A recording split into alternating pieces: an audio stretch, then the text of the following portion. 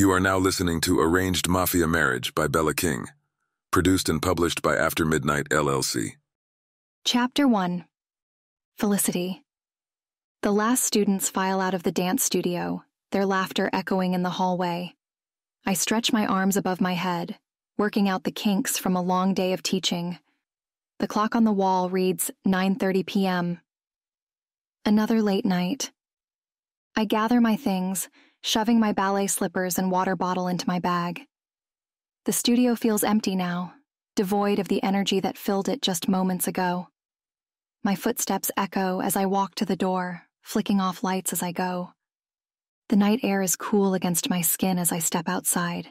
Streetlights cast an orange glow over the sidewalk. I unthinkingly inhale the scent of the city, exhaust fumes mingled with the warm aroma of pizza from the shop next door. I quicken my steps, my sneakers hitting the concrete so loud that it feels like there are two of me out here. There was at one point when someone tried to mug me last week, but I've been told they've been arrested and charged for a slew of other incidents. This city is supposed to be safe, but it doesn't feel like that these days. Something has changed. The usual hum of distant traffic is absent, replaced by an eerie silence that makes my skin prickle. Even the stray cats that usually prowl these streets are nowhere to be seen. Suddenly, the stillness shatters. A car engine growls to life behind me, the sound unnaturally loud in the quiet night. I whip my head around and spot a black SUV idling at the curb. Its windows are tinted so dark they're like mirrors, reflecting the streetlights. My heart thuds against my ribs as I face forward again, trying to look casual. It's nothing, I mutter to myself, but my legs move faster of their own accord. My dance bag thumps rhythmically against my hip as I walk, the familiar weight now feeling like a hindrance. The SUV's engine revs, and tires crunch on asphalt. A quick glance confirms my fear. It's moving, crawling down the street like a predator stalking its prey. "Hey," I call out, hoping to attract attention from any nearby apartments. My voice sounds thin and scared in the empty street. Is someone there? No response. Just the slow, steady approach of the SUV behind me. In light of my previous experience almost dying at the hands of a man with a gun, I abandon all pretense of calm and break into a run, my bag bouncing wildly. I pray it doesn't fall to the ground, but I wouldn't stop to pick it up. Material things can be replaced, but my mental and physical health cannot. My heart leaps into my throat at the sound of squealing tires behind me. I can't outrun a car. Suddenly, I hear footsteps pounding the pavement behind me. I break into a sprint, adrenaline surging through my veins and allowing me to move faster. There's more than one person chasing me now. What the hell is going on? A gunshot cracks the air and I scream, ducking instinctively. More gunfire erupts, but it's not aimed at me. I risk a glance back and see men in dark suits engaged in a firefight with my pursuers. That can't be the police. They don't dress like that, and they're never out here at the hour. Before I can process what's happening, strong arms grab me. I struggle, kicking and clawing at my attacker, but his grip is like iron. "Stop fighting!" a gruff voice growls into my ear, his breath hot on my skin. "We're here to protect you." My heart races faster than it ever has, and I don't believe a word he says. With a burst of desperate energy, I throw my elbow back, feeling it connect with something solid. His ribs, maybe. The man lets out a pained grunt, but his grip on me doesn't loosen. If anything, it only tightens. "I said stop," he says sternly through clenched teeth. Suddenly, another set of hands grabs my legs. My feet leave the ground, and I'm suspended between two men, twisting and thrashing in their grasp. "Let me go," I shout, my voice cracking with fury and terror. "Help! Somebody help me!" My screams echo off the buildings, but no one comes to my aid. It feels like I live in a ghost town, long abandoned by everyone with even the slightest splinter of common sense. The men carry me swiftly down the sidewalk, my wild kicks barely slowing them down. Up ahead, I spot a sleek black limousine idling at the curb, its tinted windows hiding whatever waits inside. No, no, no, I mutter, redoubling my efforts to break free, but it's useless. The limo's rear door swings open with a soft click. Before I can react, I'm unceremoniously shoved inside, the plush leather seat cold against my flushed skin. I scramble to sit up, but the door slams shut, and it's locked from the outside when I try the handle. The limo's interior envelops me in darkness, the scent of leather and pine air freshener filling my nostrils. My heart beats like a trapped bird against my ribs as I scuttle backward, pressing myself against the far door. The cool glass window chills my skin through my thin blouse. That door handle is locked too, giving me no hope of escape. Two men slide onto the seat across from me, their bulky frames blocking the dim light from outside. Their faces are expressionless masks, eyes hidden behind dark sunglasses despite the late hour. One of them leans forward, his meaty hand reaching toward me. I jerk away, my elbow banging painfully against the armrest. Don't touch me. My voice is raw from screaming earlier. The man pauses, his hand hovering in midair. I'm Victor, and this is my brother Alexei. We're not going to hurt you, Miss Morris, he says, his deep voice surprisingly gentle. We need to get you to safety. I glance between the two men, searching for any sign of deception. Safety from what? My words come out in a rush. Who are you people? What do you want with me? Neither man answers. The one who spoke settles back in his seat, exchanging a quick glance with his partner. Before I can press further, the limo lurches into motion. Tires squeal against asphalt as we pull away from the curb, the sudden acceleration pushing me deeper into the plush seat. I grab onto the door handle, my knuckles white with tension. The familiar streets of my neighborhood blur past the tinted windows, each turn taking me further from everything I know. My mind races, trying to make sense of this surreal situation. Who are these men? Where are they taking me? And how do they know my name? I try the door handle again, but it's still locked. Panic claws at my throat. Where are you taking me? Again, no answer. The city lights blur outside the window as we speed through the streets. I press my forehead against the cool glass, trying to calm my racing pulse. What's happening? Who are those men trying to shoot me? Who are these men who claim to be protecting me? The limo turns onto the highway, picking up speed. We're leaving the city, and I have no idea where we're going. I close my eyes, fighting back tears. Just this morning, my biggest worry was choreographing a new routine for my advanced dance class. Now I'm being kidnapped by strangers after nearly being shot. The men in the car are silent as they scan our surroundings. I curl into myself, making my body as small as possible. Where are we going? What do they want with me? My thoughts cloud any reasoning part of my brain, making it hard to come up with a plan once we arrive at our destination. The limousine pulls up to a luxurious hotel, its golden lights illuminating the night sky. My captors, or protectors, as they claim to be, usher me inside, their hands firm but not rough on my arms. We bypass the lobby, heading straight for the elevators. They crowd around me and glare, trapping my voice in my throat so that I can't call out for help. The ride-up is silent but tense. I watch the floor numbers climb higher and higher until we reach the penthouse suite. One of the men swipes a keycard, and the door swings open to reveal a sprawling expanse of luxury that takes away my breath. Plush cream-colored sofas and armchairs dot the room, their pristine fabric gleaming under the soft glow of crystal chandeliers. Polished marble floors reflect the warm light, creating an almost comforting atmosphere. But I know there's no comfort to be found in the hands of these men. I look around, taking in the incredible surroundings, but my attention quickly turns to a commanding figure by the far wall.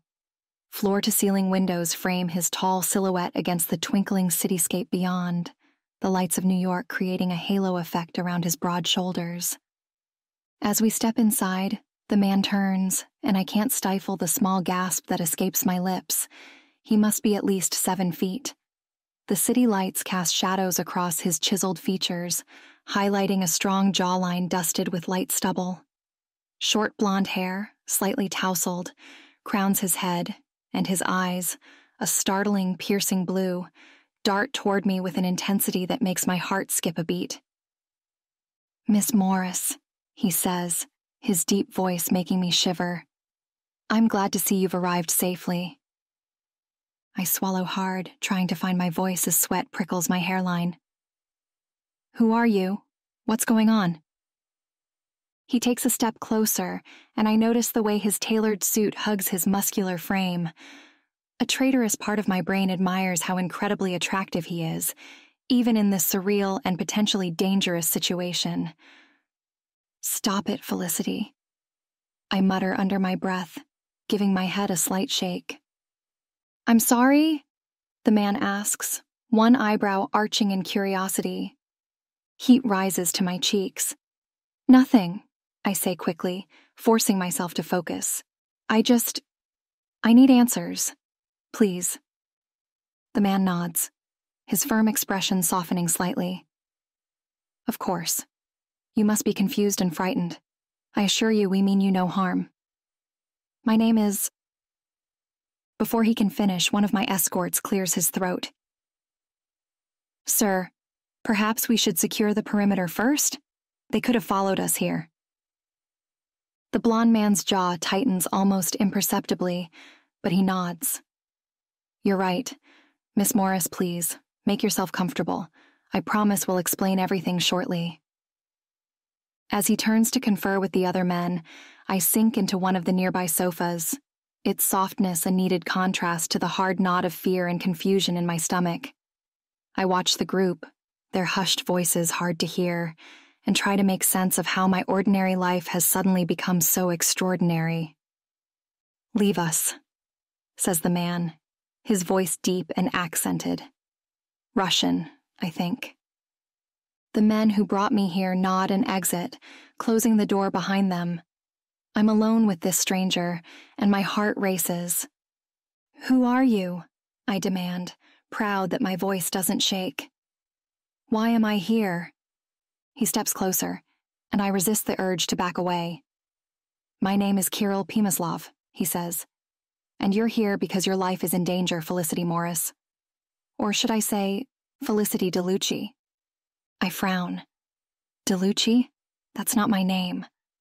"It is. It's your father's name. Your real father's name." "What are you talking about? My father died before I was born. My mother told me—" "Your mother lied," Kirill interrupts. "To protect you. Your father is Santino DeLucci, the head of the Sicilian Mafia in New York." I shake my head, laughing nervously. "This is insane. You're lying. My mother would never lie to me like that." "Your mother did what she thought was best," Kirill says, his voice softer now. "She wanted to keep you safe from this world. But circumstances have changed. Your father is dying, and your existence has been discovered." My mind reels. This can't be true. It's too fantastical, too much like something out of a movie. "If what you're saying is true, and I'm not saying I believe you, why does that put me in danger?" Kirill's expression darkens. "Because your brother Damiano sees you as a threat to his inheritance. He's the one who tried to have you killed tonight. My men saved you from his assassins, but only barely. A few more seconds without my power and you'd be in a pine box 6 feet underground. That, or they'd toss you in the river." I remember the gunfire, the men chasing me. It seems so surreal now, standing in this luxurious hotel room. The prospect of death isn't what bothers me the most, though. It's the fact that a brother that I never knew I had is behind it. "I have a brother?" I ask. "Half-brother, and he's not someone you want to meet. Damiano is ruthless and ambitious. He'll stop at nothing to secure his position as your father's heir." I sink deeper into my chair, my body suddenly weak. This is It's too much. I can't process all of this. Kirill moves to the bar, pouring 2 glasses of what looks like whiskey. He brings one to me, and I take it gratefully, sipping the burning liquid. It grounds me in a way nothing else can, the harshness of the alcohol taking away the biting edge of panic in my chest. I know it's a lot to take in, Kirill says, sitting across from me, but there's more you need to know. I look up at him, dreading what else he might say. More? He nods. Your father made an arrangement years ago to protect you and solidify an alliance between our families. An arranged marriage. My stomach drops. No, I whisper. I'm sorry, but you and I are to be married. It's the only way to keep you safe and maintain the balance of power. I stand abruptly, the whiskey sloshing in my glass. This is insane. I don't know you. I don't know any of this. How can you expect me to just accept it? He rises too, towering over me. I don't expect you to accept it easily, but I do expect you to listen and understand the situation. Your life is at stake. Your family's legacy is at stake. I shake my head, backing away. No, I won't do it. You can't make me. He closes his eyes for just a second, as though gathering strength. When they open, he's more commanding than ever, the blueness of his irises glowing with suppressed anger. I know this is overwhelming, but please sit down. Let me explain everything. You need to understand what's happening and why this is necessary. I hesitate, torn between fleeing and hearing him out. Finally, I nod, sinking back into the chair. Okay, I say quietly. I'm listening. Chapter 2. Kirill. I stare at Felicity, taking in her delicate features. The photograph I'd seen didn't do her justice. Her warm brown eyes sparkle with intelligence and curiosity, framed by long lashes. Freckles dust her nose and cheeks, giving her an innocent appearance that opposes the strength I sense beneath the surface. Mr. Pimaslav? Felicity's voice breaks through my reverie. You were going to explain about Damiano? I clear my throat, embarrassed to be caught staring. Yes, of course, my apologies. I rest my elbows on my knees. Damiano discovered your existence after your father had a stroke 9 weeks ago. He found some papers in Santino's office and realized you posed a threat to his inheritance. She looked startled. My father had a stroke? And he's still alive? I nod. Yes, Santino DeLucci is very much alive, though his health is precarious. The left side of his body is paralyzed and his mobility is limited. I can't believe it, she whispers. All this time I thought. I guess I didn't know what to think about my father. My mom never talked about him except to say he died before I was born. Your mother was trying to shield you and keep you safe from the dangers of Mafia life. Felicity shakes her head, her expression a mix of horror and fascination. So my father is really a Mafia don? This is insane. I understand it's a lot to take in, I say, my voice gentler than usual. We need to focus on the immediate threat, though. Damiano sees you as competition for control of the family business. He's made attempts on your life already, and he'll do it again without my protection. Felicity pales. The mugging last week. That wasn't random, was it? No, it wasn't. Damiano hired those men to eliminate you. Fortunately, they were incompetent. I tightened my hands at the idea of how close I came to losing her. Even Santino didn't know that Damiano had discovered her existence last week. I'm chilled as I remember reading the police report for the mugging, which ended abruptly when a large group exited a restaurant, distracting the men so she could run away. I don't know her, but the idea of losing her like that angers and worries me, and it has little to do with my truce with Santino. And now? Felicity asks, her voice shaky. I blink, bringing my gaze back to her pretty face. Now I'm here to bring you into the fold. It's the only way to ensure your safety and maintain the balance of power within the family. Felicity stands up abruptly, pacing the room. This is crazy. I'm a dance teacher, not some Mafia princess. I can't just leave my life behind. I watch her move, admiring her grace even in distress. I'm afraid you don't have a choice. Damiano won't stop until he's sure you're not a threat anymore. And your mere existence is the very threat he fears. She whirls around to face me. And marrying you is supposed to solve that. How, exactly? Our marriage will solidify an alliance between the Sicilian Mafia and my branch of the Russian Bratva, who controls most of Brighton Beach and beyond.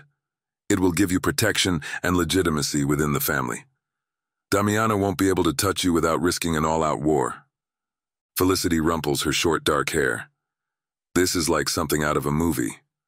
I keep waiting for someone to jump out and yell, "Surprise!" I assure you this is very real, I say, standing up.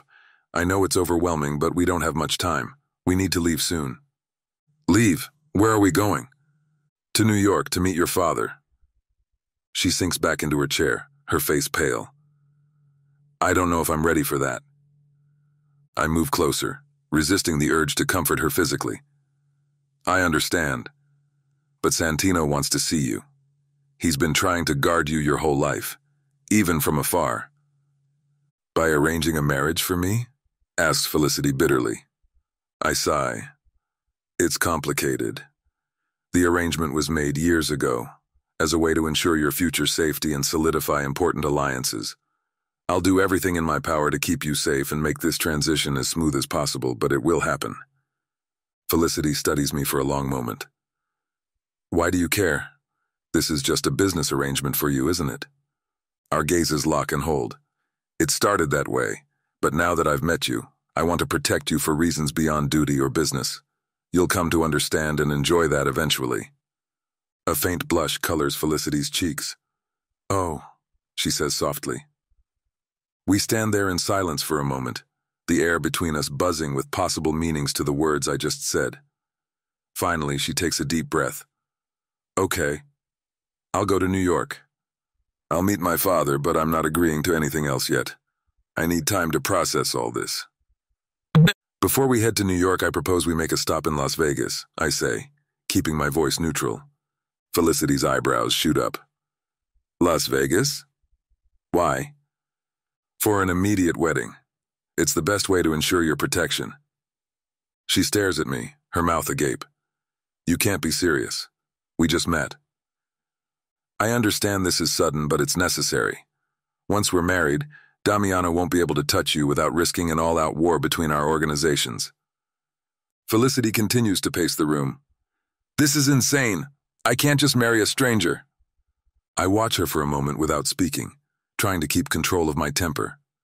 My instinct is to rush her onto the Learjet awaiting us, and not worry about her consent to the marriage. But if we're going to have any semblance of a peaceful marriage, I need her to accept this. It's not ideal, but it's the safest option. She stops pacing, turning to face me. And if I refuse? I can't guarantee your safety. Damiano is ruthless. He won't stop until he's sure you're not a threat to his inheritance. She hugs herself. I can't believe this is happening. I stand up, moving closer to her. I'll protect you, but you must agree to my terms. She studies me for a long moment. Finally, she sighs. Fine, I'll do it, but only because I don't see any other choice. I nod, relief filling me for a reason I don't want to examine. I'm reluctantly intrigued by my future wife. In my mind, this was going to be a business transaction, but that no longer seems so appealing. There are 1,001 things I want to do to her now that she's here in person. She doesn't understand how much control I must have not to pounce on her. You won't regret this, I say with a thin smile. I'll go make the arrangements. Within an hour, we're in a limousine heading to the airport, where my private jet idles on the runway. Felicity sits across from me, staring out the window. As we drive, I'm constantly aware of her presence. The soft scent of her perfume fills the air, and I keep sneaking glances at the graceful curve of her neck, and the way her hair falls just so around her face. I shake my head, trying to clear these thoughts. This should be like a business arrangement, but I wonder what it would be like to take her to bed, to explore every inch of her soft skin, to hear the sounds she would make. I shift in my seat, uncomfortable with the direction of my thoughts. Felicity turns to look at me, her expression unreadable. "What happens after we're married?" she asks. "We'll go to New York City as planned. You'll meet your father and we'll figure out our next steps from there." She nods, biting her lower lip. "And what about us?" I raise an eyebrow. "What do you mean?" Felicity blushes, looking away. "I mean, will we, consummate the marriage?" I clear my throat, meeting Felicity's gaze directly. "Yes, we will consummate the marriage tonight in Vegas, right after the ceremony. Tradition demands we produce an heir to prove our union." A blush creeps up her neck. "An heir? You can't be serious." "I'm entirely serious," I say, keeping my voice level. "It's a crucial part of solidifying our alliance." She looks away, fidgeting with the hem of her shirt. I'm not. "You've never been with a man," I state, not needing her to finish the sentence. Felicity nods, her blush deepening. "Is that a problem?" "No," I say, surprised by the possessive feeling that surges through me. "It's not a problem at all. In fact, I'm not afraid to say I prefer it that way." She takes a deep breath, squaring her shoulders. "Okay, so we get married, do the deed, and then what? We just hope I get pregnant right away?" "We'll continue trying until it happens." I shrug as though I'm not practically panting at the idea of taking her to bed. She makes me feel like a teenage boy again. "It's important we conceive as soon as possible. It will reassure Damiano that your future lies with me, and it will prove the solidity of our union for any who resist the Sicilian bratva truce." She closes her eyes so tightly the lids wrinkle, as though wishing herself anywhere but here. This is insane. I can't believe I'm agreeing to this. Gently, I take her hand. To my surprise, she doesn't pull away. "I understand it's a lot to take in, but I'll be gentle with you. I won't hurt you." She looks at me with fear and curiosity. "Have you done this before?" I arch a brow. "I've been around the block a few times, if that's what you mean." She scoffs. "Arranged marriages, I mean." "I don't expect a man like you to wait until marriage, but I hope you don't have a long list of past wives I have to look out for." I chuckle. "No, this is my first time too." I give her a meaningful look. "This will be my last marriage as well. Yours too. This is a lifetime deal." She appears to mull it over for a moment before a small smile tugs at her lips. "At least we're both new to marriage. I didn't think I would ever get married, to be honest. I let myself get too busy with everything else, and this is how I ended up." I take her hand and squeeze it. "It's fate, my darling." The limo pulls up to the airport, and we exit the vehicle. As we walk toward the jet, I place my hand on the small of Felicity's back, guiding her. She tenses at first, but then relaxes into my touch. Once we're settled on the plane, she turns to me. "Can you tell me more about the ceremony? What should I expect?" "It'll be quick and simple. We'll go to one of the wedding chapels on the Strip. I have connections that will ensure we get a private ceremony without any waiting." "Do I need a dress or anything?" I shake my head, eyeing her in the leggings and oversized t-shirt. Hardly bridal, but she's still ravishing. "We don't have time for that. You look beautiful as you are." She blushes, and I enjoy the way her cheeks color. "Thank you," she says softly. As the plane takes off, we fall into silence. There's tension in Felicity's shoulders and the way she keeps fidgeting with her hands. I reach out to take one of her hands in mine again. Like in the limo, she allows it. "Try to relax. I know this is overwhelming, but I'll take care of everything." She nods, giving my hand a small squeeze.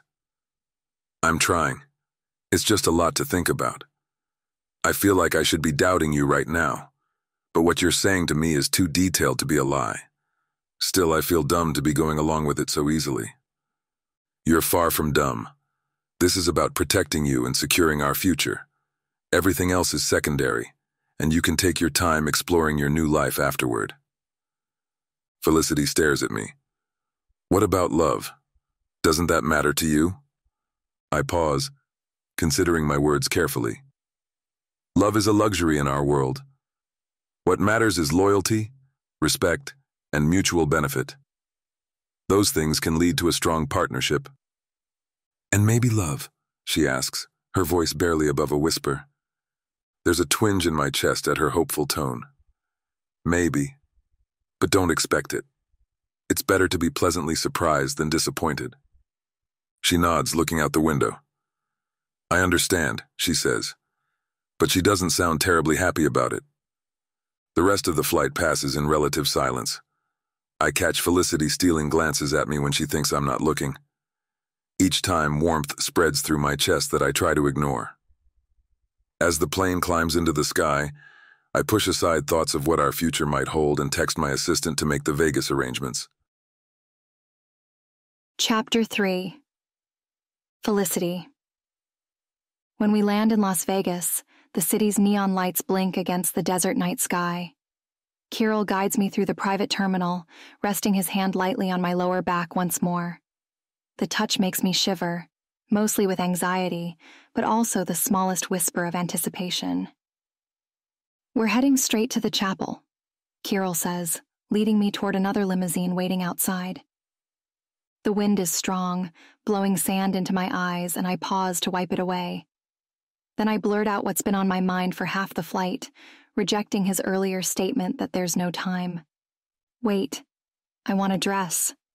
He raises an eyebrow. A dress?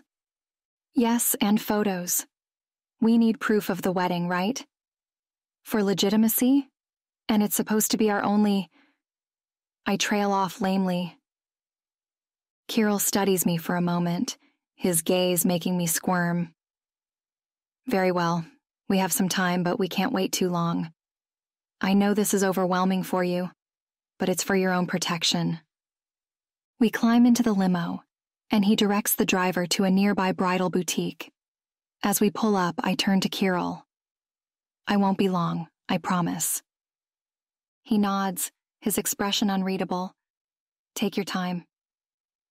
I find it a little odd that he trusts me not to run away, but that only adds to the legitimacy of his claims. The only person who would suffer if I decided to make a run for it would be me. There's no way for me to win the game unless I play by Kirill's cruel new rules. So I take a deep breath, mustering up the courage to do the most insane thing imaginable, and I step inside the boutique. Immediately, I'm overwhelmed by the sea of white fabric. A saleswoman approaches, her smile bright. Can I help you find something? I need a wedding dress. Something simple but elegant. I'm getting married tonight, I say, trying to hide the stress in my voice. She doesn't blink as though accustomed to such requests. She must be, working in Vegas. Of course. Let's see what we have. We browse through racks of dresses, and I try on several before settling on a sleek ivory sheath dress with delicate lace sleeves. It hugs my curves in all the right places, making me feel beautiful despite the circumstances. I find myself wondering if Kirill will like it. I should have brought him in with me, but he seemed content just waiting in the limo. As I emerge from the dressing room, I catch sight of myself in the mirror. For a moment, I forget why I'm here, briefly lost in the fantasy of a normal wedding. Then reality crashes back, and I blink away the tears that rush to my eyes. You look stunning. Your fiancé will be speechless. She lifts a short veil from a display and arranges it on my head, pinning it in place. What do you think? I force a smile. Thank you. I'll take it, and the veil. I don't bother to change out of the dress, not worried about superstitions and figuring we'll head straight to the chapel.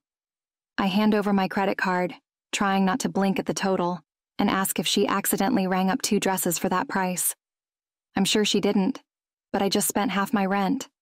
Well, no, I guess I didn't. I won't have to worry about rent for my Chicago loft anymore, and it doesn't appear that Kirill is lacking the funds to take care of me. Back in the limo, Kirill looks at me appreciatively. You look lovely. Thanks, I say, smoothing the dress over my lap. We should get you a new tie. Something colorful to match. He arches an eyebrow but agrees, and we make a quick stop at a men's store. Kirill selects a bright red tie. When he starts to get in the car, he pauses as a young man on a bike approaches. I try to watch the exchange but can't see what's happening until Kirill turns to face me, presenting me with a small bouquet of baby's breath, white lilies, and a deep crimson rose in the center. I didn't expect this. I take it, discovering they're real flowers. Thanks. He nods as he gets in. My assistant arranged it while you were buying the dress and veil. It seemed wrong not to have a bouquet when you were putting forth so much effort. I appreciate it. I'm sure it's just a lucky guess, or maybe it's traditional to use lilies, but I can pretend he somehow knows my favorite flower without it being creepy. As we approach the chapel, my heart races. This is really happening. I'm about to marry a stranger to save my life and secure my place in a world I never knew existed. The chapel is more luxurious than I expected, with crystal chandeliers and plush carpeting. A coordinator greets us, all efficiency and fake smiles. Welcome. Are you ready to begin? Kirill nods, his hand finding the small of my back again. Yes, and we'd like the photography package as well. The coordinator beams. Excellent choice. Our photographer will capture every moment of your special day.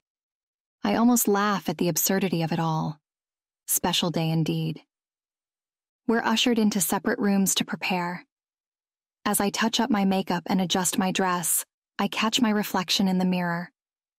Who is this woman staring back at me? Just a few hours ago, I was Felicity Morris, dance teacher. Now I'm about to become Felicity Pimaslov, Mafia wife. It feels so jarring and sudden. Everything is a blur. Time is moving so fast I can barely keep up with it, and the details are lost in the chaos. A knock at the door startles me. It's time, the coordinator says. I follow her out. Kirill waits at the end of the aisle, looking impossibly handsome in his suit and new tie. Our gazes meet, and for a moment, the rest of the world fades away. I recognize his driver as one of our witnesses. The other woman appears out of place, standing next to the stern-faced Russian man in her violet peplum dress, and I assume she's a witness who works for the venue. The ceremony passes like a dream, the detailed washed out like a pair of old bleached jeans. I repeat the vows mechanically, not feeling anything as I agree to bind my life to Kirill. I should feel something, even if it's anger or fear, but I'm numb inside. When Kirill slides the ring onto my finger, his touch lingers, sending a jolt of electricity through me that brings me to life again. You may kiss the bride, announces the officiant, and suddenly I'm aware of everything. I take a deep breath, smelling Kirill's spicy cologne. Its strong scent, but with something sweet lingering underneath the initial aggression of the pine. I taste it a little in my mouth, but it isn't bitter like alcohol.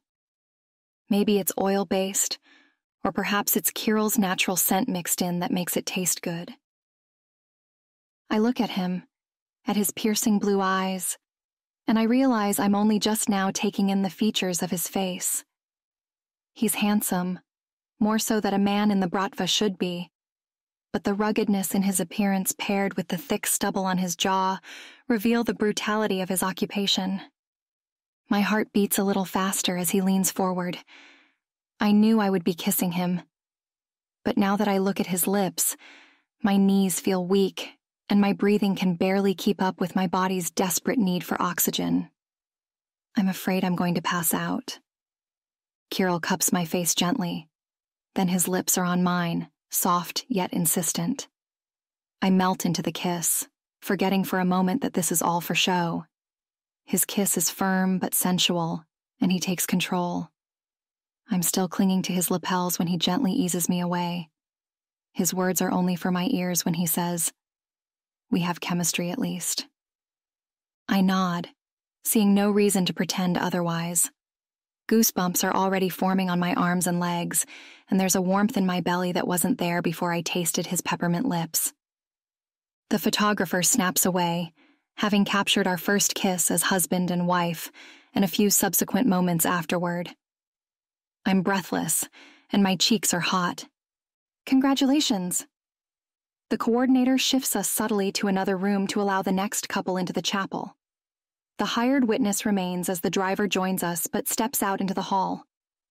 Let's get some more photos, shall we?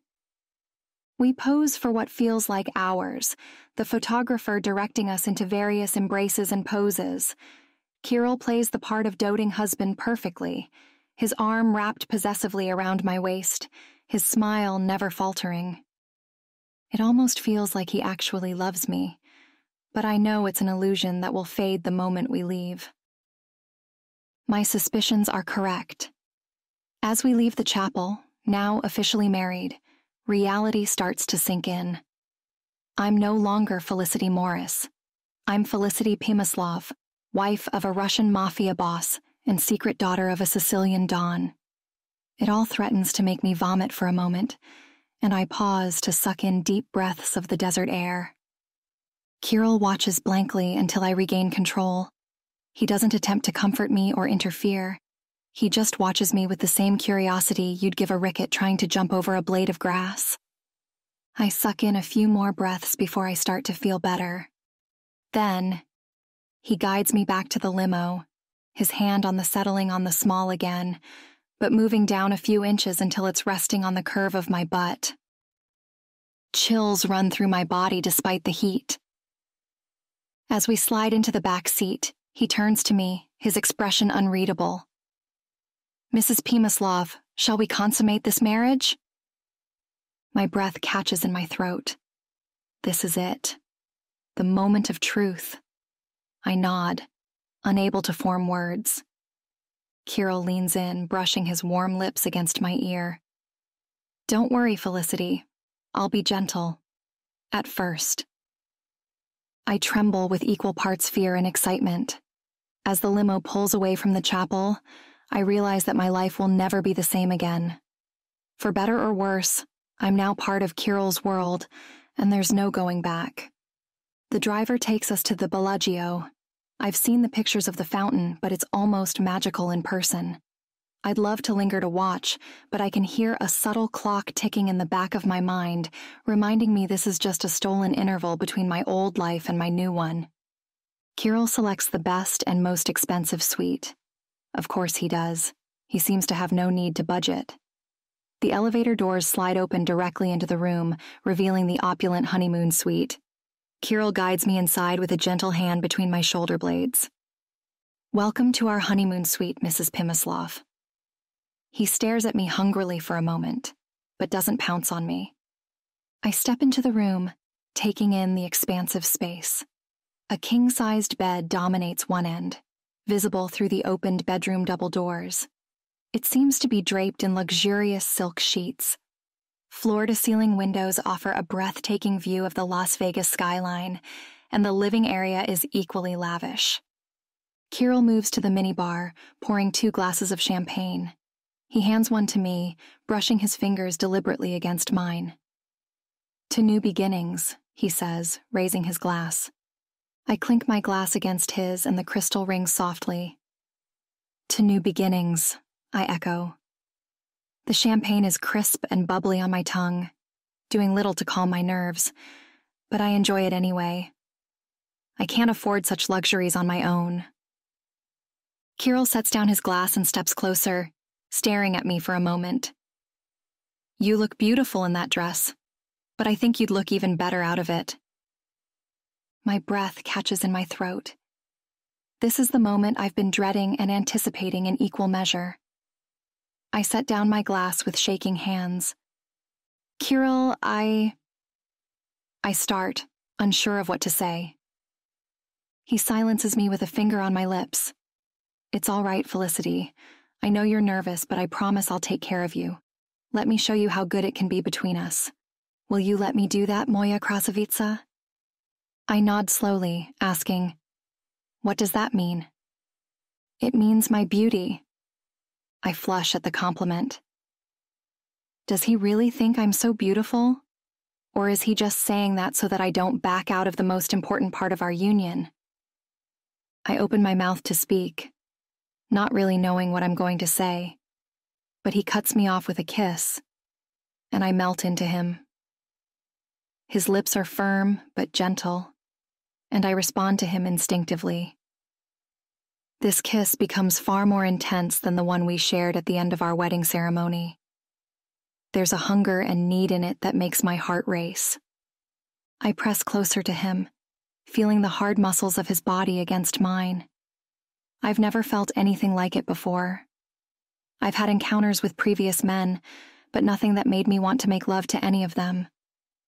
Just this simple touch is already igniting every nerve ending in my body, begging me to submit myself to his wicked games. I'm lost in him just as I'm lost in my life, clinging only to the good feelings he's able to give me so that I don't have to confront the sickening dread in the pit of my stomach. I need this more than he knows. Due to the extremely spicy nature of the next scene, it's only available at bellakingbooks.com or by following the link in the description. Your book will now continue. Chapter 5. Felicity. A loud knock jolts me from sleep. I sit up, disoriented, as Kirill leaps out of bed. He's at the door in seconds, gun in hand. "It's me, Victor," calls a deep voice from the other side. "We need to move. Now." Kirill opens the door, revealing his tall, broad-shouldered driver. He scans the room, looking at me for a brief moment before returning his attention to Kirill. "Damiano's men are closing in. We have 10 minutes, tops." Kirill nods, already moving. "Felicity, get dressed, quickly." I scramble out of bed, fumbling for my clothes. "What's going on?" "No time to explain," says Kirill, pulling on his pants. "Victor will fill us in on the way." Victor, the driver. But I think he must be more to Kirill than just someone who ferries him around. I dress as fast as I can in the clothes I wore before the wedding with my hands shaking. Kirill is dressed before me and holds out his hand as I hastily stuff the wedding dress into the store bag. "Ready?" he asks. I nod, not trusting my voice as I take his hand. Victor leads us out of the room and down a service corridor. We descend a flight of stairs and emerge in an alley behind the hotel. A black SUV idles nearby. Victor opens the back door, and Kirill ushers me inside before climbing in after me. Victor takes the wheel, and we peel out of the alley. "What happened?" asks Kirill as Victor navigates through the late-night traffic. "One of Damiano's men was spotted at the airport an hour ago," says Victor.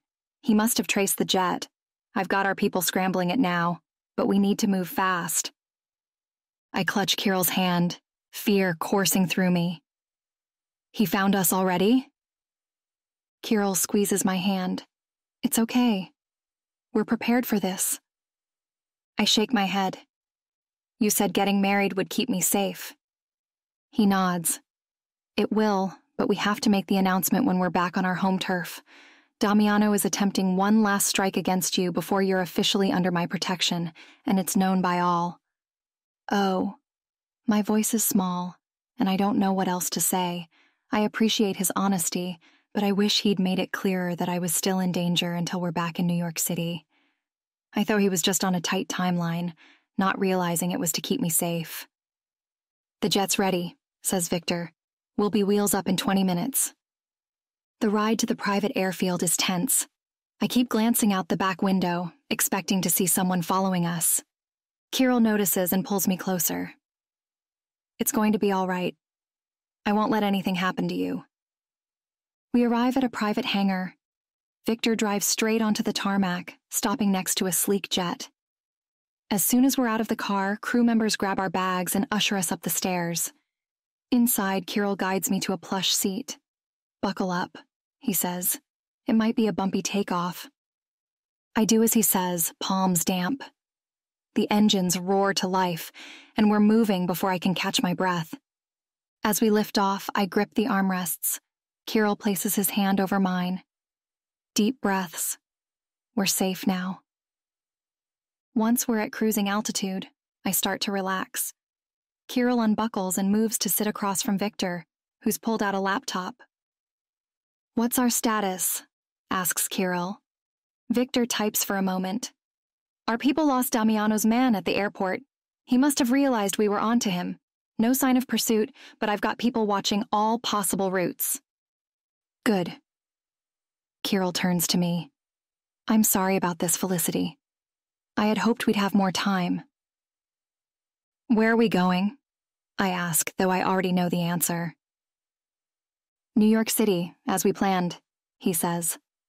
"I want to argue, not sure I'm ready to meet the man who fathered me or face all the aspects of my new life, but the exhaustion of the past day catches up with me." I yawn, unable to stifle it. His expression softens. "Get some rest. We have a long flight ahead of us." I nod, reclining my seat. As I drift off, Kirill and Victor talk in low voices, discussing strategy and contingencies. It's oddly comforting to have them so calmly discuss options and outcomes with clear confidence they can handle anything that arises. My last thought before sleep claims me is that my life has become unrecognizable in a single day. Chapter 6. Kirill. The private jet touches down at Teterboro Airport, and I guide Felicity down the steps onto the tarmac. She looks around quickly as she follows me to the sleek black SUV waiting for us. "Welcome to New York," I say, opening the car door for her. She slides in, glancing nervously around the vehicle's interior. "It's nice." I join her, signaling the driver to start moving. "We'll be at the penthouse soon. Try to relax." Felicity nods, twisting her fingers in her lap. The city unfolds outside the tinted windows, a concrete jungle of towering skyscrapers and lively streets. I watch her reaction, gauging her comfort level. "Have you been to New York before?" I ask. She shakes her head. "No, never." It's a bit overwhelming, if I'm being honest. There's just so much going on, so many people and cars. "You'll get used to it, and you might even come to like it," I say, placing my hand over hers. "I'll make sure you have everything you need." I keep up a light flow of conversation as we drive, giving her the tourist experience from the car as Victor drives us home. Soon, the car pulls up to a grand high-rise on the Upper East Side. While Victor takes the Mercedes to the parking garage behind the building, I lead Felicity through the lobby, nodding at the doorman as we enter the private elevator. She gasps softly as we ascend to the top floor. The elevator doors open directly into the penthouse foyer, just like our honeymoon suite. I think with a tinge of longing, wishing we could have spent more time there. Felicity steps out, blinking as she takes in the opulent space. Floor-to-ceiling windows showcase panoramic views of Central Park and the city skyline. "This is incredible." I allow myself a small smile of satisfaction. "I'm glad you like it. This will be your home now." A warm voice calls out from the kitchen. "Ah, you're back. Welcome home, Mr. Pimislov." My housekeeper, Elena Markova, emerges, wiping her hands on her apron. Her eyes crinkle at the sides as she smiles at Felicity. "And you must be the new Mrs. Pimislov." "Welcome, my dear. I'm Elena, the housekeeper." Felicity extends her hand. "It's nice to meet you, Elena. Please call me Felicity." Elena bypasses the handshake and pulls Felicity into a gentle hug. "Nonsense, child. We're family now." Some of the tension visibly leaves Felicity's shoulders. Elena has always had that effect on people. "Come, let me show you to your room," says Elena, guiding Felicity down the hallway. "You must be exhausted from your journey." I follow behind as Elena leads us to a set of double doors. She opens them with a flourish, revealing a spacious bedroom decorated in soft blues and creams. "This will be your room, my dear. Mr. Pimislov's room is right next door, through that connecting door." She points to a door on the far wall. Felicity seems startled at having separate rooms, but she nods. "Thank you. It's beautiful." "I'll leave you to get settled," she says. "Lunch will be ready in an hour. I've made borscht, my specialty." As Elena leaves, I turn to Felicity. "Is there anything you need?" She shakes her head. "No, I'm fine, thank you." I nod, sensing her desire for space. I'll be in my office if you need me. Feel free to explore the penthouse, but if you find anything unusual, it's best to leave it alone. I leave her to unpack and settle in, retreating to my study where I'm able to relax with a cigar. I trust Felicity so far, especially since what happened after the wedding. But there's always going to be an edge of uncertainty until she settles in and accepts her role as my wife. I'm trying to be trusting, though.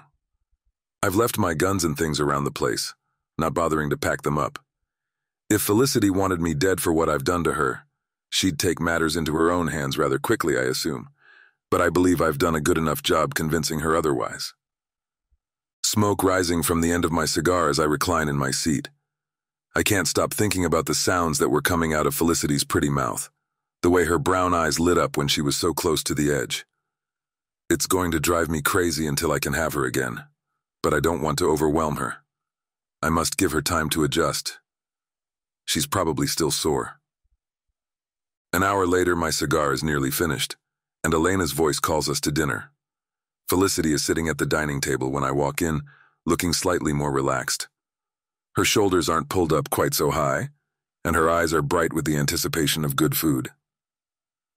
The rich aroma of borscht fills the air as Elena serves us. Felicity takes a tentative sip and hums her appreciation. "This is delicious, Elena," she says. "I've never had borscht before." The housekeeper beams. "I'm glad you like it, dear. It's an old family recipe." As we eat, I observe Felicity. She's still tense, but some of the fear has left her posture. It's a start. "Tomorrow we'll need to discuss your security detail," I say to her as I spoon soup into my mouth. "And we should go over the household rules and expectations." Felicity nods, her spoon pausing halfway to her mouth.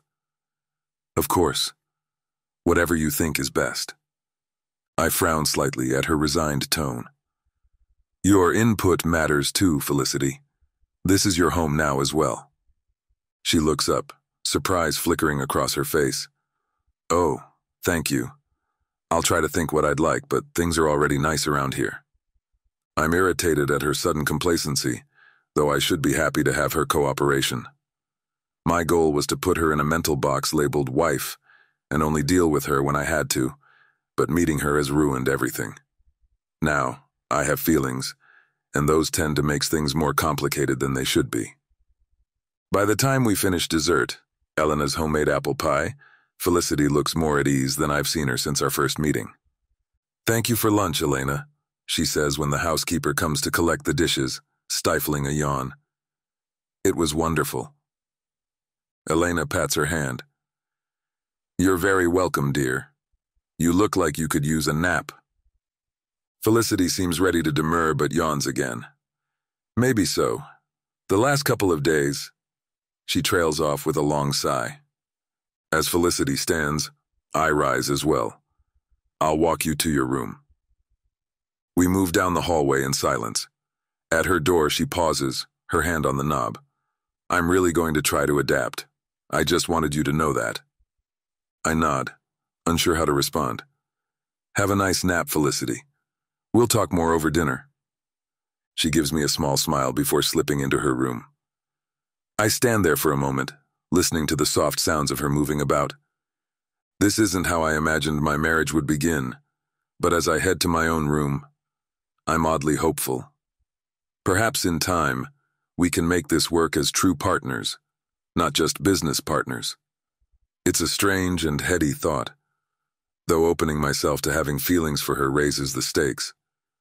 It would be bad to lose a wife with whom I have a respectful accord, but it would be devastating to lose one I truly love.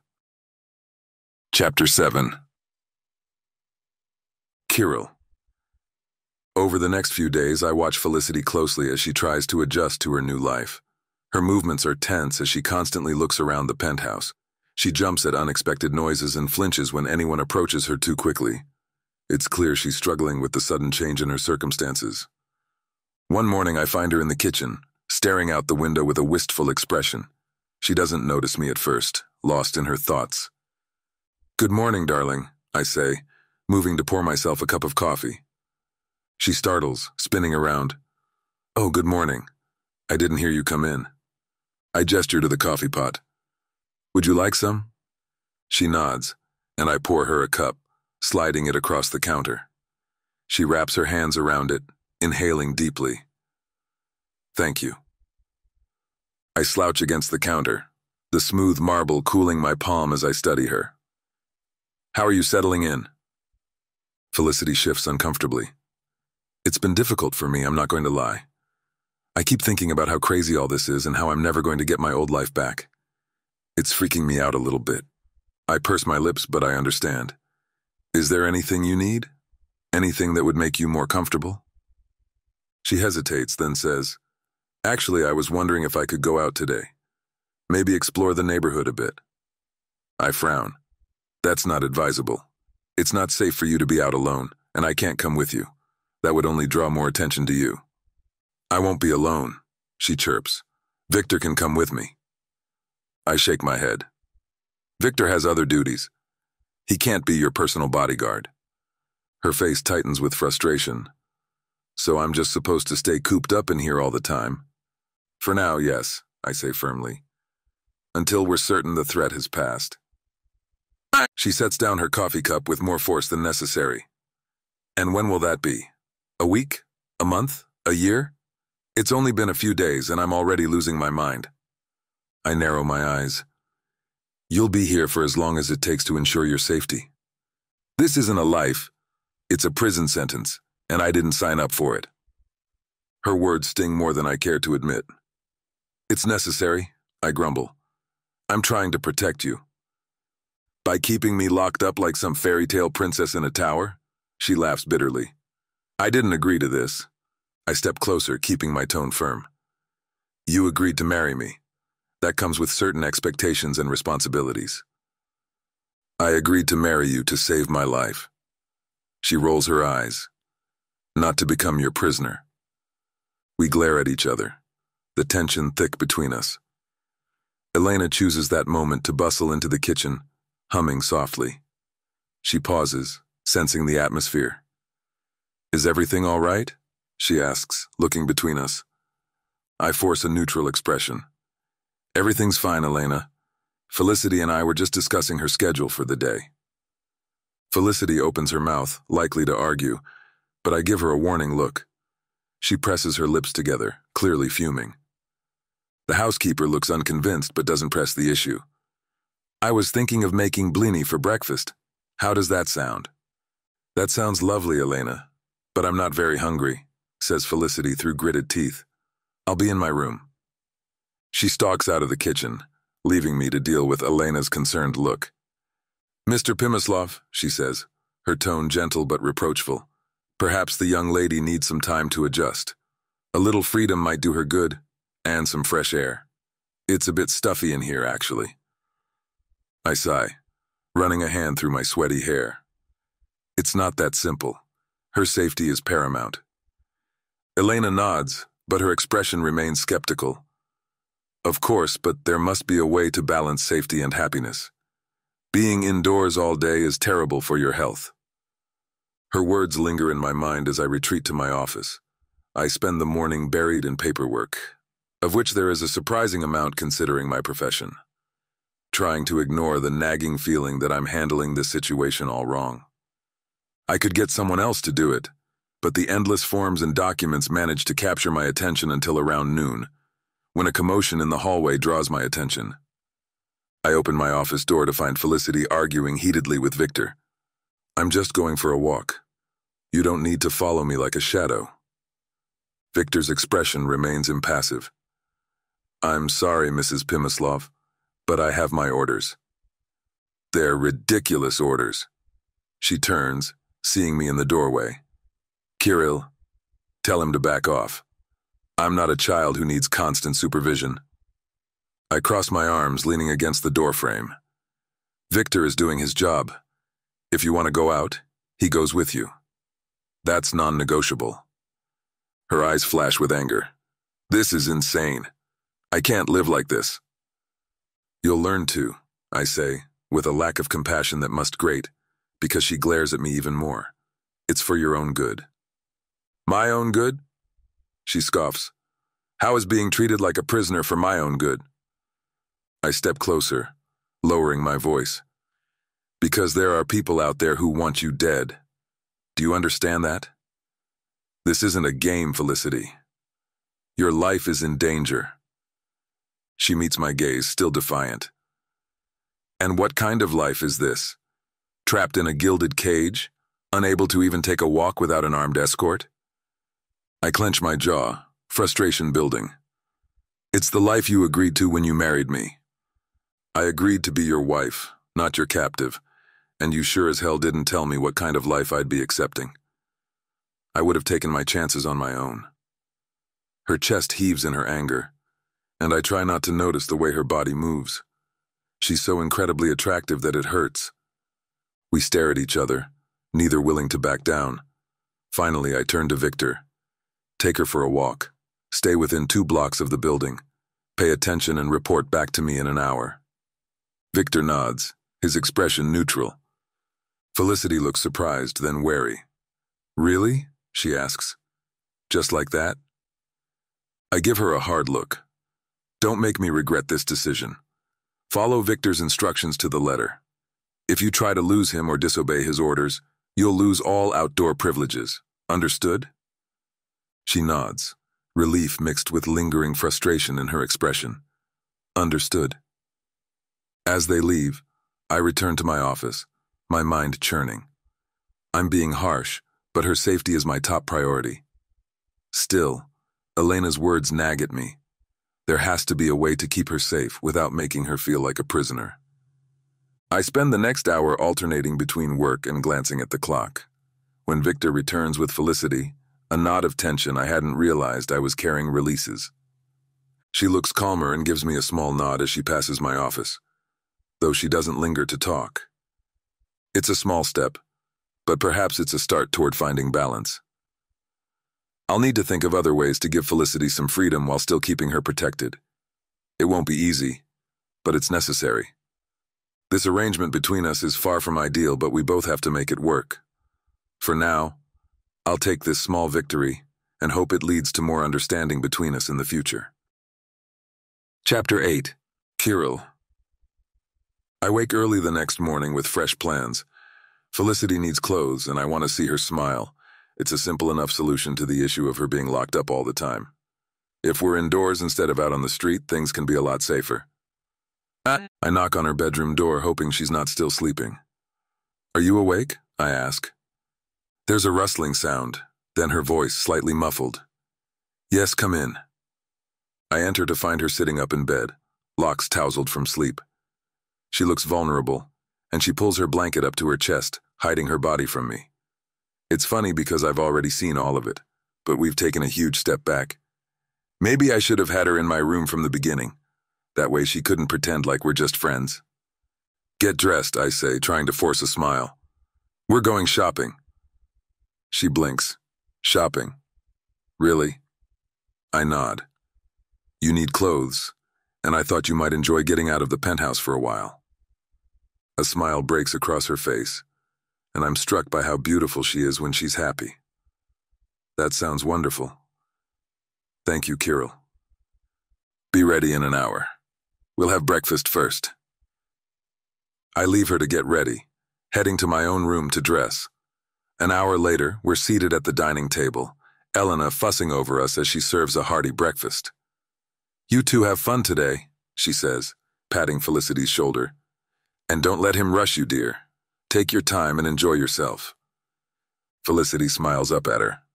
I will, Elena. Thank you. As we finish eating, I notice Felicity fidgeting with her napkin. Is something wrong? She looks up, biting her lip. I was just wondering about the money. I don't have much savings and... I cut her off. Don't worry about money. Use my credit card. Get whatever you want. Are you sure? I don't want to take advantage of you. My eyes widen. I've never had to convince a woman to use my money before. How refreshing. I'm sure. Go crazy if you want to. You're my wife now, so what's mine is yours. She nods, a touch of excitement flashing across her face. Thank you, Kirill. I appreciate it. We head out, Victor and another guard following at a discreet distance. I take Felicity to Fifth Avenue, watching her excitement grow with each designer boutique. "Where should we start?" she asks, looking overwhelmed by the choices. I guide her into one of the high-end stores, looking over my shoulder for any sign of threats. "Let's start here. You can pick out anything you like, but you must show me first so that I can see. I'd love a little fashion show from you." Her cheeks burn a delightful shade of red, but she doesn't protest. I'm learning that she loves the attention and praise, and I'm more than happy to give it to her. For the next few hours, I follow as Felicity flits from store to store, trying on clothes and accessories. Her initial hesitation fades, replaced by genuine enjoyment. She models outfits for me, seeking my opinion, and I'm enjoying the experience more than I expected, even with the looming threat of our enemies. In one boutique, she emerges from the dressing room in a form-fitting dress that accentuates her generous curves. My breath catches in my throat when I see her. "What do you think?" she asks, twirling for me. "It's perfect," I say, my voice rougher than I intend. "We'll take it." As the day progresses, Felicity becomes more relaxed around me. She laughs at my dry comments about some of the more outrageous fashion choices, and I'm smiling more than I have in years. We stop for lunch at a small cafe, and she animatedly describes her favorite purchases. She's clearly still excited, and I want to see her like this more often. After lunch, we head to one last store, a high-end lingerie boutique. Felicity hesitates at the entrance. "Is this necessary?" she asks, a blush creeping up her cheeks. I move closer, brushing my lips against her ear. "Indulge me, darling." She shivers but nods, allowing me to guide her inside. Truthfully, I need to take things to the next level with her, or I know she'll sink all the way back into her usual shyness, denying me the true pleasures of being her husband. The one night we had together stains my mind in a way that can't be forgotten. I need her again, but she needs to be warmed up first. A saleswoman greets us as we walk in, and I instruct her to help Felicity find some suitable sets. As Felicity disappears into the dressing room, I settle into a chair outside, waiting. A few minutes later, her voice calls out, "Kirill, can you come here for a moment?" I stand, moving to the dressing room door. "Is everything all right?" I'm not sure about this set. Can you give me your opinion?" I smirk, pushing open the door and stepping inside. Due to the extremely spicy nature of the next scene, it's only available at bellakingbooks.com or by following the link in the description. Your book will now continue. She sucks my fingers for a minute before turning her head. I'm so close. I pump into her, my cock throbbing. Not yet. You come when I say so. Her eyes lose their haziness for a second. That's impossible. You can't just dictate when I get to come. I thrust harder, slapping my balls against her ass. I can, and I will. She grunts, her pussy clenching around my cock. You're a bastard. I chuckle, thrusting deeper. I am, but you love it. I fuck her hard, my cock pulsing inside her. Come for me, darling. She shudders, her pussy clamping down on my cock as she stifles a shout. I hold her tautly against me as my cock continues spasming, empty the last of my seed inside her still twitching pussy while she gasps and trembles. I pull out of her, turning her to face me. I kiss her deeply, tasting her sweetness. You're amazing, and we must buy everything. I want to see you wear it all, so I can take it off you at various times. She laughs, her eyes sparkling. You're crazy. I kiss her again, my cock already stirring. I know, but you love it. She smiles, her cheeks flushed. I do. I step away, adjusting my clothes. As I do so, I have the disconcerting need to hear her say she loves it, but it being me. What the hell? When did I start to lose control of my emotions? I quickly push aside those thoughts and slip out of the dressing room. The saleswoman is flushed, her eyes glassy, and she clearly knows what we were just doing. I give her a wink and a grin. We'll take everything. She nods, her voice breathless. Of course. As I wait for Felicity, I realize this shopping trip has been more successful than I could have imagined. Not only have we found her a new wardrobe, but we've also taken a significant step in our relationship. The tension between us has shifted, morphing into something electric and charged with possibility. It also leaves me feeling vulnerable. I make my way to the counter, pulling out my credit card to pay for our purchases. The second saleswoman gives me a knowing smile as she rings up the items. "Would you like me to have these delivered to your home, sir?" she asks. I nod. "Yes, that would be convenient. Thank you." As I finish the transaction, Felicity emerges from the dressing room. Her cheeks are still flushed, and she avoids looking directly at me. I find her shyness unexpectedly charming. "Ready to go?" I ask, offering her my arm. She takes it hesitantly. "Yes, I think so. Thank you for everything." I laugh quietly. "You're welcome for everything." We exit the store, the cool air a welcome relief after the heated moments we shared. Victor falls into step behind us, maintaining a discreet distance. "Are you hungry?" I ask Felicity as we walk, realizing we spent far longer at the boutique than I'd realized, making lunch seem like a distant memory. "We could stop for dinner before heading home." She nods. Dinner sounds nice right about now. All of that crazy stuff at the shop made me hungry. I guide her to a nearby upscale restaurant, where I know we'll have privacy. The host recognizes me immediately, ushering us to a secluded booth in the back. I tug her down to sit beside me. Once we're seated and have placed our orders, an awkward silence falls between us. Felicity fidgets with her napkin as she glances rapidly around the room. "Felicity," I say, drawing her attention back to me as I put an arm around her shoulders. "We should talk about what happened earlier." She swallows hard. "Okay. What do you want to say about it?"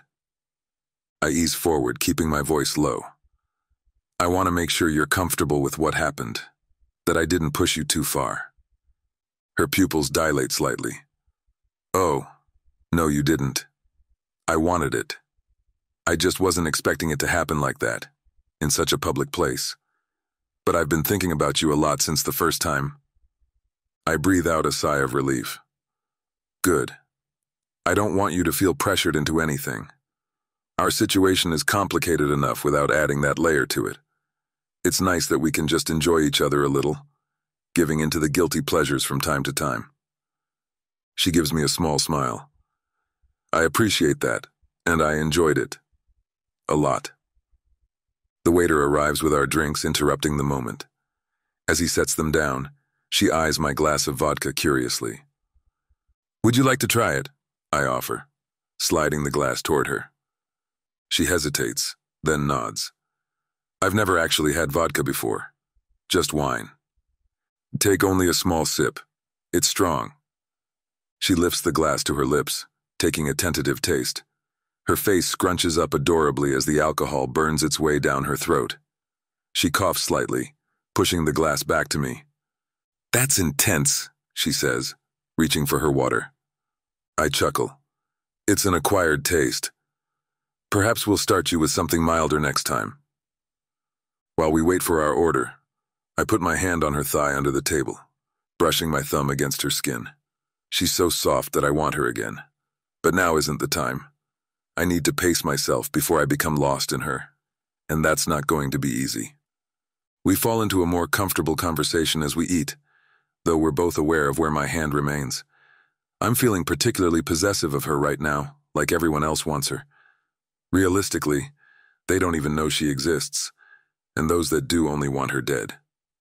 Felicity tells me about her dance background, passion infusing her as she describes her favorite performances. "I miss it," she says, pushing her food around her plate. "Dancing, I mean. It was such a big part of my life, and now it's gone." I consider her words carefully. "Perhaps we could find a way for you to continue dancing. Obviously, public performances are out of the question for now, but we could set up a studio in the penthouse." Her face brightens. "Really? You'd do that?" I nod. "Of course. It's important to you. And therefore it's important to me." I stroke her leg. She squirms slightly. "I appreciate that." As we finish our meal, Felicity stifles a yawn. The events of the day have clearly taken their toll, but not so much that she's going to fall asleep in the restaurant. She'll want to be back home for that. I think we should go home and get more comfortable, I suggest, knocking back the rest of my vodka. She nods gratefully. That sounds wonderful. It's been quite a day. We leave the restaurant, Victor falling into step behind us once more. As we walk to the car, Felicity presses against me, her warmth seeping through my jacket. She slumps against my shoulder to recover as we ride home in the limo, snoring almost instantly.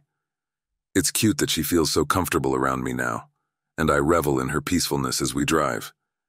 It's not often I get to experience such a thing in the Bratva. When we arrive at the penthouse, I gently wake her. We're home, I whisper. She blinks sleepily, looking around. Already? I grin, loving the state in which I've left her.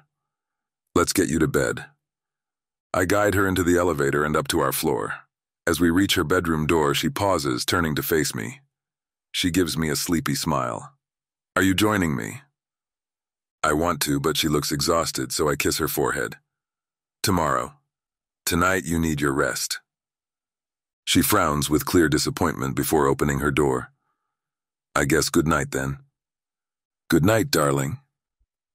She closes the door behind her a moment later. I stand there for a moment, palm against the wood, as I process the events of the day. This arrangement started as a business transaction, a means of protection and alliance. But now, as I think about Felicity's smile and the way she felt in my arms, I accept it's becoming something more. I make my way to my own room, mind churning with possibilities. There are many reasons I should fight what I'm feeling, but for now, I allow myself to savor the memory of today's unexpected intimacy. As I prepare for bed, I catch sight of myself in the mirror. The man staring back at me looks different somehow, softer around the edges and less guarded. It's a startling realization that both excites and terrifies me.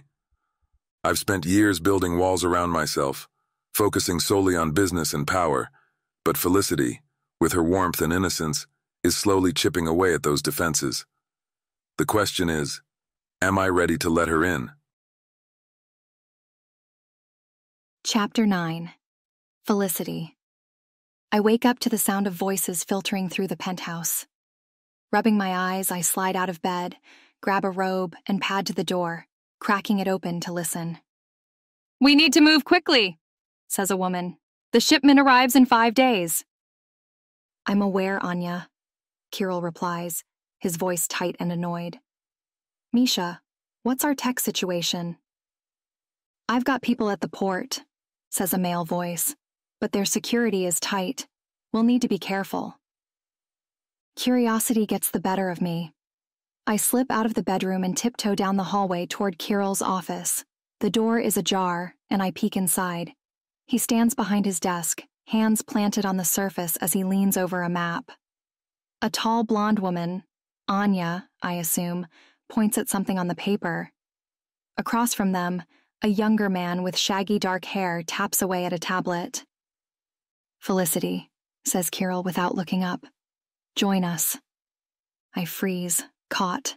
How did he know I was there? Sheepishly, I push open the door and step inside. "Sorry, I didn't mean to interrupt." "Nonsense," says Kirill. He straightens and gestures me over. "Come meet Anya and Misha." The blonde woman turns, her sharp blue eyes assessing me. "So this is your new Sicilian bride." Her tone is neutral, but I detect a hint of skepticism, perhaps dislike. "Nice to meet you," I say, extending my hand. Anya takes it after a second, and her grip is firm without being overbearing. Likewise. It's difficult to gauge her sincerity as she releases my hand and turns back to the map.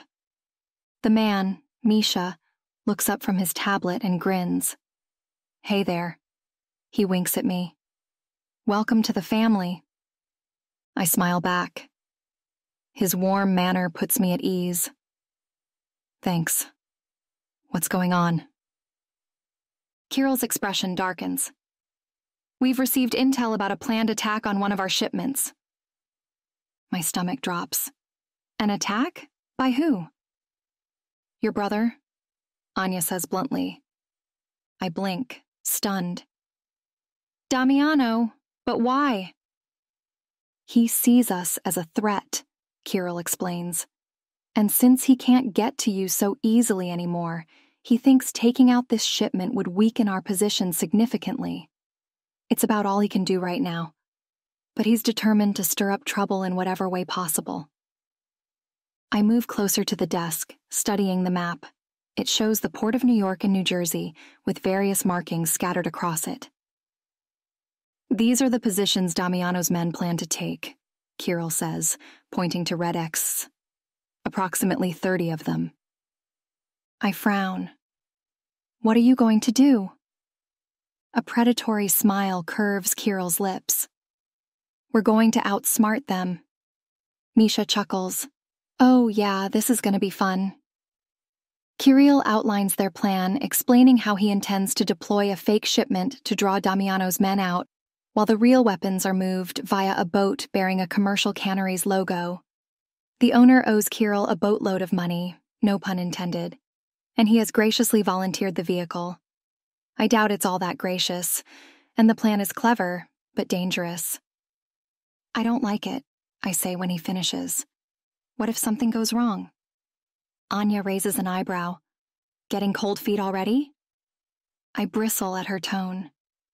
No, I'm just concerned. Your concern is noted but unnecessary. We know what we're doing, Kirill says. I want to argue, but I bite my tongue. I'm new to this world. What do I know about planning covert operations? It just seems dangerous, and the idea of losing my husband makes my stomach clench. I shouldn't be reacting so strongly to the idea considering the circumstances of our marriage, but yesterday showed me a different side of him, and I want a chance to know that one better before he gets himself killed. Is there anything I can do to help? I ask instead. Kirill studies me for a moment. Actually, yes. We need someone to coordinate communications between our teams. Someone Damiano's men won't instantly recognize. Me?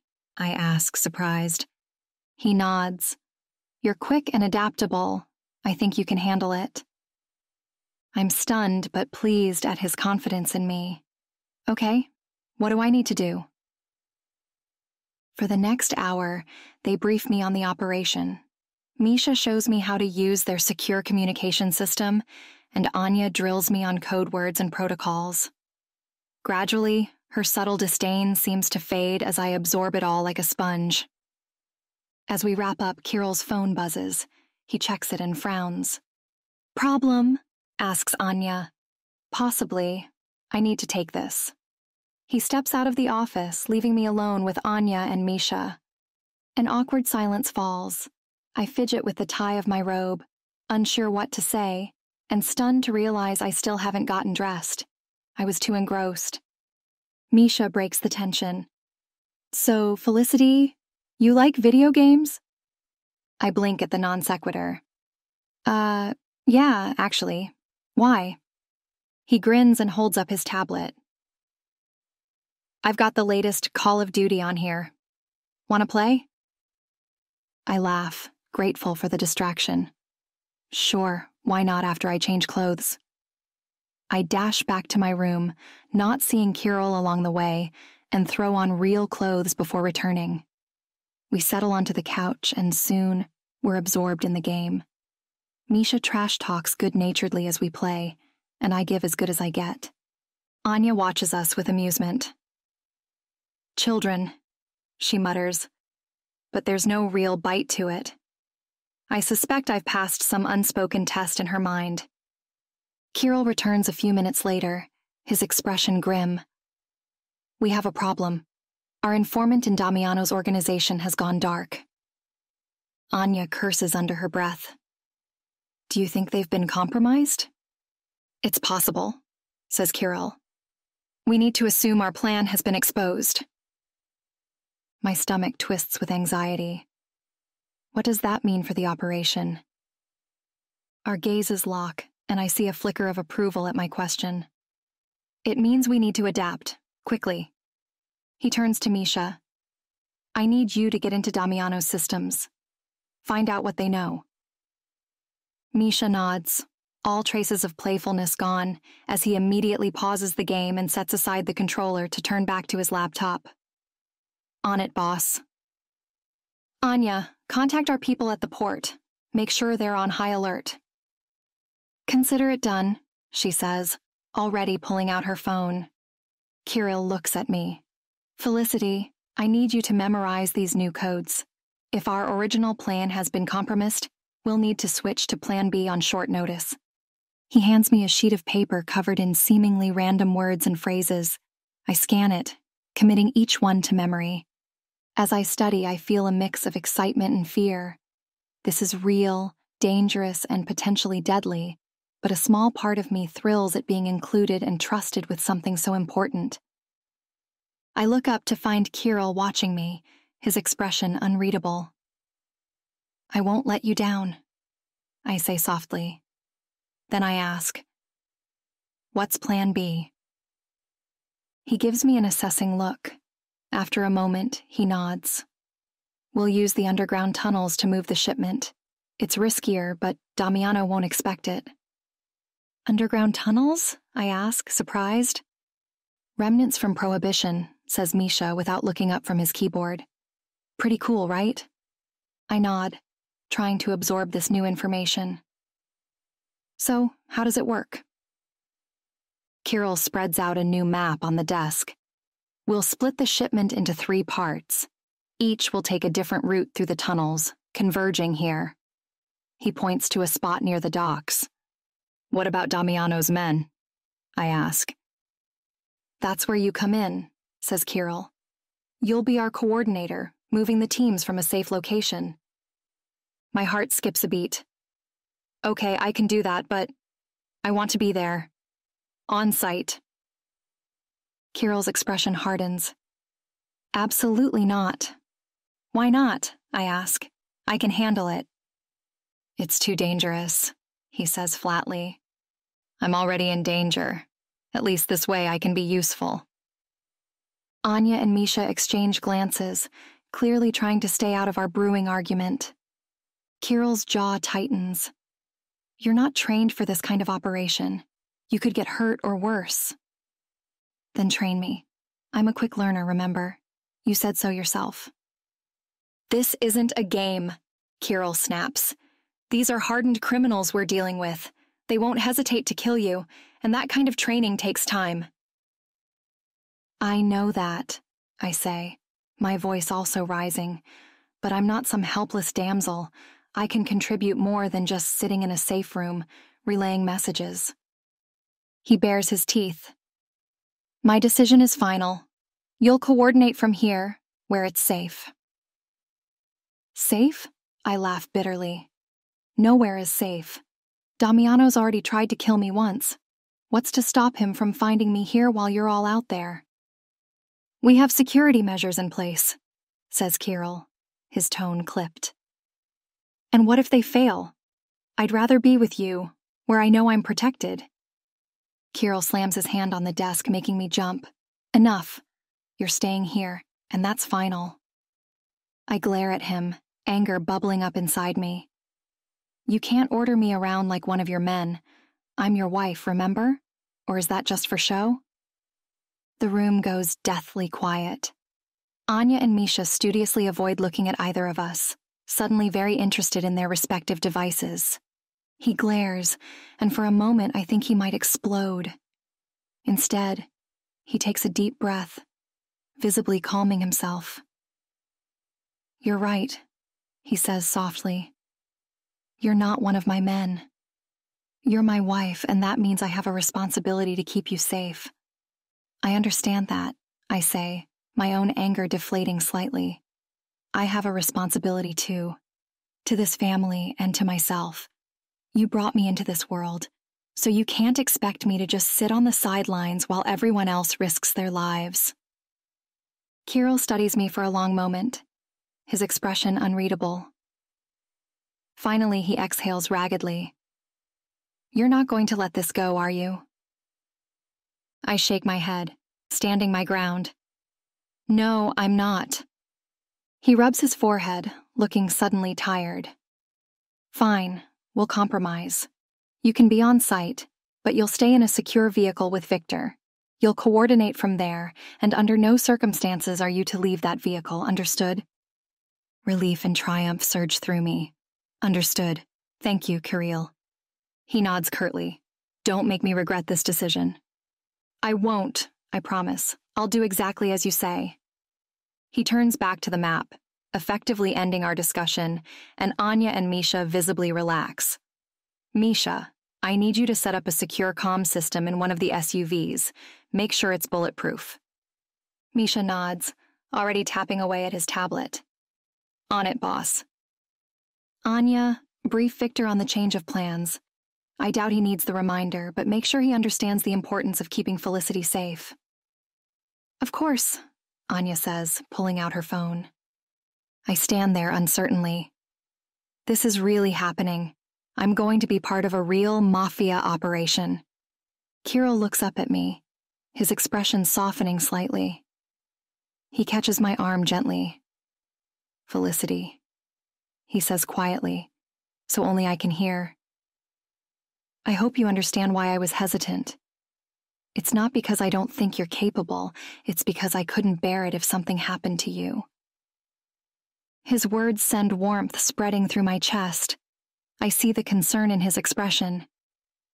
I understand and I appreciate it, but I need to do this. For myself and for us. He nods, releasing my arm. You should try to rest for a bit, so you're ready for the operation. As I head back to my room, my mind races with thoughts of what's to come.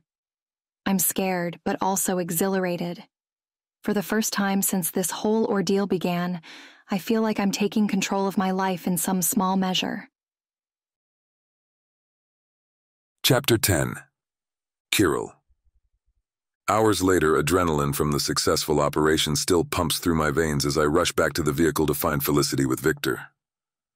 She's still visibly on edge, but seems to be finding her strength, and a surge of pride at how well she handled herself goes through me. You did well, I say as I settle into the back seat beside her. Staying put and observing was exactly what I needed you to do. Felicity's lips curve into a small smile. Thank you. I'm glad I could help, even if it was just from the sidelines. I nod, studying her face. There's new confidence in her demeanor, and a hint of the strength I was sure she had lurking beneath the surface. It's time to introduce the next challenge. There's something we need to discuss. I pause, choosing my words carefully. Your father wants to meet you. She inhales sharply. My father?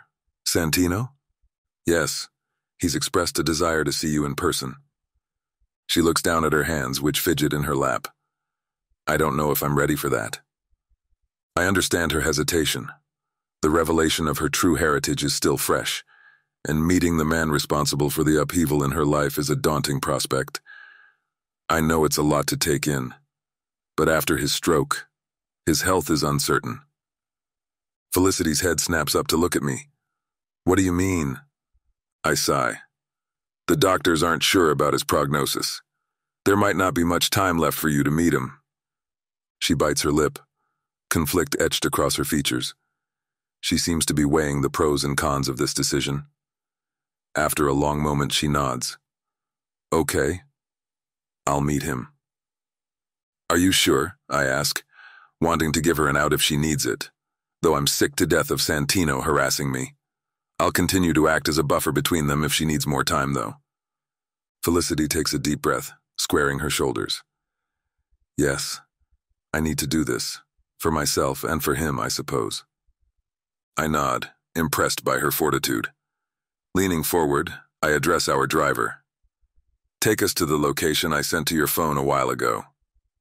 As the SUV pulls away from the curb, I turn back to Felicity. She stares out the window without speaking for a long moment before she asks, What should I expect? I consider her question carefully. Santino is a complex man. He's led a life filled with difficult choices and heavy burdens. but he's also a father who's been separated from his daughter for far too long. Felicity nods slowly, absorbing my words. Will you stay with me? The vulnerability in her voice tugs at something deep within me. Of course. I'll be right by your side the entire time. She reaches out to squeeze my hand. The warmth of her touch sends a jolt through me, and I have to resist the urge to pull her closer. Thank you, Kirill. She seems sincere, and I feel terrible, like I'm forcing her into this. But the reality is, Santino might not recover, or he could surprise us all and pull through. He's a tough old man, and I won't discount that possibility. I gently squeeze her hand, offering what comfort I can. You're welcome, Felicity. As we drive through the city streets, I'm lost in thought. My wife has shown remarkable strength and adaptability in the face of extraordinary circumstances. But I wonder how this meeting with Santino will change her. The car turns onto a quiet, tree-lined street, and we're approaching our destination. It's a rehabilitation home, but a discreet one. It's the kind of place where a movie star might recover from plastic surgery to look after her image. A senator might go after getting a pacemaker that he doesn't want the world to know about, or where a mafioso goes to recover from a stroke. Felicity's grip on my hand tightens, and I give her a reassuring nod. We're almost there, I say softly. Are you ready? She takes a deep breath, gaze fixed on the approaching building. As ready as I'll ever be. The car slows to a stop in front of a nondescript penthouse. I step out first, scanning the area before helping her from the vehicle. She stands close to me, swaying slightly. This is it, I murmur, guiding her toward the entrance. I'll be right here with you. Right. She straightens her shoulders as we approach the door. I raise my hand to knock, the sound echoing in the quiet street. As we wait for a response, I glance down at Felicity. She looks at me, her expression reflecting a touch of fear and curiosity. The door swings open, revealing a security guard wearing the facility's uniform. It's time for Felicity to meet her father, and I hope that this reunion brings more healing than harm. Once we check in, including being scanned for guns that are cataloged but not taken, the guard gives us his room number. I keep a hand on her back as we walk down the corridors to find it. Once there, I open the door, revealing a gaunt man in a wheelchair. Santino DeLucci's once imposing frame is now diminished, but his gaze still holds sharp intelligence as it settles on her. Felicity, come in, please. His voice is hoarse, and I don't know if it's from emotion or his stroke. He didn't sound so choked up the last time we spoke, so I assume he's feeling overwhelmed at the moment. I guide Felicity into the room, keeping my hand on the small of her back. She takes a hesitant step forward, never looking away from Santino. Hello, Mr. DeLucci, she says, sounding uncertain.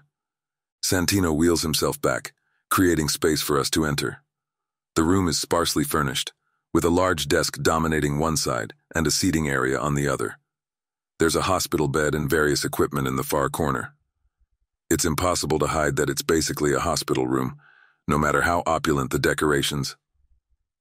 I lead Felicity to a plush armchair, taking a position slightly behind her, offering silent support as I keep a hand on her shoulder. You look so much like your mother, says Santino, clearly scrutinizing every detail of Felicity's face. Except for the eyes. Those are mine. Felicity nods, her hands clasped tightly in her lap. I can see that. An uncomfortable silence stretches between them, laden with years of unspoken words and separation. Santino clears his throat. I owe you an explanation, Felicity, and an apology. You do, she says, her voice quiet but firm. Santino wheels himself closer, his movements slow and deliberate. I met your mother in Miami. She was a ray of sunshine in my dark world. Our time together was brief but intense. When she told me she was pregnant, I was overjoyed. He pauses. But I was also terrified. My enemies were closing in, and they would use you and your mother against me if they found out. Felicity shifts forward slightly. So you sent us away? Santino shakes his head. No, your mother made that choice. She knew the dangers of my world and decided to shelter you by disappearing. Her brow wrinkles. But you knew where we were. You could have contacted us. I had my men watch over you from afar, ensuring you and your mother were protected. She grits her teeth. Protected? We moved constantly. Mom never felt safe. How is that protection? His expression crumples with guilt. I made many mistakes, Felicity. I thought I was doing what was best for you. But I see now how much pain I caused. You abandoned us, says Felicity, her voice cracking. Do you have any idea what that did to Mom? To me? I step closer, ready to intervene if needed, but Santino holds up a hand. There's no excuse for that. I can only ask for your forgiveness and the chance to make amends. Felicity stares at him, tears glistening in her eyes. How? How can you possibly make up for a lifetime of absence? He reaches out, his hand trembling slightly. I can't change the past, but I want to be the father I should have been all along. Felicity hesitates, her gaze flickering between Santino's outstretched hand and his face. I hold my breath, watching the internal struggle play out across her features. Finally, she takes a deep breath. I can't forgive you. Not yet, but I'm willing to try to get to know you. Relief makes him seem more approachable. That's more than I deserve. Thank you, Felicity. She nods, then asks, why now? Why reach out after all this time? Santino's expression grows somber. My health is failing, as you can see. And your half-brother, Damiano, he's become a threat. I needed to ensure your safety and bring you into the fold. By marrying me off to Kirill? Asks Felicity, a hint of bitterness in her tone. I tense, ready for Santino's reaction, but he surprises me with his candor. It wasn't my first choice, but Kirill is a good man, and I trust him to keep you safe. The alliance between our families will keep you safe from Damiano's ambitions. Felicity turns to look at me, her expression unreadable. I meet her gaze steadily, hoping she can see my sincerity. And what about what I want? Asks Felicity, turning back to Santino. Did you ever consider that? Santino looks pained. It's not ideal, but in our world, we sometimes have to make difficult choices for the greater good. Your world, she corrects. Not mine. It's your world now, says Santino gently. Whether you want it to be or not, but I'll do everything in my power to make it easier for you. Felicity is quiet for a moment, processing his words. Then she asks, tell me about my mother. How did you meet? His weathered face reflects joy and sorrow. Ah, Susan. She was working as a cocktail waitress at a high-end club in Miami. I was there on business, and the moment I saw her, I was captivated. He launches into the story of their whirlwind romance, painting a picture of stolen moments and passionate encounters. As he speaks, her face softens. She was fearless, says Santino, his voice filled with admiration. She stood up to me like no one else ever had. The tension in the room is thick as he frowns, looking undecided about something before he speaks again. There's something I need to clarify. The story I just told you is not the whole truth. She arches a brow. What do you mean? Santino slumps in his chair. I didn't just let your mother go. I chased after you both for 12 years. The shock on Felicity's face is immediate. What? I couldn't bear the thought of losing you. I sent men to find you, to bring you back, but your mother was clever. She always managed to stay one step ahead. Felicity's hands clench into fists. So all those times we moved, all the fear was because of you?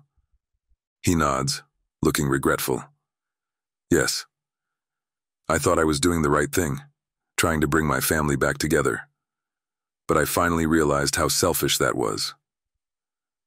I step closer to Felicity, ready to intervene if needed. Her body is tense, coiled like a spring ready to snap. Why did you stop? She asks quietly. I saw what it was doing to you both. The constant running, the fear. It was ruining your lives. I couldn't bear to be the cause of that anymore. She stands abruptly, pacing the room. So you just decided to back off? After years of terrorizing us? Santino wheels himself closer to her. I wasn't trying to terrorize you, but I understand why you'd use that word. So, yes, I made a deal with your mother. I promised to leave you alone, to provide financial support from afar. In exchange, she agreed to give you a stable home and... He trails off and she whirls to face him. And what? He looks at me briefly before returning his attention to Felicity. And she agreed to your arranged marriage when you turned 25. The silence that follows is deafening. Her expression goes through a rapid series of emotions. Shock, anger, and betrayal. Mom agreed to that? She asks finally, her voice trembling. Santino nods. She saw it as a way to secure your future, to keep you safe. The alliance between our families would shield you from the dangers of our world. Felicity turns to me, anger radiating from her. Did you know about this? I meet her gaze steadily. I knew about the arrangement, yes, but I didn't know the full history until now. She turns back to him. My entire life has been a lie? Every move? Every decision? It was all part of some grand plan? Not everything, he says softly. Your mother loved you fiercely. She wanted you to have a normal life, as much as possible. That's why she kept you in the dark about all of this. She sinks back into her chair, her anger seeming to deflate. I don't know what to believe anymore. I move to stand beside her, offering silent support. She doesn't push me away, which I take as a good sign. He leans forward toward her. I know this is a lot to take in. I've made many mistakes and I can never fully make up for them. But I hope that by being honest with you now, we can start to build something real. Felicity is quiet for a long moment as she stares at the floor. When she finally looks up, her expression is cool. I need time to process all of this. I can't just forgive and forget.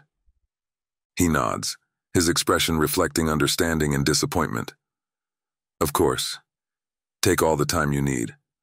I'll be here when you're ready to talk again. She turns to me, looking like she's barely holding it together. Can we go? I nod, placing a hand on the small of her back. Of course. As we head toward the door, Santino calls out, Felicity? She pauses, turning slightly. I love you, he says, his voice thick with emotion. I've loved you since the moment I knew you existed. I hope one day you can believe that. Felicity doesn't respond, but her shoulders stiffen. Without another word, we leave the room. As we step outside, I guide Felicity to the waiting car. She's silent, her face a mask of conflicting emotions. I open the door for her, and she slides in without a word. Once I'm seated beside her, I signal Victor to go. We drive in silence for several minutes before Felicity speaks. Did you really not know about all of this? I turn to face her. I knew about the arrangement for our marriage, but I didn't know the full history of your family's situation. Santino kept many details private from me. She nods slowly, processing this information. And if you had known, would it have changed anything? I consider her question carefully. It wouldn't have changed my decision to marry you, but I might have approached things differently. Given you more time to adjust, perhaps. Felicity laughs bitterly. More time? As if a lifetime would be enough to prepare for this. I hesitate before placing my hand over hers. To my surprise, she doesn't pull away. I know this is overwhelming. Your entire world has been turned upside down, but I want you to know that I'm here for you. Whatever you need. She looks at me as though gauging my sincerity. Why? Why do you care? This is just a business arrangement, isn't it? Her words make my chest constrict. It started that way, yes, but you're not just a business transaction to me. You're my wife now, and I take my responsibilities seriously. Responsibilities, she repeats, her voice flat. Is that all I am to you? A responsibility? I shake my head, struggling to find the right words. No, that's not what I mean. I care about you more than I expected to. I want to help you navigate this new world, even if it's not what you wanted. She's quiet as she watches the city passing by outside the window. I don't know if I can do this. I don't know if I'm strong enough. I squeeze her hand gently. You are stronger than you know. I've seen it in you already. And you're not alone in this. Felicity turns back to me with unshed tears. What if I can't forgive him? What if I can't forgive any of this? Then we'll deal with that, I say firmly. You don't have to forgive anyone right now, or ever if you don't want to. Your feelings are valid. Don't let anyone tell you otherwise. She nods. Thank you for being honest with me, at least. Warmth spreads through my chest. I promise I will always be honest with you, even when the truth is difficult. As we continue our drive back to the penthouse, I hope that this moment of vulnerability between us is the start of something deeper, beyond the arranged marriage and political alliances. Something real. Chapter 11. Felicity. I step out of the treatment room, my skin glowing from the luxurious massage I've just received. The spa's soothing scent of lavender and eucalyptus lingers in the air as I adjust my plush robe. After everything I've been through the past week, I needed this, and Kirill knows it. He made sure that I had every luxury available to me so that I could shake some of the stress off my shoulders. I feel a bit better already. I'm about to head to the relaxation lounge when I notice a maintenance worker at the end of the hallway. Something about him seems off. His uniform doesn't quite fit right, and his gaze darts around nervously. Before I can process this, he lunges toward me, a thin wire glinting in his hands. I try to scream, but the wire wraps around my throat, cutting off my air. Panic floods my system as I claw at the wire, desperate for breath. My vision starts to blur, and I'm certain this is the end. Suddenly, there's a commotion behind me. The pressure on my throat vanishes, and I stumble forward, gasping for air. I whirl around to see Kirill standing there, blazing with fury. A ceramic knife is embedded in the attacker's hand, and blood drips onto the pristine floor. "Felicity, get back!" Kirill shouts as he charges at the hitman. I press myself against the wall, watching in horror and awe as Kirill engages in a brutal fight with my would-be killer. The narrow spa corridor becomes a battlefield as the two men trade blows. He moves with lethal grace, dodging punches and delivering devastating strikes of his own. The hitman is skilled, but Kirill's fury gives him an edge. They grapple, slamming into walls and knocking over decorative vases. The fight seems to last an eternity, though it's probably only seconds. Finally, Kirill gains the upper hand. He grabs the hitman by the hair and smashes his head against the marble countertop with a sickening crack. The attacker crumples to the floor, unconscious or worse. He turns to me, chest heaving. "Are you all right?" His voice is rough with exertion. I nod, unable to speak. My throat burns where the wire cut into my skin, and I'm shaking uncontrollably. He approaches me slowly, as if afraid I'll bolt. "It's okay," he says softly. "You're safe now. I've got you." His words break the dam, and I collapse against him, sobbing. He wraps his arms around me, holding me tightly as I cry. "I thought I was going to die." I choke out between sobs. Kirill gently strokes my back. "I won't let that happen. I promise." As my sobs subside, I become acutely aware of his solid presence. His heart beats steadily under my ear, and his arms feel like a fortress around me. For the first time since this whole ordeal began, I truly believe I'm safe. I pull back slightly, looking up at Kirill. He seems shaken while still somewhat enraged. "How did you know?" I ask. "I was coming to surprise you with a couple's massage. When I heard the commotion, I knew something was wrong." Gratitude washes over me. "You saved my life." He gently cups my face, brushing away a stray tear with his thumb. "I will always protect you." The intensity in his features takes my breath away. This is more than just a business arrangement or a duty. I see genuine care and something deeper that I'm not ready to name. "We need to get you out of here," says Kirill, glancing at the unconscious hitman. "My men will take care of this mess." I nod, suddenly exhausted. Kirill keeps an arm around me as he guides me through the spa, shielding me from curious onlookers. In the parking lot, he helps me into a waiting car. As we drive away, I press my head against the cool window, processing what just happened. "It was one of Damiano's men, wasn't it?" I ask quietly. Kirill's jaw clenches. Most likely. He's getting desperate. "What are we going to do?" Kirill squeezes my hand. "We're going to keep you safe, and we're going to end this threat permanently." I look at our intertwined hands, then back at him. The determination in his face should frighten me, but instead, it makes me feel secure. I trust this man completely, not just with my life, but with my heart. It's a little frightening and a lot heady. "Okay," I say softly. "I trust you." He brings my hand to his lips, pressing a gentle kiss to my knuckles. "Thank you, darling. I won't let you down." As we drive through the city, I close my eyes, allowing myself to relax in his presence. The day's events have left me shaken, but they've also shown me the depth of my husband's commitment. The car speeds through the city streets, the world outside a blur of lights and shadows. My heart still races from the attack, adrenaline coursing through my veins. His presence beside me is both comforting and electrifying. I turn to face him, taking in his strong profile. "Thank you. You saved my life back there." His gaze is intense.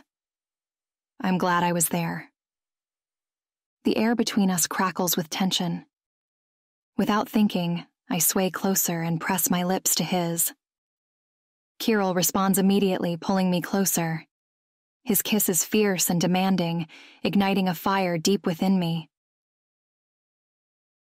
Due to the extremely spicy nature of the next scene, it's only available at bellakingbooks.com or by following the link in the description. Your book will now continue. Chapter 12. Felicity. The next morning I wake early, eager to begin my training. Kirill is already up, dressed in workout clothes and sipping coffee in the kitchen.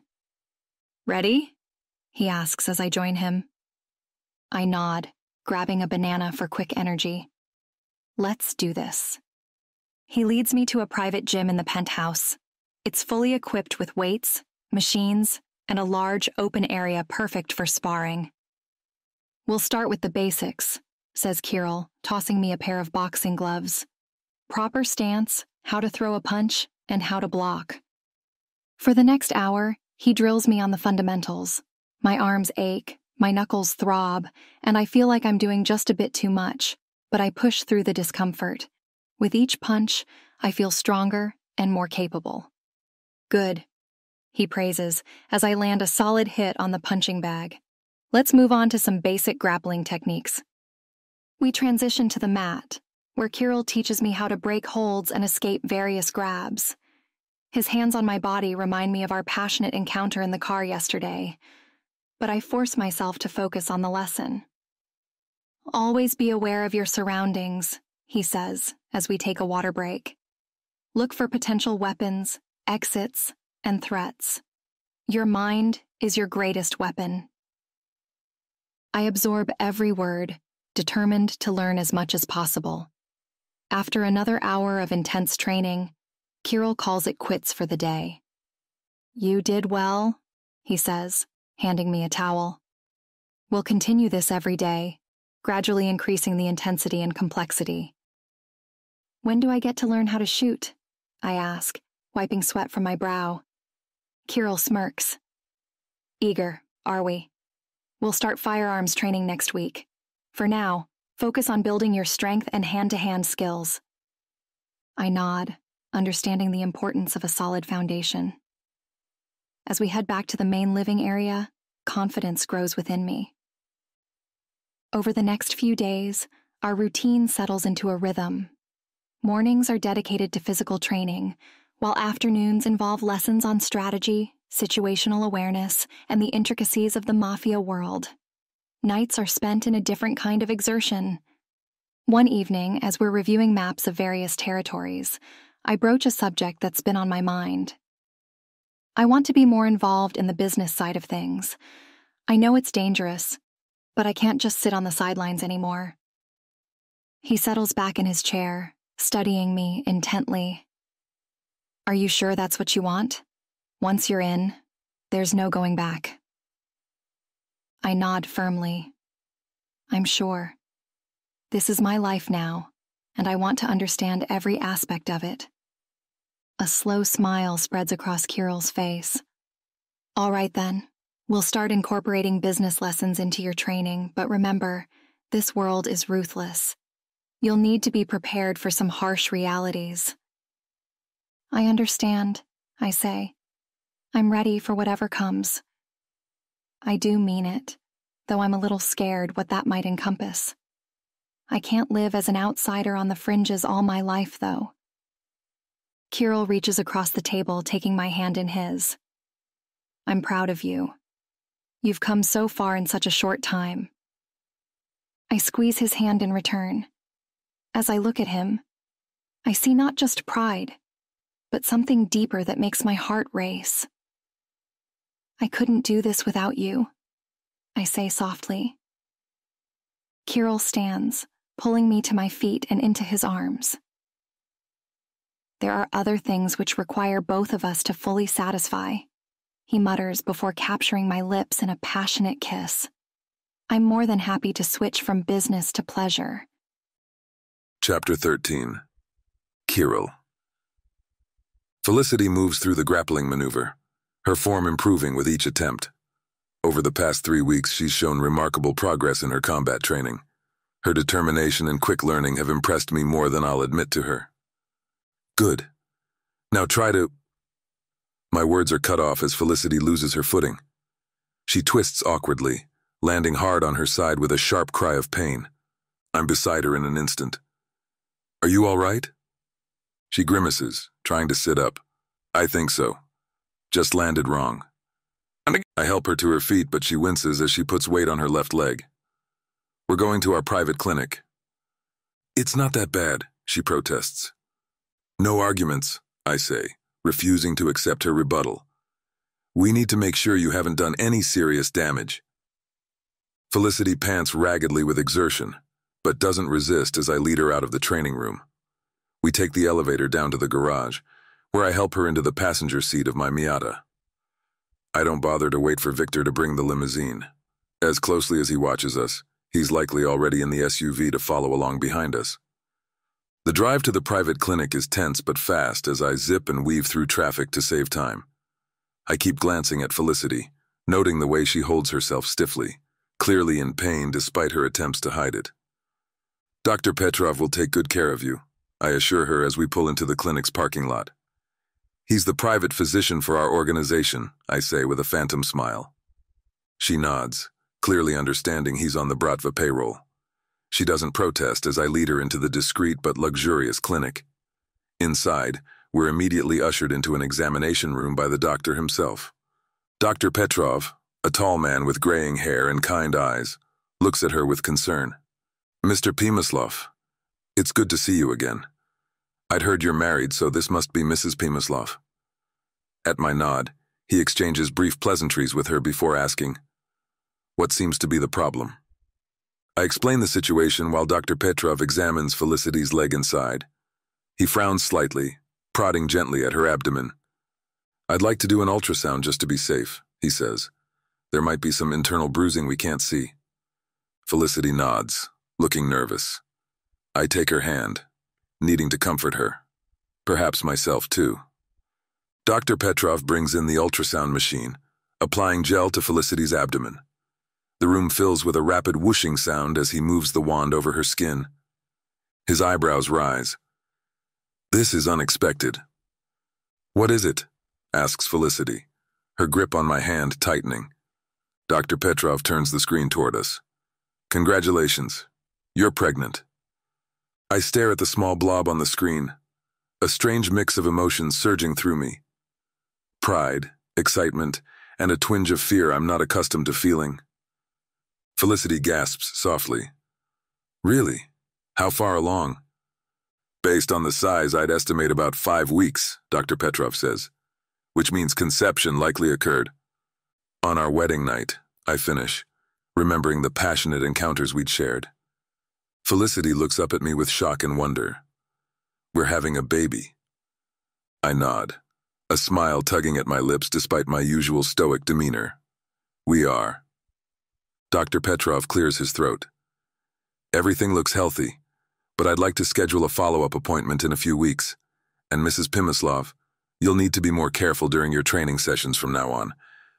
We thank the doctor and leave the clinic, both lost in our own thoughts. In the car, I turn to Felicity. Are you happy about this? She nods, a small smile playing on her lips. I am. It's sooner than I expected, but I'm happy. Are you? I consider her question. The idea of fatherhood is daunting, but the thought of having a child with Felicity fills me with excitement. Yes, I am. Back at the penthouse, we stand in the living room, a charged silence between us as we fully take it all in. I put my hand on her stomach as she steps closer, resting her hand on my chest. We're going to be parents, she says softly. I stare into her eyes, looking for any hint of uncertainty or doubt, but she seems happy. We are. Chapter 14. Kirill. 5 days later, I pace the living room, constantly looking out the window, though I won't be able to see her from this vantage point. Damiano has ramped up his aggressions again, and with Felicity having to take it easier, I've reduced our training sessions. Work has required most of my focus, so I haven't seen much of her. I came home early today to surprise her, but she wasn't home. Elena told me Felicity's been gone for hours and my nerves are frayed. The pregnancy news has amplified my protective instincts tenfold. I grab my phone, ready to call Victor and demand an update as the door opens, and Felicity walks in, laughing with Victor. My jaw clenches at the sight of her smile, and irritation flashes through me. Where have you been? Felicity's laughter fades as she notices my expression. She glances at Victor, who nods and quietly excuses himself. Shopping, says Felicity, holding up several designer bags. I needed some new clothes. I eye the bags skeptically. All day? She shrugs, setting the bags down. We had lunch too. Is that a problem? It is when you disappear for hours without telling me where you are. I struggle to keep my voice level. You're pregnant, Felicity. You can't just vanish like that. Her expression morphs to annoyance. I didn't vanish. I was with Victor, who you assigned to guard me, and I'm only 5 weeks along. I'm not an invalid, and you've been at work all day too, not just today, but for the past several days. I got tired of sitting home alone. That's not the point. I grunt, my frustration mounting. You should have called. Why? So you could track my every move. She crosses her arms. Did you think to call me while you were at work? Don't be ridiculous. My voice rises despite my efforts to stay calm. I'm trying to keep you safe. Felicity scoffs. By suffocating me? I can't even go shopping without you breathing down my neck. You've already taught me how to defend myself, so I should be fine on my own. Wasn't that the point? So, you could risk your life going shopping? I gesture to the bags. Spending obscene amounts of money on frivolous things? She looks angrier than I've seen in a while, her cheeks burning red and her lips pressed together tightly. Frivolous? You gave me that credit card. What did you expect me to do with it? I expected you to use it responsibly, not blow through thousands of dollars in one afternoon. Oh, I'm sorry, says Felicity, her voice dripping with sarcasm. I didn't realize I needed your permission to buy things with the card you gave me. Should I present you with an itemized list of everything I want to purchase from now on? I clench my fists, trying to rein in my temper. That's not what I meant, and you know it. Do I? She scowls at me. Because it seems like you want to control every aspect of my life. I can't go out, I can't spend money, and I can't do anything without your approval. Have you forgotten that there are people out there who want you dead? She flinches, and for an instant, there's a flicker of vulnerability in her eyes. She turns away, shoulders sagging slightly.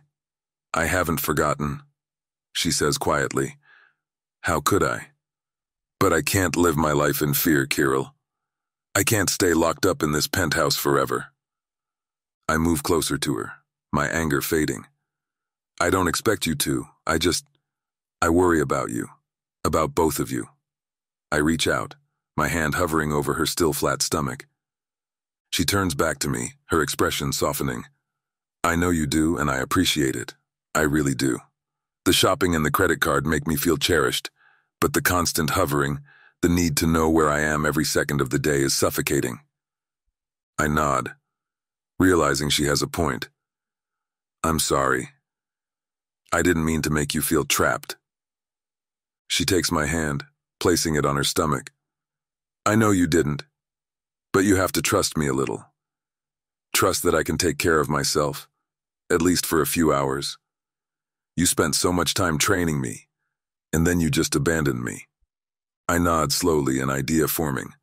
I can't put you through serious training right now. You must understand why. She huffs a sigh but nods. Yes, of course. I don't want anything to happen to the baby either, but you just cut me off from all contact with that side of your life again. She shrugs. I can live without knowing the intricacies of our world, I guess. But I can't be stuck here with nothing to do. I frown as I think, having to concede her point. I have shut her away from anything dangerous to protect her and the baby the past several days, but I can see why it's driving her crazy to be without something to do. What if we found an activity for you? Something outside the home that you could do for a few hours? She seems to be probing me with her intense gaze. Really? You'd be okay with that? As long as you take a guard with you, yes. I squeeze her hand gently. Maybe you could volunteer somewhere.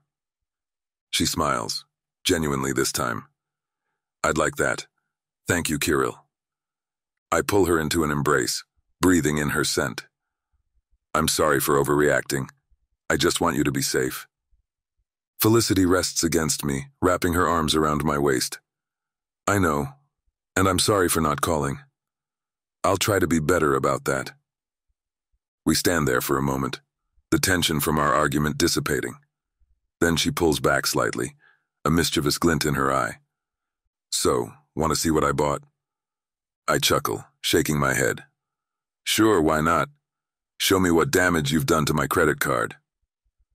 Felicity grins, grabbing one of the bags with baby images plastered all over it, and I realize she was shopping for the baby, which makes me feel even worse about lashing out at her. Oblivious to my crisis of guilt, she reaches into the bag. Oh, you're going to love this one. Chapter 15. Felicity. I pace the penthouse living room, glancing at the clock every few minutes. Kirill called this meeting with his captains, and I insisted on attending. He wasn't thrilled about it, but he agreed after I reminded him he agreed to teach me about the business before holding me aloof from everything when we discovered the pregnancy. I have months before delivery and plenty of time to learn everything. When I pointed out a meeting in our penthouse is hardly dangerous, he finally conceded. The elevator dings, and Anya strides in, her blonde hair pulled back in a sleek ponytail. She raises an eyebrow when she sees me. Felicity, I didn't expect to see you here. I thought you got bored playing Bratva. I straighten my spine at the implied criticism. I was acclimating, but I'm part of this family now. I should be involved in these discussions. We haven't officially announced the pregnancy yet, though I'm sure Elena has guessed, so word will likely leak soon. She looks skeptical, but doesn't argue. The other captains file in, filling the room with an air of tension. Kirill emerges from his office, his presence commanding everyone's attention. Let's begin, he says, taking a seat at the head of the table. I settle into a chair next to him, ignoring the curious glances from the others. Kirill eases forward while looking at everyone in turn. We've received intel about Damiano's latest move. He's partnered with the Colombians to establish a cocaine pipeline through New York. Whispers ripple through the room. I frown, recalling something from my conversations with Kirill. Doesn't that go against Santino's no-drug policy? Anya's eyes widen slightly, as if surprised by my astute question. Kirill nods, a hint of pride in his expression. Exactly. Damiano is breaking with tradition, likely to increase his profits and power base. I bite my lip, thinking, won't that upset the other families? If he's going against established rules, it could destabilize the whole structure. Anya shifts forward, her interest piqued. That's a good point. The other families might see this as a threat to the status quo. Kirill nods.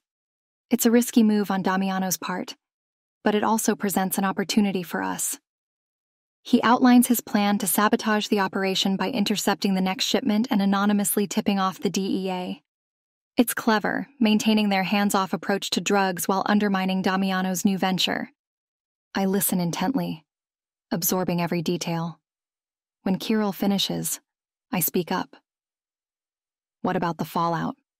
If Damiano suspects our involvement, won't he retaliate? The room goes quiet. Kirill looks at me with approval and a touch of surprise at my perceptiveness. That's precisely why we need to ensure our involvement remains hidden. We'll use intermediaries and false leads to keep our hands clean. Anya nods, her initial skepticism about my presence fading. We'll need to be careful about who we trust with this information.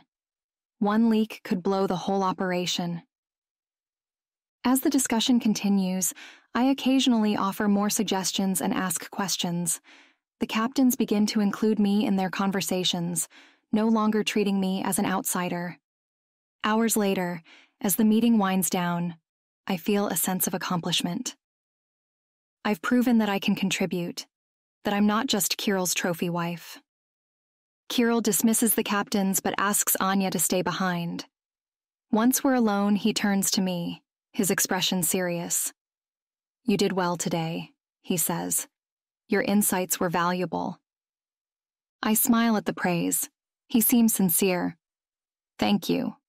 I want to be useful, not just a decoration. Anya clears her throat.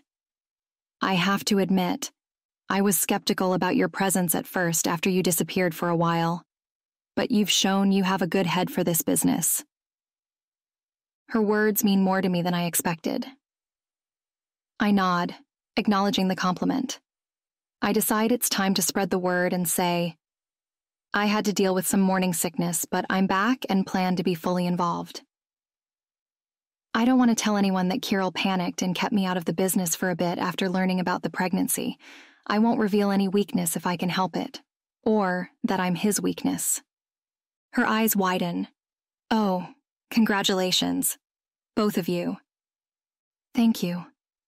Kirill's hand finds mine under the table, giving it a gentle squeeze. We'll need to be careful moving forward.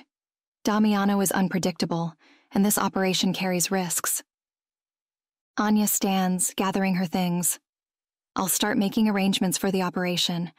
We'll need to move quickly. Oh, Anya, feel free to share our news, I say, imagining she can rapidly deploy it through a vast network of Bratva associates. In one way, being pregnant makes me more vulnerable, but it also cements our relationship, and it makes it harder for anyone, one, ally or enemy, to question if we're truly a united front. I will if it comes up. I smile, wanting to roll my eyes.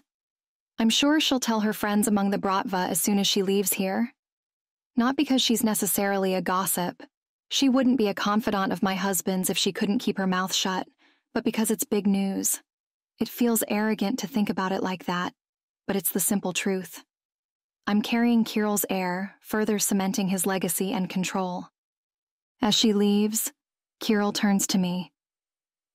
Are you sure about this, Felicity? Once you're in deeper, there's no going back. I don't flinch or look away. I'm already in, aren't I? He presses a soft kiss to my forehead. Yes. A few days later, I wrap my arms around myself as I enter the penthouse's conference room. Unlike the last meeting, which started with curiosity at my presence before everyone settled down to business, the tension in the air is thick tonight, probably because no one knows why Kirill called this meeting. Not even me. He stands at the head of the table, his expression grim. The other captains file in silently, taking their seats without a word. Anya catches my eye as she enters, giving me a small nod. It doesn't seem to be condescending or fake to please Kirill. I nod in return as I take my seat next to Kirill, noting the empty chair across from me, where Alexei usually sits. Kirill clears his throat. We have a serious matter to discuss. There's a traitor among us. The room erupts in murmurs. I glance around, noting the shock and disbelief on most faces. Only Misha, sitting at the far end with his laptop open, seems unsurprised. How can you be sure? Asks one of the captains. Kirill's eyes narrow. We have evidence. Misha?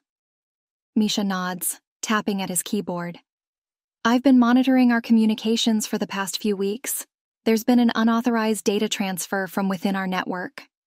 As if on cue, the door opens and Alexei strolls in. Sorry I'm late. Traffic was a nightmare. He takes his seat and nods at me respectfully. Victor is beside him and gives his brother an enigmatic look, but Alexei doesn't seem bothered by it. No one told me the topic of the meeting, so what's going on? A traitor, Victor says solemnly. Alexei shakes his head. Surely not. Kirill continues as if Alexei hadn't interrupted. The leak has been traced to a specific device. We're about to find out who the traitor is. Misha's fingers move over his keyboard.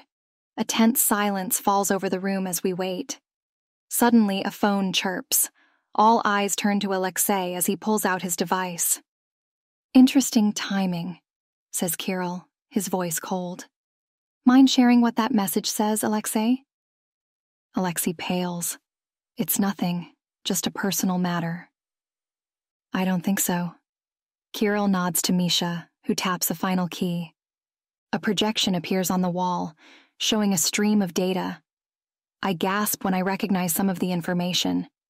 Details of our recent operations, shipment schedules, notes about our plan to call the DEA on Damiano's new drug deal, and even personal information about Kirill and me. Care to explain this, Alexei? Kirill asks. Alexei jumps to his feet, his chair clattering to the floor. This is a mistake. I've been loyal to you for years, Kirill. I'm being set up. You've been with us for years at Victor's recommendation. To my eternal regret, says the other man, which makes Alexei flinch. For the last 2 years at least, your loyalty has faltered, Kirill corrects. That's how long you've been selling us out to Damiano. The room erupts in chaos. Captains shout accusations, some even reaching for their weapons.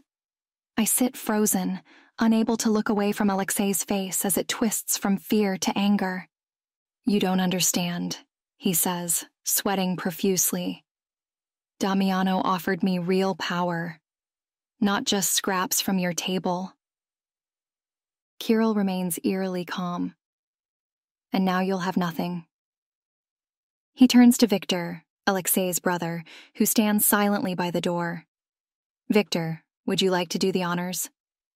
Victor's face is a mask of stone as he draws his weapon. It would be my privilege. I can't breathe. This is really happening. They're going to kill him, right here, right now. His own brother is going to pull the trigger. Alexei lunges for the door, but Victor is faster. He tackles his brother to the ground, pressing the gun to his temple. Any last words, brother? Asks Victor, his voice devoid of emotion. Alexei spits in his face. Go to hell. Victor pulls the trigger. I flinch at the sound, my ears ringing. Victor stands a moment later, holstering his weapon. Take him out, he orders 2 of the guards. He looks utterly composed, though there's a telltale tremor in his gun hand for just a second. They drag Alexei's body from the room, leaving a trail of blood on the polished floor. I stare at it, my mind reeling. This is real. This is the world I've entered. Kirill's voice cuts through the fog in my mind. Let this be a lesson to all of you. Betrayal will not be tolerated. The meeting concludes shortly after, the captains filing out in stunned silence. I remain seated, unable to move. Kirill kneels beside me, his hand on my knee. Felicity, are you okay? I blink, focusing on his face. I don't know. He squeezes my shoulder. I know this is hard for you to see, but this is our world. Betrayal has consequences. I nod mechanically. I understand. But do I? Can I ever truly understand this level of violence, this disregard for human life? Yet how many lives did Alexei endanger with his betrayal? My mind is a whirlwind of conflicting thoughts. Kirill helps me to my feet. Come on, let's get you some air. As we walk to the balcony, I catch sight of my reflection in a mirror. I look pale and shaken, but there's something else now too, a hardness that wasn't there before. I turn away quickly, not wanting to see the change in myself. On the balcony, the cool air helps clear my head. I take deep breaths, trying to process what I've just witnessed. Talk to me, Kirill says softly. I turn to him, struggling to find the words. It's just so final. One moment he was alive, and the next, he's gone. Kirill nods. That's the reality of our world. We can't afford to show weakness or mercy to traitors. I know that logically, I say, but emotionally, it's a lot to take in. I wonder if Victor is secretly falling apart right now. He must be, even if he had some warning. Did you suspect it was him? I knew, and Misha has been subverting his communications with Damiano for weeks, but we needed absolute proof and a demonstration before any triggers were pulled. So, he didn't warn Damiano about our DEA plan? The question feels distant as I ask it, like it doesn't come from me. I'm still floating somewhere beyond all this. He thought he did, but Misha intercepted it and responded as Damiano. My stomach churns as I nod. Victor knew ahead of time? I offered to excuse him from the meeting, but he's loyal. He takes my hand. This life inspires loyalty like that, but also fear and hostility. Jealousy, as in Alexei's case. He pulls me closer, wrapping his arms around me. I wish I could shield you from this, but you need to understand what you're part of now. I lean into him, drawing comfort from his warmth. I do understand. It's just going to take some time to adjust. As I stand there in Kirill's embrace, looking out over the city, I wonder if I'll ever truly fit into this world. Or will I always be on the outside, struggling to reconcile the violence with my own moral compass? I push down the doubts, forcing a smile as I look up at Kirill. I'll be okay. I'm tougher than I look. He kisses my forehead. I know you are. That's one of the things I love about you. Love. The word hangs between us, unexpected, but not unwelcome. I open my mouth to respond, to ask if he means love, or if it's just a casual saying, but his phone buzzes, breaking the moment. He checks it, his expression hardening. I have to take care of something. Will you be all right here? I nod. Go. I'll be fine. As he leaves, I turn back to the city view, mind still reeling from everything that's happened. I'm part of this world now, for better or worse. I just hope I'm strong enough to handle whatever comes next. Chapter 16. Kirill. The news of Felicity's pregnancy spreads through the Bratva like wildfire, cementing my position as leader. I organize a celebration at our favorite Russian restaurant, Samovar, to mark the occasion. The private room buzzes with excitement as my captains and their spouses congratulate us. Felicity glows in a rust-red dress that accentuates her curves. She mingles effortlessly, charming everyone she meets. I watch her from across the room, pride making me want to strut like a peacock. She's a natural, Victor says, appearing at my side. I nod. She is. I never expected her to adapt so quickly. Love changes people, he says with a knowing smile. The shadow that has been in his eyes for the past week since he executed Alexei finally seems gone tonight. Before I can respond, the room falls silent. I turn to see Santino DeLucci enter on a motorized scooter, flanked by 2 bodyguards. Felicity freezes, her eyes wide with surprise. What's he doing here? I mutter to Victor. I don't know, boss. Want me to remove him? I shake my head. No, let's see what he wants. Santino approaches Felicity, rolling to a stop before her with a small smile on his face. Congratulations, my dear, he says, squeezing her hand. Thank you, she says in a low tone, making it difficult to judge her true reaction to his appearance. I move closer, prepared to mediate if required. Santino pulls an envelope from his jacket. I have a gift for you and the baby. Felicity takes it hesitantly. What is it?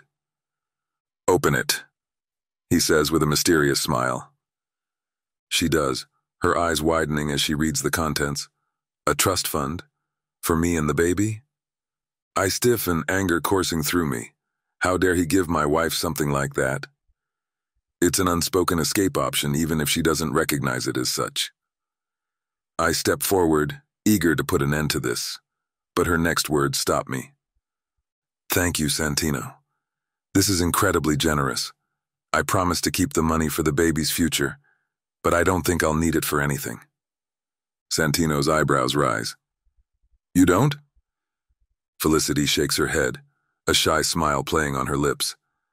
No, I'm finding my place here, in this world, with Kirill. Her words wash over me like a warm embrace. My anger dissipates, replaced by a surge of affection for my wife. Santino studies her face, then nods. I'm glad to hear it, but the money is yours. No strings attached. Use it however you see fit. Thank you, says Felicity again, hugging him briefly, though it appears awkward for her. The old man clearly revels in the brief embrace, making my anger fade. He wants to guard her the best way he can, and I doubt he perceived his gift would be an insult to me. I need to let go of my initial impression of his intentions. As Santino moves away to greet some of the other guests, I approach Felicity. She turns to me with a soft smile. Did you hear all that? She asks. I nod, wrapping an arm around her waist. I did. Are you sure about this, Felicity? About us? I nod toward the envelope she's putting in her purse. That's an escape option if you ever need it, you know. She puts her hand on my chest. I am. It hasn't been easy, and there's still so much for me to learn, but I want to be here, with you. I don't need an escape plan. I press a kiss to her forehead, overwhelmed by the depth of my feelings for her. I want you here too, my darling. The party continues around us, but for a moment it's just the two of us in our own little world. The celebration lasts well into the night, with toasts and traditional Russian dances. Felicity throws herself into every aspect, her laughter ringing out as she attempts to follow the complicated steps of a folk dance. She does well with her background as a dancer. As the night winds down, I find myself in conversation with Santino. He eyes me over his glass of vodka. You've done well by her, he says, nodding toward Felicity, who's chatting animatedly with Anya. I try, I say, watching my wife. She makes it easy. Santino chuckles. She seems to be a force of nature, just like her mother. I turn to him. I'll keep her safe with my life. Santino nods, appearing satisfied. I know you will. The trust fund is not meant to insult you. I owe her a lifetime of care, and the money is just one to make up to her all that I didn't give her. It's there if she needs it, but I don't think she will. She will not, I say briefly but with finality. Felicity appears at my side then, slipping her hand into mine. What are you two conspiring about? She asks playfully. though her gaze is concerned as it moves between us. I pull her close, kissing her temple. We were just discussing odds and probabilities. She frowns. Like for horse races? My mom loved the racetrack. Santino laughs. I'm glad to hear that didn't change about Susan. She was always a gambler, except when it came to you. Felicity smiles as she looks between us, her obvious concern lessening. It means a lot to me that you're both here. Santino smiles warmly at his daughter. I wouldn't have missed it for the world. The facility put up a fuss when I told them I was leaving for the night. You should listen to them, she says with a shake of her head. He waves his good hand, since the other rests on his lap. I'll not let a stroke make me miss nights like this. They squabble gently about his health for a moment before she changes the subject to the baby, and Santino asks a series of questions. The baby is a relatively safe topic, and Felicity obviously relaxes and lets herself actually warm up to him. The party slowly winds down. As the last of the guests begin to leave, Felicity yawns, leaning heavily against me. I scoop her up in my arms, ignoring her half-hearted protests. Time to get you home. She nuzzles into my neck, already half asleep. Home. I like the sound of that. As we step out into the cool night air, I'm struck by how much has changed in such a short time. What started as a business arrangement has become so much more. I never expected to develop feelings for her beyond general cordiality and concern for her well-being. But now that I have, I can't fight it. Chapter 17. Kirill. I sit at my desk, staring at the screen of my laptop. A message from Damiano DeLucci glares back at me, its implications heavy in the air. A truce offer. A high-stakes poker game after the official poker games. Negotiations for territory, and an end to hostilities. I drum my fingers on the polished wood as I consider the proposal. It's tradition, this annual game. A neutral ground, where the various families come together, ostensibly for business, but really to size each other up, to test the waters of alliances and enmities.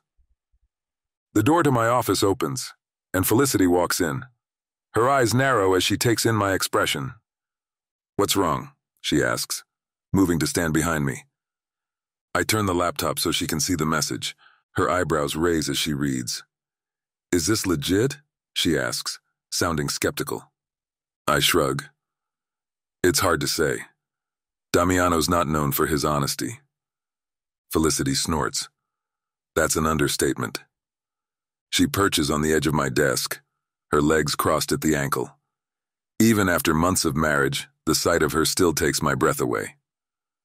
What are you going to do? She asks. I frown, considering. I have to go to the general meeting either way. It's expected. If I don't show up, it'll be seen as a sign of weakness. She seems concerned. But what if it's a trap? I'll deal with it, I say, my voice hard. She shakes her head. No, we'll deal with it. I'm coming with you. I sit up straighter, ready to argue. Absolutely not. It's too dangerous. I'm your wife, Kirill. Where you go, I go. Especially into danger. We lock gazes, neither of us willing to back down. I can see her determination in the stubborn set of her jaw. It's one of the things I admire about her, but right now, it's infuriating. Felicity, be reasonable. I try to keep my voice calm. You're pregnant. I can't risk you or our child. Her hand moves to her stomach, still flat but carrying our future. All the more reason for me to be there. You think I'm going to let you walk into a potential trap alone? If you're alone, I'm alone. He might target me while you're gone. We're safer together. I stand up, moving around the desk to take her hands in mine. I won't be alone. Victor and the others will be with me. She pulls her hands away. And what if something happens to all of you? What then? I'll be left here, not knowing if you're alive or dead. The fear in her eyes is barely masked by her anger. I reach for her again, and this time, she lets me pull her close. Nothing's going to happen to me, I murmur into her hair. She pushes back, looking up at me. You can't promise that, but you can promise to let me come with you. I shake my head. Felicity, No, Kirill. I'm not asking. I'm telling. I'm coming with you to Atlantic City. I stare at her, seeing her resolve. I know that look. It's the same one she wore when she insisted on being involved in our operations, and when she demanded to be trained in combat. It's the look that says she won't back down, no matter what I say. I let out a sound of irritation, knowing I've lost this battle. Fine, I say. Felicity smiles, victorious. She arches her neck and kisses me. Thank you for not making me sneak into your luggage. I chuckle despite myself. As if you could fit.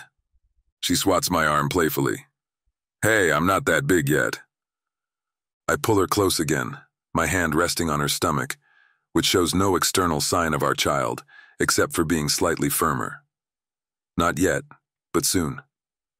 She rests her head on my chest. We stand like that for a moment, savoring the quiet before the storm we both know is coming.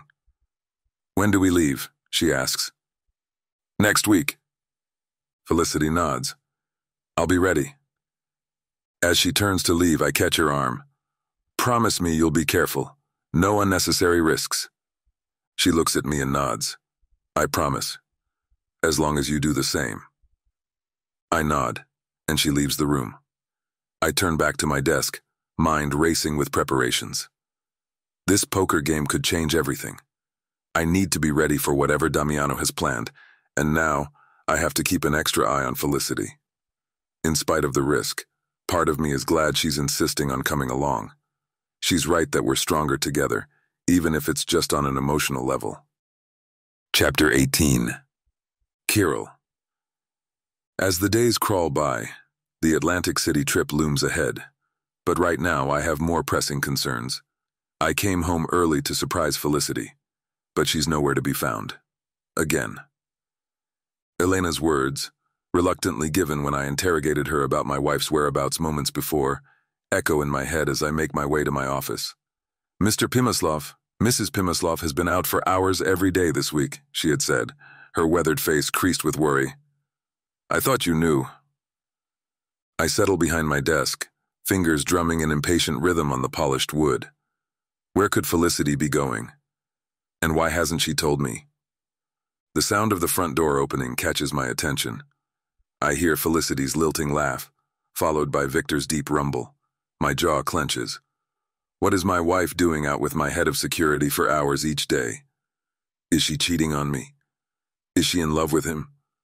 The thought makes me want to punch something, especially Victor. But I try to rein in my spiraling thoughts before I completely lose control and turn on someone I assigned to accompany her. I stand, straightening my suit jacket as I make my way to the foyer.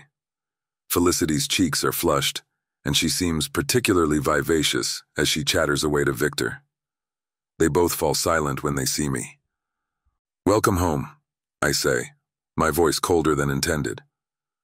Where have you been? Felicity's smile falters for a moment before returning full force. Kirill? I didn't expect you home so early. She crosses the room, rising on her tiptoes to press a kiss to my cheek. How was your day? I don't answer, staring at Victor. He steadily meets my gaze, his expression neutral. Victor, thank you for escorting my wife. That will be all for today. Victor nods, understanding the dismissal. Of course, boss. Mrs. Pimislov, I'll see you tomorrow. As the door closes behind him, I turn to Felicity. Tomorrow? What's happening tomorrow? She bites her lip, a telltale sign of nervousness. Can we talk about this in private? I gesture toward my office, following her inside. She perches on the edge of my desk, her legs swinging slightly. I remain standing, arms crossed. Well, I prompt, trying not to make any accusations. She deserves a chance to explain herself. Felicity takes a deep breath. I got a job. Of all the things I expected her to say, this wasn't one of them. A job? What kind of job? You don't need to work anymore. Is this about the credit card? I thought we were past that already. No, it's not about that. I'm teaching dance classes at Starlight Dance Studio. It's not far from here, actually. just a few blocks away. I stare at her, incredulous. You're pregnant. You can't be dancing. She shakes her head, her short hair swinging with the movement. I'm not dancing, Kirill. I'm teaching, guiding, not demonstrating. It's perfectly safe, and besides, if I wanted to dance, I could. It's perfectly safe for me to do a little exercise. In fact, it's probably healthier than sitting around all day inside. Safe? I scoff. Nothing about this situation is safe. You're the wife of a bratva boss. You can't just wander around the city teaching dance classes. Felicity's eyes flash with defiance, something I've grown used to but still dislike. I'm not wandering. Victor's been escorting me, and I need this. I need something that's mine, something beyond the bratva. You suggested I volunteer, and I approached the owner of the studio, but she hired me instead. I shake my head, frustration building. You have everything you could want here. Why risk your safety for some dance classes? Because it's who I am. Felicity stands, her small frame vibrating with intensity. I'm more than just your wife or the mother of your child. I'm a dancer and a teacher. It's part of me, and I won't give it up. We stare at each other, the air in the room us buzzing with electric tension. I see her determination, but I also see the vulnerability and need for something familiar in this new world she's been thrust into. Just like that, my anger deflates. I understand you need this, but you have to understand my position. Your safety is paramount. She steps closer, placing her palm over my heart. I do understand. That's why I've had Victor with me at all times. And the studio is so close. We can add extra security measures if you want. I doubt the owner will care. She's about to retire. Her eyes sparkle. With the money Santino gave me, I can buy it. I cover her hand with mine, feeling the warmth of her skin and her excitement. Extra security is a must and non-negotiable, and I want to visit the studio myself to make sure it's secure. I can't bring myself to crush her enthusiasm, so I don't raise any objections to the idea of her purchasing it someday. I'll deal with that when the situation arises. Felicity's face lights up. Really? You're okay with this? I let out a deep sigh. I'm not thrilled, but I can see how much it means to you. We'll make it work safely. She throws her arms around my neck, pressing her body against mine. Thank you, Kirill. You won't regret this. As I hold her, I hope I won't. The thought of her out there, vulnerable, makes my stomach churn, but the joy radiating from her is undeniable. I don't ever want to be angry at her, and I can't stand it when she is upset with me. She's my one weakness, and I think she's starting to figure that out. I pull back slightly, looking into her eyes. No more secrets, though. You tell me everything from now on. Understood? Felicity nods, her expression serious. Understood. No more secrets. A moment passes before she gives me a decidedly different look. She runs her fingers through my hair, a soft smile on her lips. I love you, she murmurs, looking startled that she made the admission before her expression turns to uncertainty. I stare at Felicity, her words echoing in my mind. Startled is too tepid for how I feel. I love you. 3 simple words that carry so much weight. My mouth is dry, and for a moment, I'm at a loss for words. Kirill? Her voice wavers, uncertainty creeping into her tone. Did you hear me? I snap out of my daze and cup her face in my hands. I heard you and I love you too, more than I ever thought possible. A huge smile spreads across her face. Really? Really, I confirm, leaning in to kiss her softly. When we part, I make a sudden decision. Get dressed up. We're going out. She looks confused but excited. Out? Where are we going? It's a surprise. Just wear something nice. As she hurries to get ready, I make a few quick phone calls. Within minutes, everything is arranged. I change into a crisp suit and wait for Felicity in the living room. She emerges wearing a stunning red dress that perfectly hugs her curves. Her hair is styled in soft waves around her face, and her makeup is subtle but enhancing.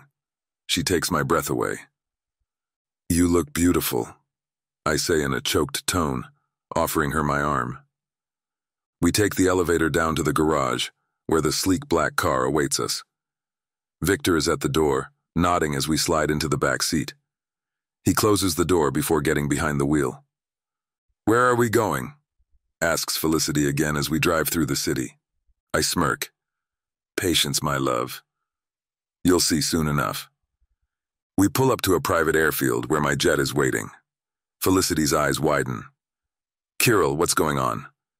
I lead her onto the plane where the interior has been transformed. Rose petals are scattered across the floor, and candles flicker on every surface. A table for two is set up, complete with champagne on ice. "I wanted to do something special," I say as we sit down, "to celebrate our love."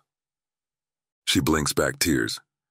"This is amazing, but isn't it a bit much for just dinner?" I chuckle. "Who said anything about just dinner?" The plane takes off smoothly, and we enjoy a gourmet meal as we fly over the city. Felicity gasps as she looks out the window, taking in the twinkling lights below. "It's beautiful." "Not as beautiful as you," I say, raising my glass in a toast. After dinner, I take her hand and lead her to the back of the plane, where a door separates us from the main cabin. I open it to reveal a luxurious bedroom, complete with a king-sized bed covered in rose petals. She gasps with surprise. "Kirill, is this—" I nod. "Our mile-high honeymoon suite." She laughs, the sound music to my ears. "You're incorrigible." I pull her close, my hands resting on her hips. "Only for you." Our lips meet in a passionate kiss, and I savor the taste of her and the feel of her body against mine.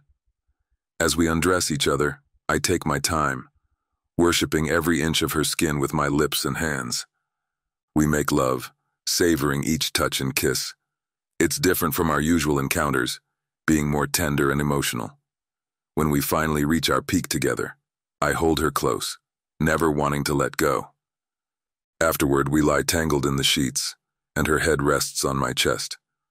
I stroke her hair absently, marveling at how much my life has changed since she entered it.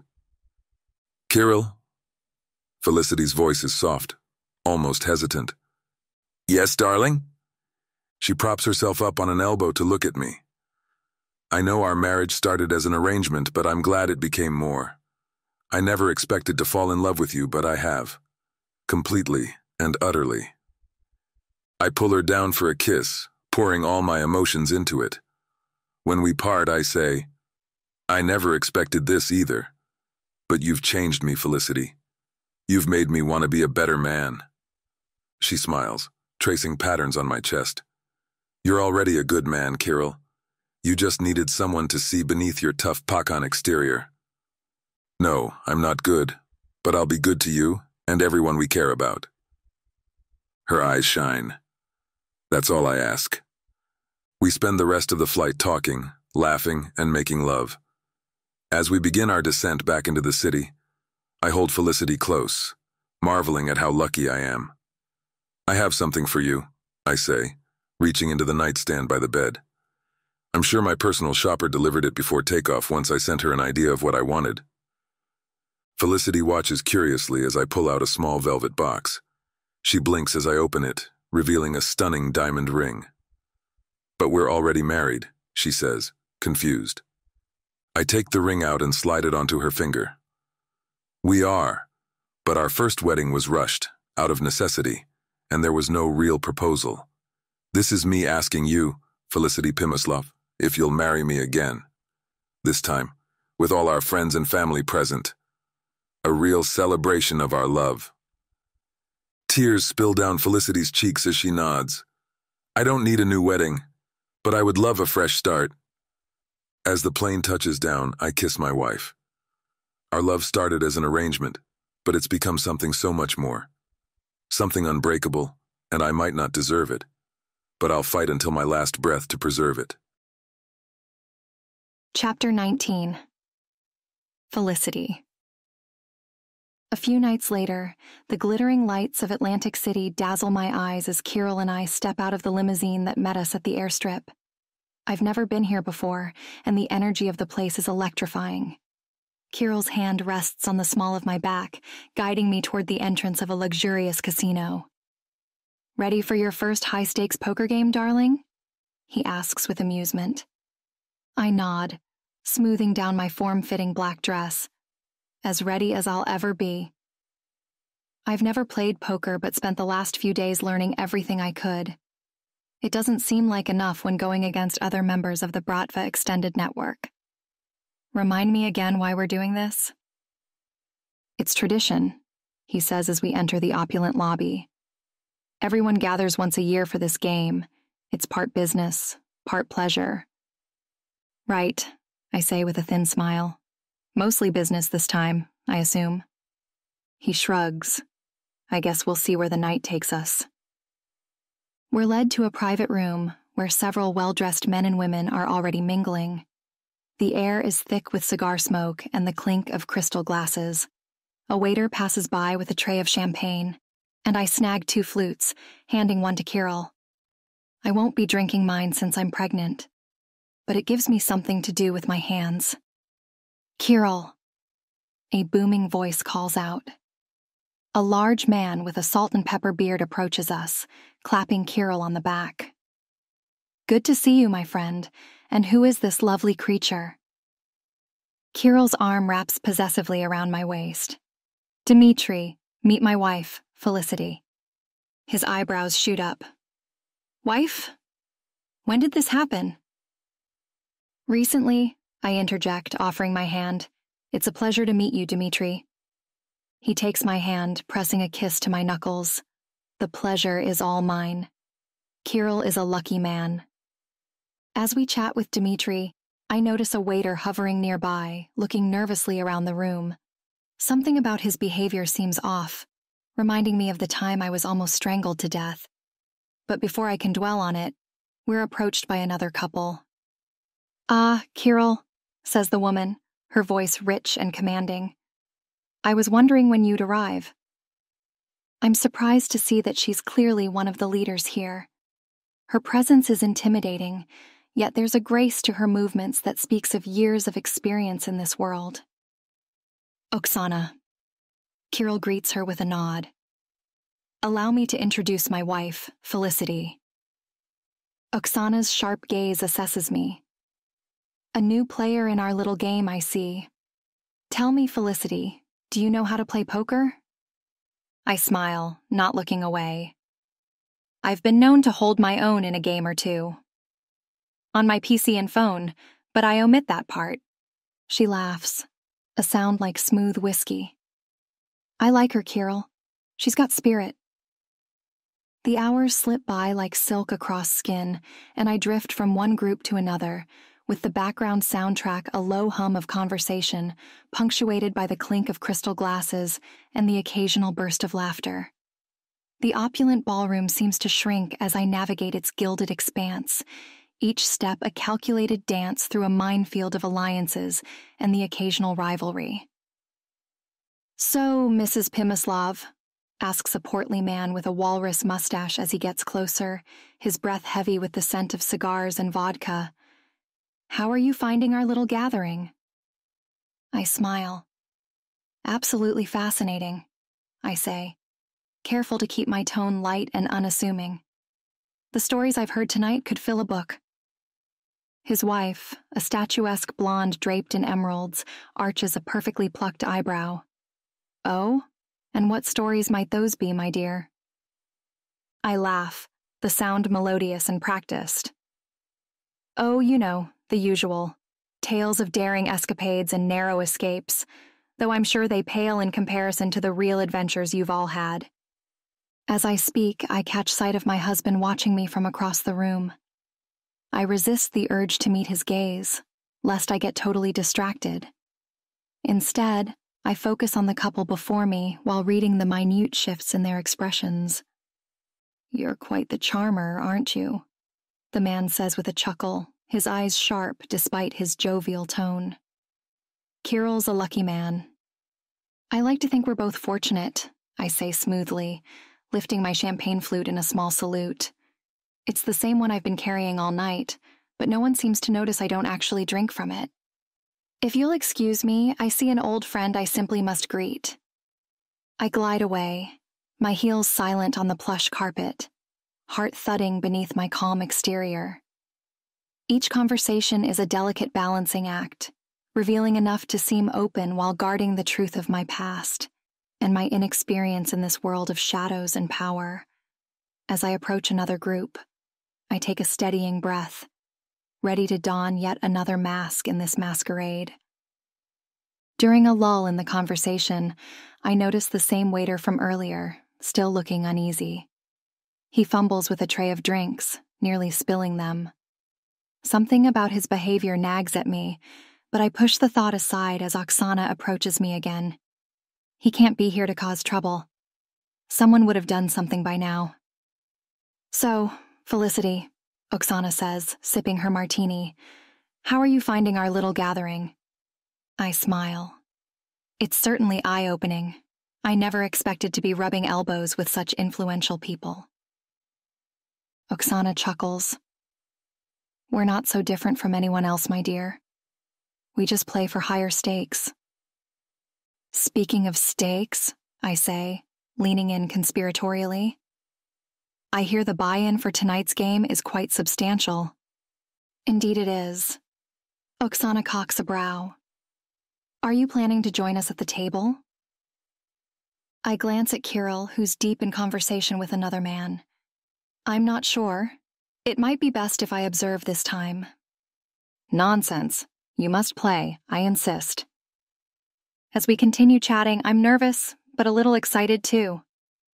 I'm about to sit down at a poker table with some of the most dangerous people in the world, and I'm determined to hold my own. The nervous waiter passes by again, this time with a tray of hors d'oeuvres. His hand shakes slightly as he offers the tray to us. I take a canapé, studying him closely. There's sweat beading on his forehead, and his gaze keeps darting toward the exit. Is everything all right? I ask him softly. He startles, nearly dropping the tray. Yes, ma'am, everything's fine. As he hurries away, I turn back to Oksana, who's watching me with interest. You're observant, she says. A valuable trait in our world. I shrug, trying to appear nonchalant. I'm still learning. There's so much to take in. You're doing admirably. She links her arm through mine. Shall we join the others at the table? I'm eager to see how you fare in a real game. As we make our way to the poker table, I catch Kirill's eye.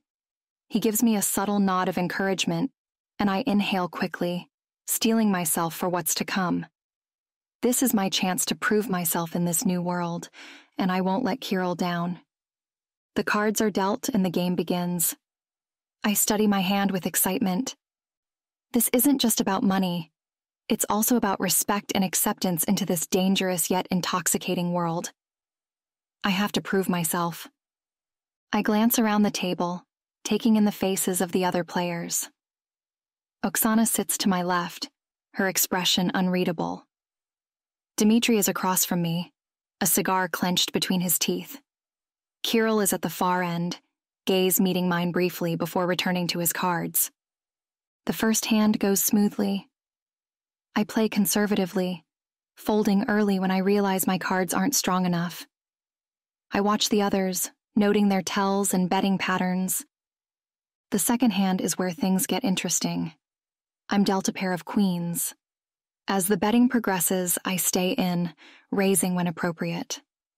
By the end, it's down to me and Dmitri. I call his bet, and we reveal our cards. My queens beat his pair of tens. Well played, Mrs. Pimislov, says Dmitri, nodding approvingly as I rake in the chips. Kirill smiles at me as he dips his head slightly in acknowledgement of my win. I allow myself a moment of pride before focusing on the next hand. As the dealer shuffles for the third game, I notice the nervous waiter from earlier approaching our table. He's carrying a tray of drinks, but his movements are stiff and unnatural. My dancer's instincts kick in, and I watch him closely as he sets a glass in front of Oksana, who is on the opposite side of Kirill. It's unnecessarily awkward, and either he's a new waiter or he's up to something. Time seems to slow as I see the waiter's hand move, quick and subtle, as he crosses over Kirill's drink. Something drops into the drink, a tiny white tablet that dissolves almost instantly. Without thinking, I stand up and stretch as far as I can, knocking over Kirill's glass. The liquid spills across the table, seeping into the green felt. Several of the players gasp as I stare at the waiter, who pales. Kirill looks at me, confusion etched on his face, but before he can speak, chaos erupts. Men burst into the room, guns drawn. I recognize some of them as casino staff, the bartender, the croupier from another table, and even the coat check attendant. They're all pointing weapons at Kirill and his lieutenants, mostly ignoring the rest of the Bratva representatives aside from keeping them from drawing guns. "Nobody move," shouts a voice, and my blood runs cold as I recognize it from recordings I've heard. Damiano. My half-brother strides into the room, a smug smile on his face. "Isn't this a lovely gathering?" "What? No vodka and borscht? How disappointing," he says in a mocking tone. Suddenly I realize I should have said something about the waiter. Surely he was here waiting for this to happen, making sure everyone was too drunk and involved in their gambling to be on guard. I'm the only one who can't relax, and now I almost feel responsible for this horrible turn of events. Kirill stands slowly, never looking away from Damiano. "What is the meaning of this?" Damiano laughs. "Oh, come now, Kirill. You didn't think I'd let you waltz in and take over my father's territory without a fight, did you?" Kirill's hand inches toward his jacket, where I know he keeps his gun. I catch his gaze, shaking my head slightly. "We're outnumbered." "You won't get away with this," says Kirill, practically snarling. "I already have. Your security team has been overtaken with the sudden urge to sleep, and once you're out of the picture, the Russian Bratva will be in disarray, ripe for the taking." I scan the room, looking for a way out.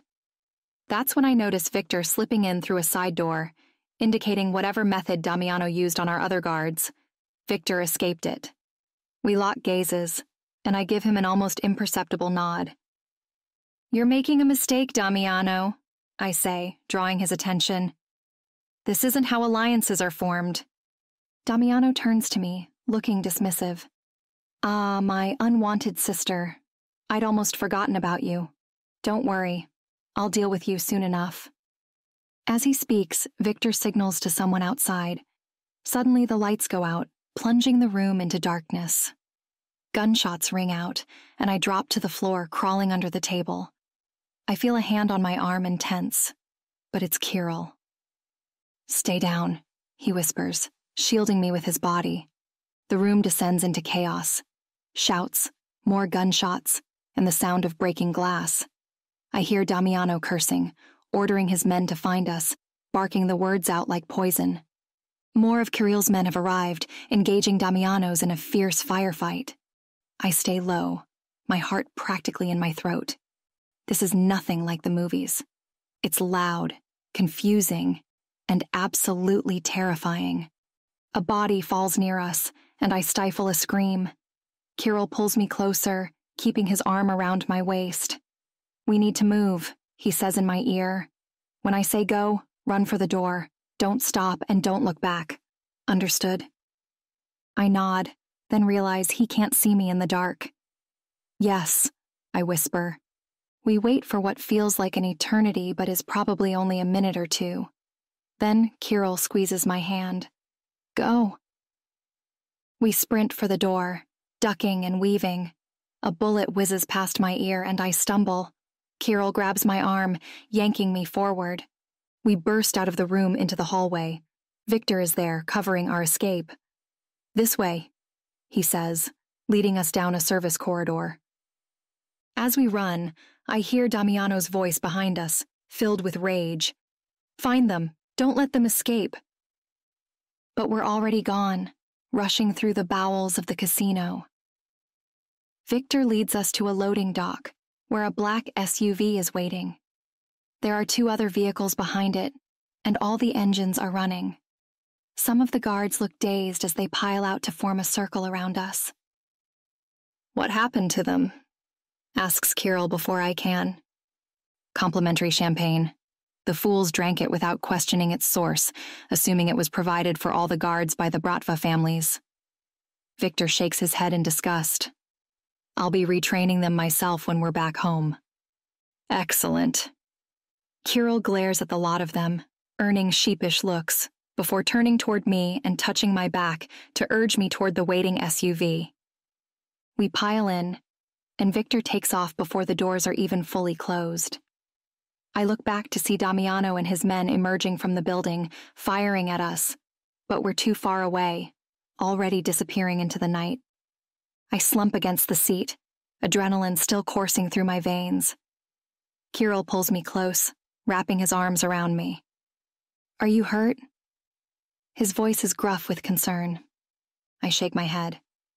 "No, I'm okay. You?" "Fine," he says, but he winces as he shifts. "You're hit," I say, running my hands over his body, searching for the wound. He catches my wrists. "It's just a graze. I'll be fine." Staring up at him, I see fear and relief blending in his expression. "How did you know?" he asks. "About the drink?" I noticed the waiter acting strangely. When he approached the table, I saw him drop something in your glass. Kirill's expression softens. "You saved my life."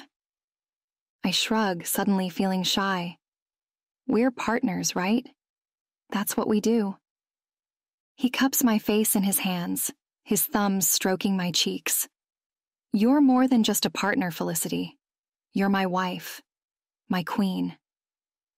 He kisses me, hard and deeply, pouring all his emotions into it.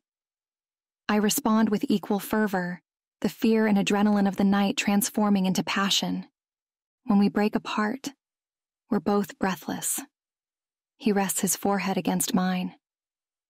"We'll deal with Damiano. He won't get away with this."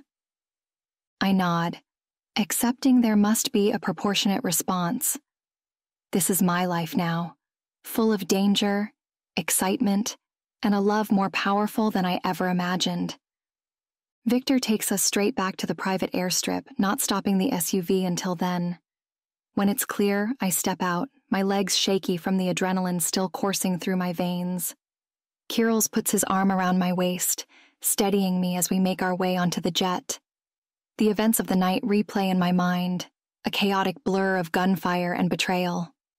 Victor follows closely behind, vigilantly scanning our surroundings. As soon as we're inside, he starts barking orders into his phone, no doubt mobilizing our security forces. We're wheels up in under 10 minutes, and once it's safe to unfasten my seatbelt, I do, so I can get closer to my husband. "Are you sure you're not hurt?" I ask Kirill. He catches my hands, bringing them to his lips. "I'm fine, darling, thanks to you. The graze is nothing." I let out a shaky breath. I can't believe Damiano would do this. I mean, I know he's not exactly family of the year, but to try to kill you, to betray everyone like that and risk having every faction of the Bratva after him, it seems crazy. Kirill's jaw tightens. He's shown how ruthless and reckless he is. There's no going back from this. He pulls me closer. "Rest now." I would protest, but he looks tired and in pain, so I subside into silent support. We can discuss our counter-response later, once he's been patched up and feeling 100% again. Hours later we land, and Victor drives us home in our own limousine. We enter the foyer and take the elevator upstairs to the penthouse, both of us weary. We make our way to the living room, where Kirill pours us both a generous measure of vodka. I set aside my glass, not wanting to hurt the baby. "What happens now?" I ask, sinking onto the plush sofa. Kirill sits beside me, his arm draped over my shoulders. "Now we plan our next move." Victor enters the room, his face grim. "The perimeter is secure, boss. I've doubled the guards and put everyone on high alert." "Good." Kirill nods. "Any word on Damiano's whereabouts?" He's gone to ground, but we have feelers out. He won't be able to hide for long. I fidget, a thought nagging at me. What about the other families? The ones at the poker game? Won't they be wondering what happened? Kirill exchanges a look with Victor. That's our next problem. We need to control the narrative before Damiano can spin this in his favor. I'll start making calls, says Victor. We'll need to reassure our allies and put pressure on anyone who might be thinking of siding with Damiano. Not too likely, says Victor. They're more likely to be pissed at Damiano. Yes, but they might question my strength and take a perceived opening, says Kirill through gritted teeth. I refuse to allow that. Same. Victor leaves to start damage control. I turn to Kirill. Is there anything I can do to help? He studies me for a moment with intensity. You've already done more than enough. You saved my life tonight. I shake my head. I just knocked over a glass. You're the one who got us out of there. Don't underestimate yourself, Kirill says firmly. Your instincts are sharp. You noticed something was off with that waiter when no one else did. That kind of awareness is invaluable in our world. His words make me sit up straighter as pride envelops me in a warm embrace. So, what's our next move? Kirill's lips curve into a small smile. Our next move is to show Damiano and anyone else who might be thinking of crossing us that we're not to be trifled with. How do we do that? I ask, cocking my head to the side. We strike back, Kirill says through tight lips. Hard and fast. We hit Damiano where it hurts most. His business operations have always been a single point of failure for him. He doesn't keep as much cash on the sidelines as I do, so any disruptions in his cash flow will leave him vulnerable. I lean forward, intrigued. What kind of business operations are we talking about? Kirill reaches for a tablet on the coffee table, pulling up a series of documents and maps. Damiano's main source of income comes from weapons. He's got a major shipment of guns and ammunition coming in next week, so we're going to intercept it. I study the information on the screen, my thoughts whirling. Won't that be dangerous? He'll be expecting some kind of retaliation after what happened at the casino. He will be, but we have the element of surprise. He won't expect us to move this quickly, especially not against such a high-value target. He smirks. He probably thinks we don't even know about this shipment, but he's not the only one with sources. My eyes widen. You mean you have your own Alexei on his team? Kirill gives me a satisfied smile. Yes, he says simply before diving into the intricacies of the plan. I'm drawn into the strategy of it all. It's complex, dangerous, and exhilarating.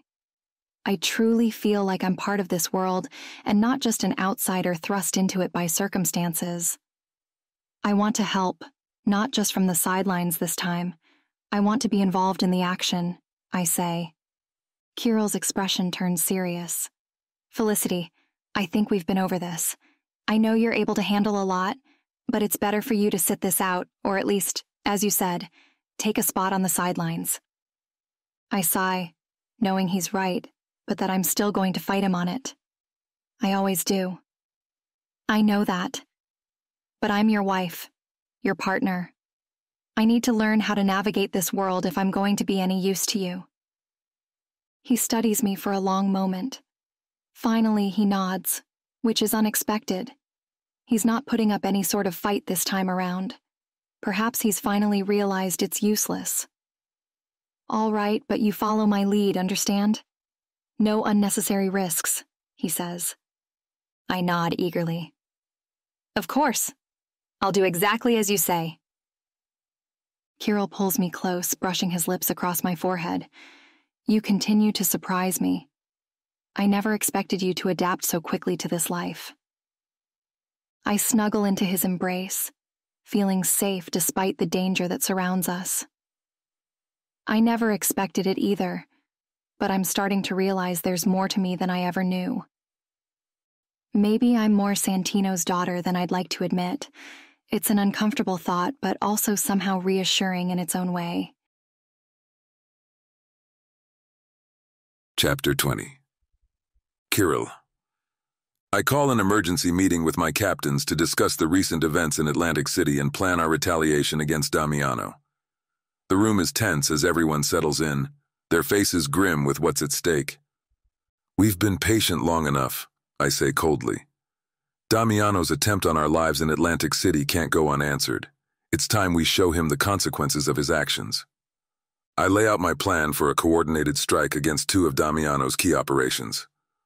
We'll hit him where it hurts most: his money and his weapons. Misha leans forward, practically vibrating with anticipation. What's the target, boss? 2 targets, I correct him. First, we're going to raid Damiano's main money laundering front, that high-end nightclub in Manhattan. We'll hit it during peak hours, destroy the premises, and take all the cash and financial records we can get our hands on. Victor nods approvingly. That'll certainly get his attention. What's the second target? The port of Newark. We've received intel that Damiano's expecting a shipment of weapons. We're going to intercept and hijack it. Not only will we acquire valuable firearms for our side, but we'll also deprive Damiano of much-needed weapons and ammunition. The room buzzes with excited whispers as my people discuss the details of the operation. The hunger for action and the desire to strike back at our enemies is prominent in their body language.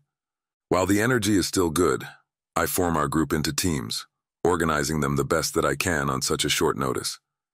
Once the plans are set and everyone knows their place, we move into action. There can be no delay in what we're about to do. No hesitation to give warning about what's to come. We act quickly because it's the only way to find success in such a precarious operation. The night air is thick with anticipation as we approach our targets. I can smell the tension, but I also smell the crisp scent of victory close ahead. Felicity is unhappily coordinating between the teams. It's the most I'd allow her to do while pregnant, and to my surprise, she didn't resist too much. She knows that holding a gun and becoming a real target isn't going to happen tonight. Or ever, if I'm being honest. So, with as much preparation as we can have at such short notice, I lead the team heading to the nightclub, eager for the impending chaos. We burst through the doors of the club, the pulsing music suddenly drowned out by screams and shouts of confusion. Everyone out, I roar, my men fanning out to secure the premises. The patrons scramble for the exits as we methodically tear apart the place. I direct my men to the back offices, where we find stacks of cash and incriminating financial records. We stuff everything into duffel bags, leaving nothing behind. As we work, I receive updates from Felicity, transferring from Victor about the port operation. My phone buzzes with another text, and I have a moment, so I look at it. They've secured the weapons shipment. Minimal resistance. Loading everything onto our trucks now. I allow myself a small smile of satisfaction. Excellent work. Make sure nothing's left behind. I'll relay the message since that's all you trust me to do, she texts back. I chuckle and put away my phone to finish our task. The once luxurious interior is now a wasteland of broken furniture and shattered glass. As we prepare to leave, I spot a lone figure cowering behind the bar. Please, whimpers the man as I approach. I'm just a bartender.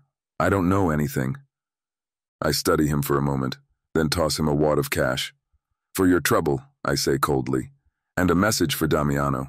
This is just the beginning. We exit the club, leaving behind a scene of calculated destruction. As we drive away, I call Victor directly, since the job of relaying messages was one I basically invented for Felicity. Status report? Mission accomplished, boss, he says. We're heading back now. Felicity did great with the coordination. I grin.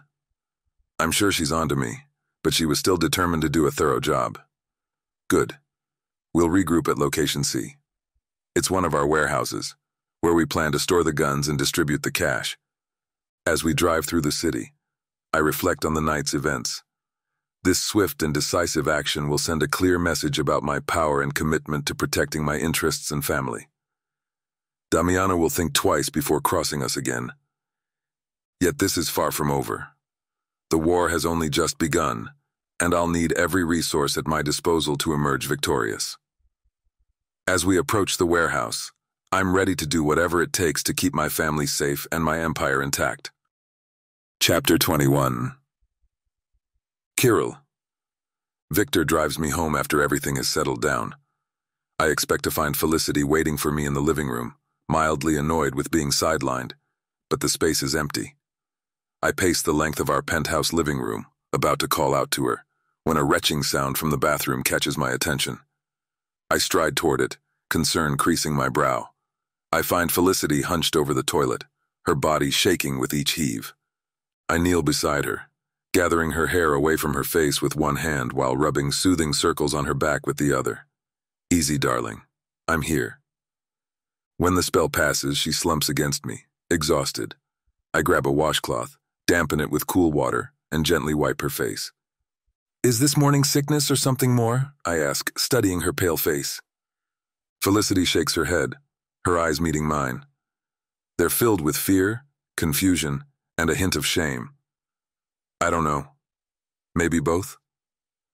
I help her to her feet, supporting her as we make our way to the bedroom.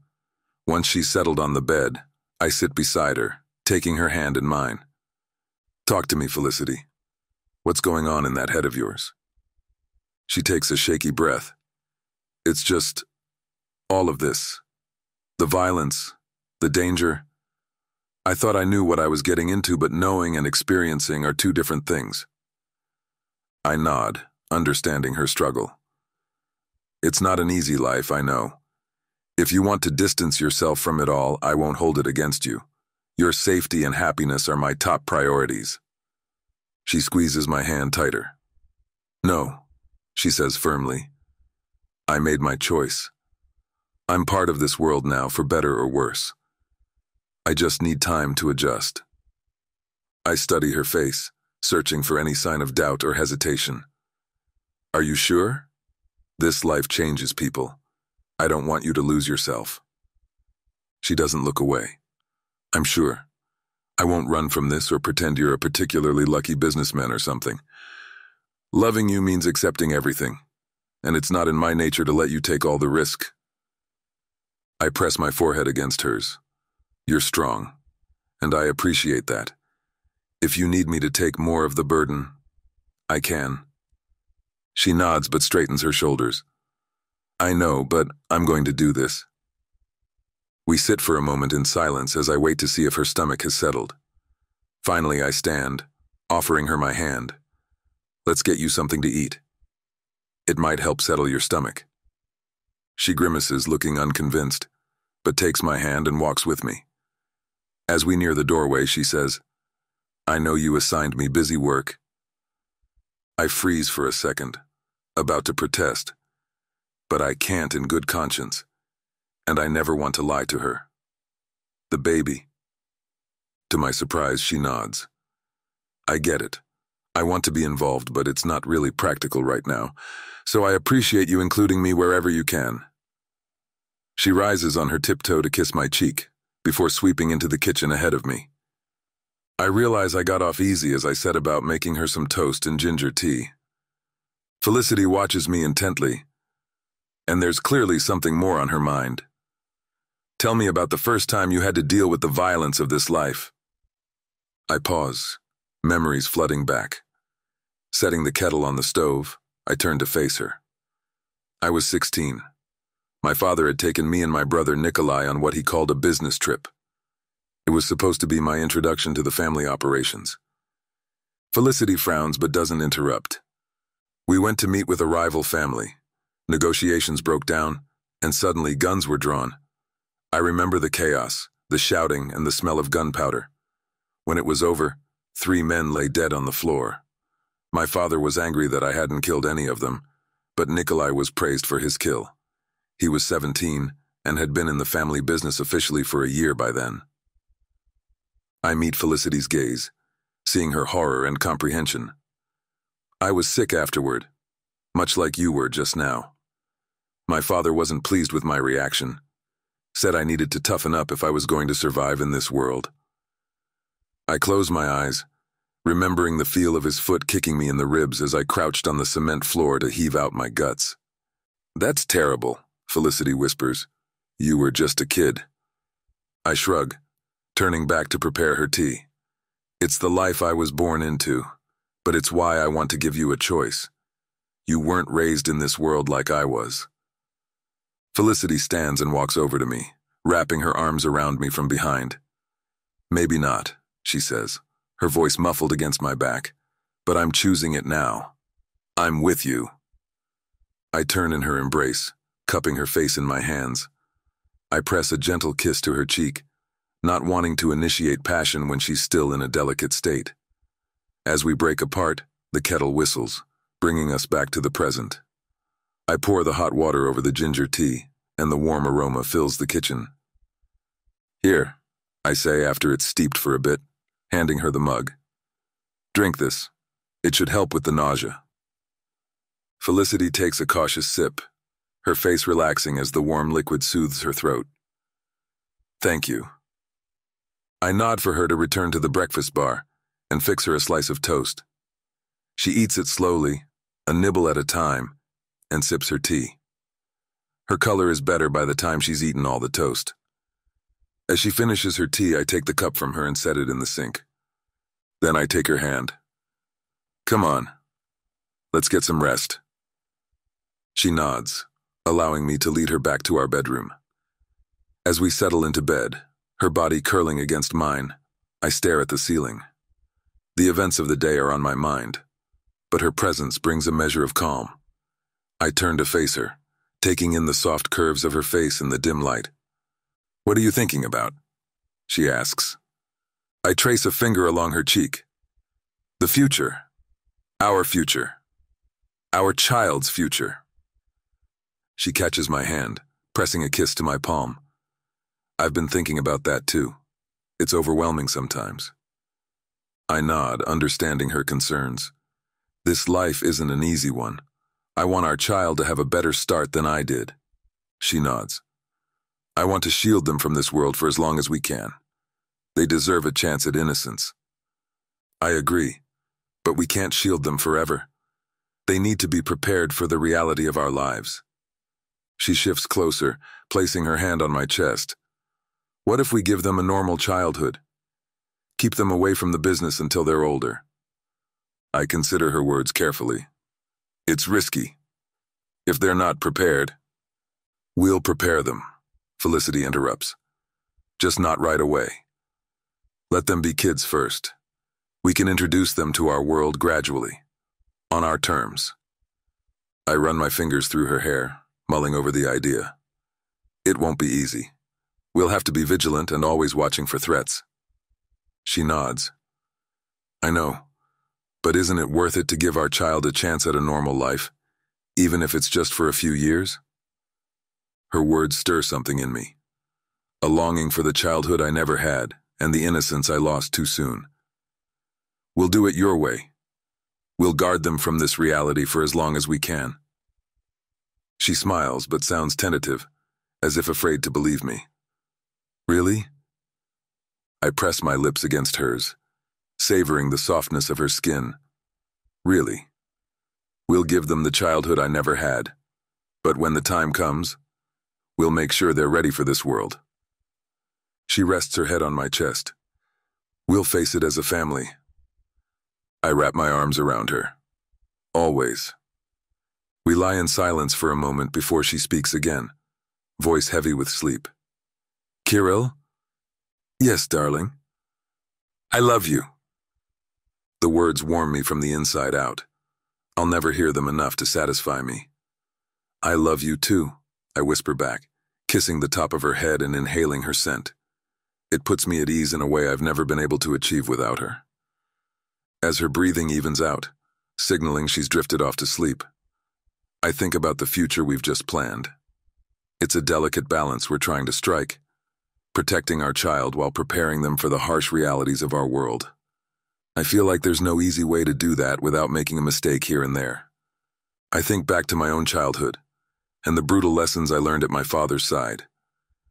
The first time I saw a man die, the first time I had to pull a trigger myself, and the death of my brother. I was barely a teenager, shoved into a world of violence and power struggles before I could truly understand the consequences. I don't want that for my child. I want them to know laughter, to feel safe, to experience the simple joys of childhood that were denied to me. But ignorance can be dangerous in our world. We'll have to find a way to gradually introduce them to the truth of our lives, to teach them to be strong and cunning without crushing their spirit. It's a daunting task. But as I look down at Felicity sleeping peacefully in my arms, I'm sure we'll find a way.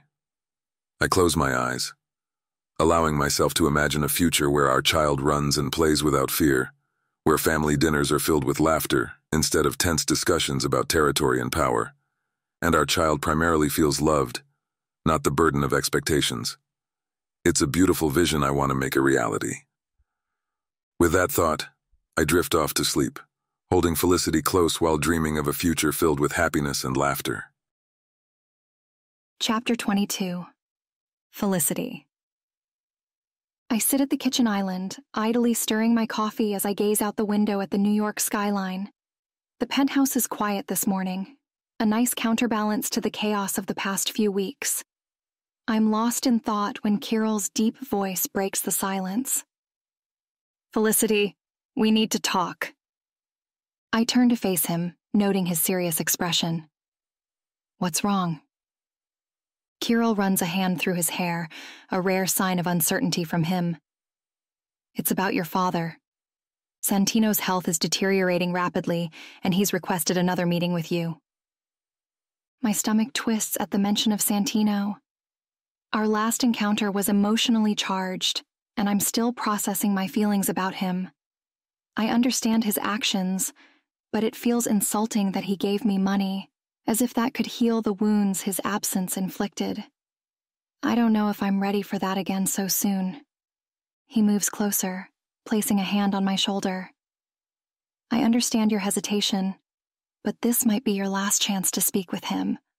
The doctors tell me he isn't fighting as hard as he could, and perhaps you could give him a reason to keep pursuing recovery. I bite my lip, torn between my lingering anger and the nagging feeling that I might regret not seeing him. What do you think I should do? He gives me a look full of sympathy. I can't make this decision for you, but I'll support you either way. I take a deep breath while assessing my options. The silence stretches between us as I consider the implications of both choices. Finally, I nod. Okay, I'll see him. He gives me a side hug. I'll make the arrangements. We'll leave in an hour. As Kirill steps away to make a call, I finish my coffee and head to our bedroom to change. I opt for a simple black dress, appropriate for what feels like a somber occasion. When I return to the living room, Kirill is waiting by the elevator. Ready? He asks, extending his hand. I take it, drawing strength from him. As I'll ever be. We descend to the foyer in silence, and I'm dreading the impending meeting. Victor is waiting with the car, his face impassive. As we slide into the back seat, I turn to Kirill. What should I expect? Is he much worse than last time? Kirill's jaw tightens. Santino is still in that private medical facility. He's weak but lucid. I've seen him, and he's not hooked up to wires. It's more like he's lost some of his spirit, but you're under no obligation to stay if you're uncomfortable. I nod, mulling it over as we drive through the city. I watch the bustling streets, trying to calm my nerves, but I'm not really seeing the details. It's all a blur as I think about Santino dying. There's a small pang of regret at the idea, but mostly, I feel numb. That isn't the natural response, and it makes me sad to feel that way. Kirill's hand rests on my knee as though he's reading my thoughts on my face. The car pulls up to the same unassuming building, and Victor quickly ushers us inside. I know the way to his room this time, but before we enter, Kirill turns to me as I freeze in the hallway outside Santino's room, suddenly unable to go in. The news of his worsening condition has me on edge.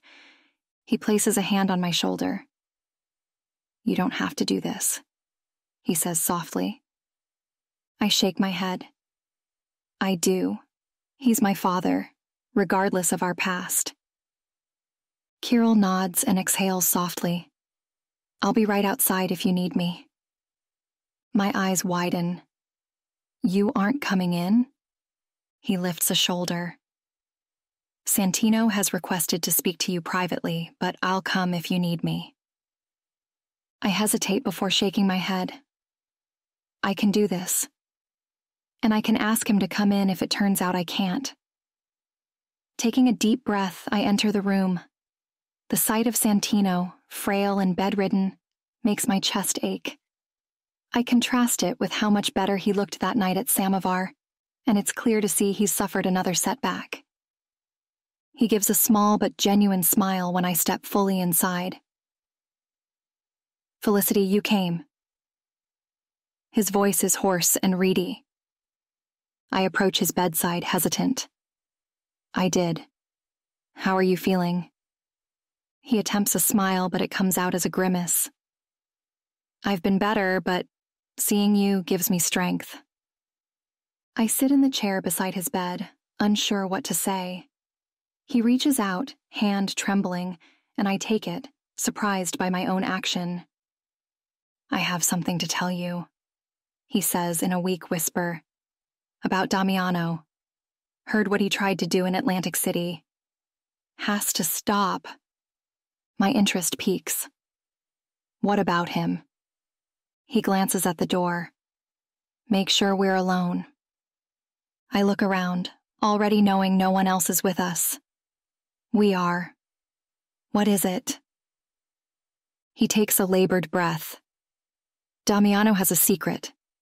A weakness. A weakness? I lean closer, eager to hear more. Santino nods. A child, a son in Naples, with a woman named Isabella.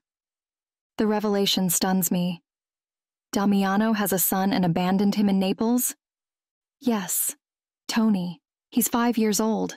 Damiano's Achilles' heel. He frowns. Not abandoned. He keeps them there for safety. My mind races at the news, and my heart feels like it's going to jump out of my throat. Does anyone else know? Santino shrugs. Very few. It's his most guarded secret. Why are you telling me this? I ask suspiciously. His grip on my hand tightens. Because you need to know to protect yourself, to bring Damiano in line, and because I trust you not to hurt my grandson to get my son's attention. The words catch me off guard. I swallow hard, pushing down the emotions threatening to surface. There's more.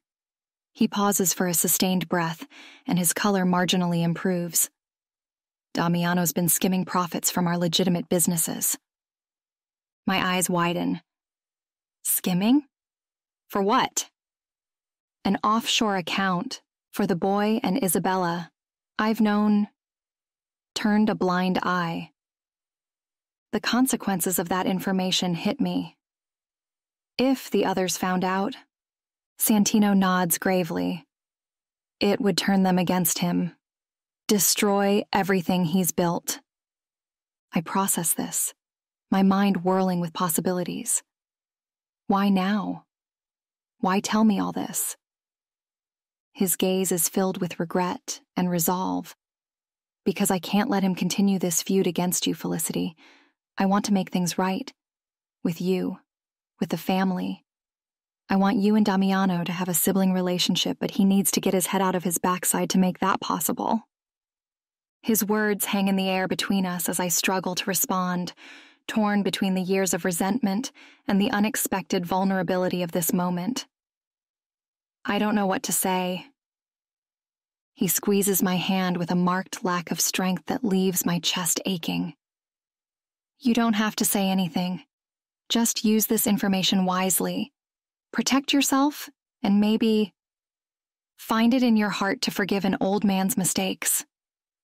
I sit in silence, contemplating his words. The door opens and a nurse enters, signaling the end of our visit. As I stand to leave, Santino calls out, "Felicity?" I turn back to him. "Remember," he says, his voice weak but urgent. Family is everything, no matter what. I nod, unable to form words, and exit the room. Kirill is waiting, looking poised to jump if there's any hint I'm in danger. "Are you okay?" he asks. I shrug, my mind still reeling from the revelations. "I'm not sure, but I have some information we need to discuss." Kirill's expression turns serious. "Let's talk at the penthouse." As we walk away from Santino's room, I cast one last glance back. The door closes, leaving me with a heart full of jumbled emotions and a head full of dangerous secrets. Kirill's hand on my lower back guides me through the lobby and into the waiting car. As soon as the door closes, I lean against him, unsure what to do with my newfound knowledge. The ride back is tense, but I focus on my breathing, and I feel a bit better. When we arrive, Kirill dismisses Victor and leads me to his office.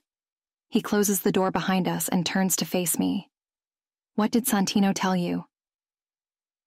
"Damiano has a secret family in Naples, a woman named Isabella and a 5-year-old son, Tony."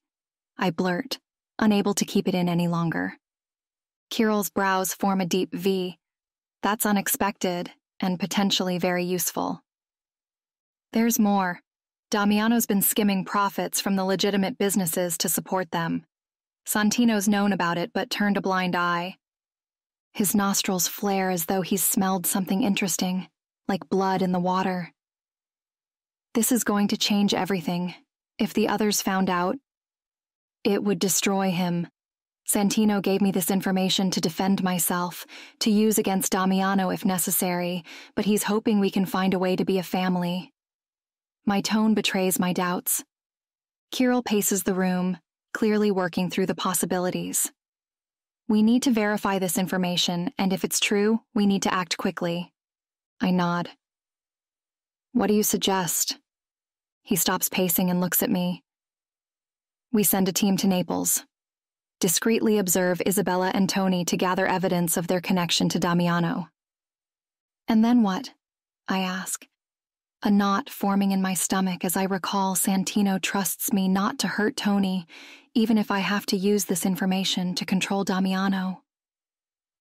Kirill's expression is grim. "We bring them here, not to harm them, but as leverage." I frown. "You want to kidnap a child and his mother?" "Extract," he says with a crooked grin that quickly fades. "For their protection as much as ours. If Damiano's enemies discover them, it would be much worse. I understand they'd be in danger if we have to use the information about my brother skimming money." "Okay, but how do we do this without tipping off Damiano?" I ask. He moves to his desk, pulling out a laptop. "I have contacts in Naples. We'll start by having them do some reconnaissance. Once we confirm their location and routine, we'll send in a small team." He types rapidly, sending encrypted messages. "Who will you send?"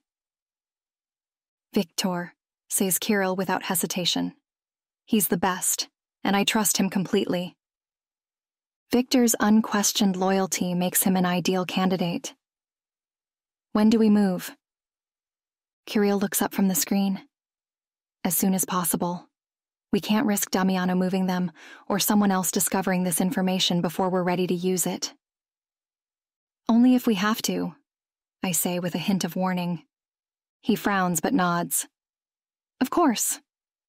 "What about me?" I ask. I want to be involved as usual. He studies me for a moment, then nods. "All right. At some point I might have to go there, or at least leave you to intercept this Isabella. If that happens, you'll keep me abreast. Monitor communications and coordinate with the team in Naples, but you stay in New York, understood?" I agree, relieved to be included. "What's our timeline?" Kirill turns back to the laptop. "If all goes well, we should have them here within a week."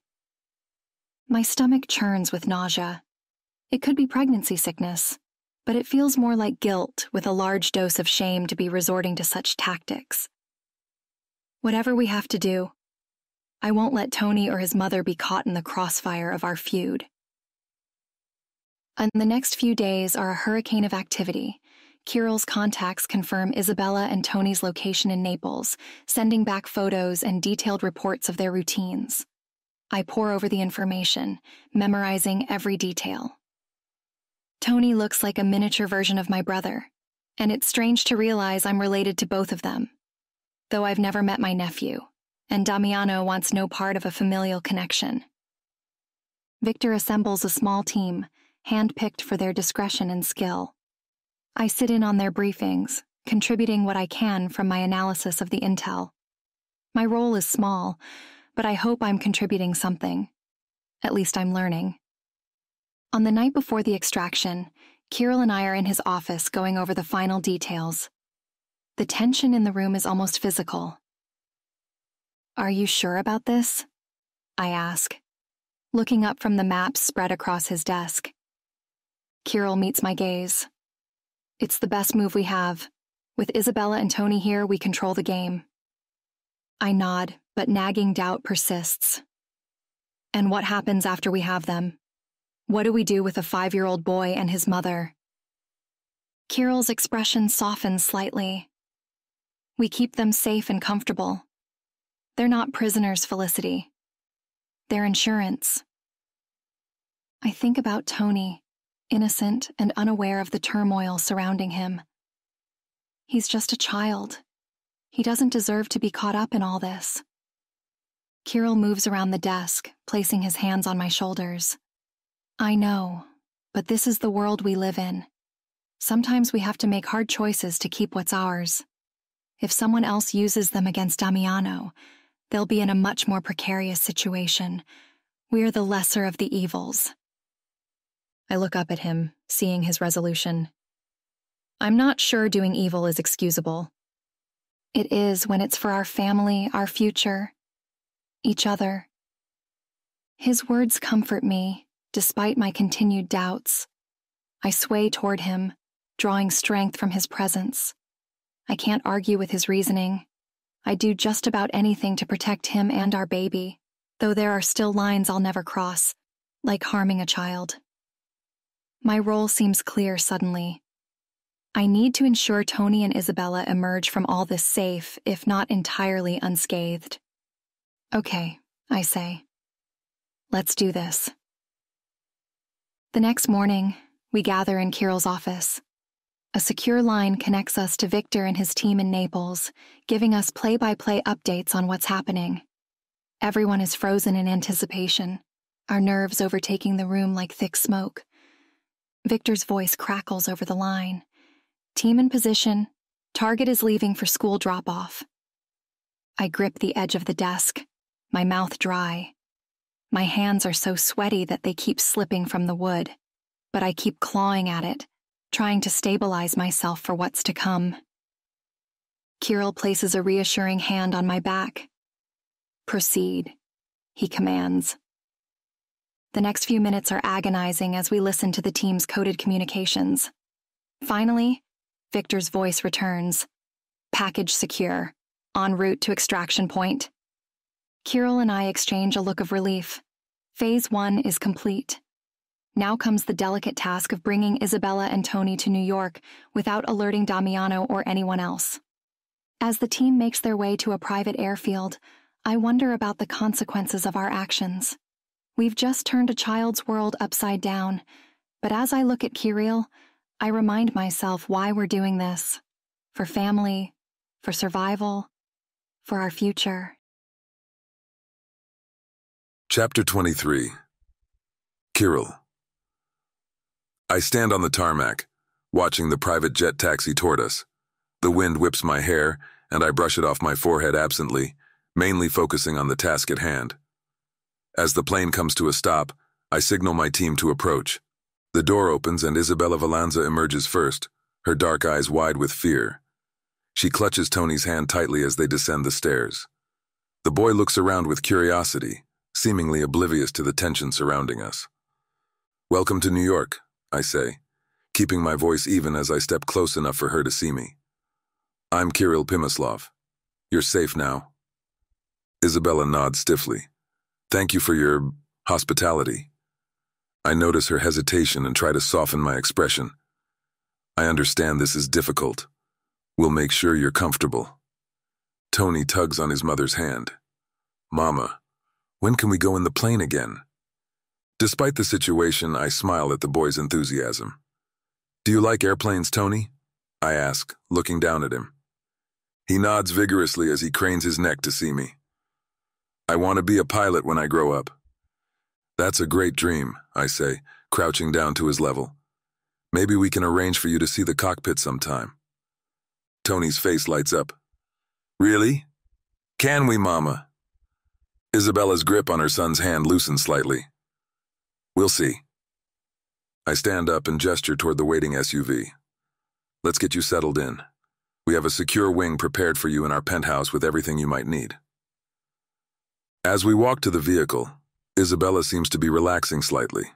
Tony's carefree chatter inevitably eases some of the tension. I help them into the car, then slide in beside them. I know this is a lot to take in, I say as we pull away from the airstrip. But you're under my protection now. No harm will come to you or Tony. Isabella meets my gaze. Why are you doing this? We're nothing to you. I consider my words carefully. You're family, and family protects its own. She scoffs. Family? Is that what you do for family? Kidnapping us and bringing us to a foreign country? I understand your anger, I say, keeping my voice calm. This was necessary for your safety. Damiano failed to... Don't speak his name, Isabella hisses, her expression revealing a flash of fury. He's done everything he could to keep us safe. I nod. I apologize. The situation in Naples was becoming too dangerous. We couldn't risk your lives any longer. Tony looks between us, confusion evident on his face. Mama, why are you mad? Is this a vacation? Isabella's expression softens as she turns to her son. No, my love. We're staying with some new friends for a while. I decide to change the subject, sensing the tension. Tony, do you like ice cream? There's a great shop near our home. Maybe we can stop there sometime this week. He grins. Yes, please, though we call it gelato, and it's a bit different from ice cream. I nod, pretending not to know that. I'm impressed that you know so much at your age. He giggles before looking at Isabella. Can we get ice cream today, Mama? Isabella hesitates, then nods. Perhaps, if Mr. Pimislov thinks it's safe. Call me Kirill, I say, and I'll make sure it's safe. We can even have the ice cream delivered to the house if you prefer. As we near the penthouse, the SUV slows, and Isabella tenses up again. I try to reassure her. The wing we've prepared for you is completely private. You'll have your own entrance and no one will disturb you without your permission. She nods stiffly.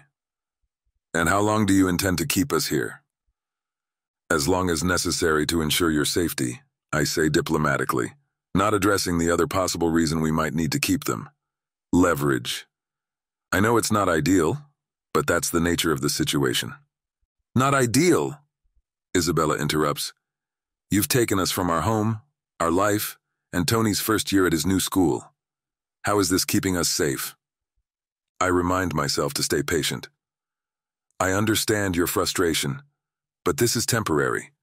We're working on a long-term solution that will allow you to live freely and safely. Tony tugs on my sleeve. Kirill, will there be other kids to play with? The innocent question catches me off guard. Not right away, but we'll figure out something. Maybe we can set up some play dates once we're sure it's safe. Some of my captains have children, and they're already vetted, so interaction will be safe. As we pull up to the penthouse, I notice Isabella eyeing the security messieurs, the cameras and the guards discreetly positioned around the perimeter, cataloging them as thou planning her escape route. She pulls Tony closer to her side. Come on, I say, opening the car door and making no mention of the futility of trying to bypass my security. Let's get you settled in.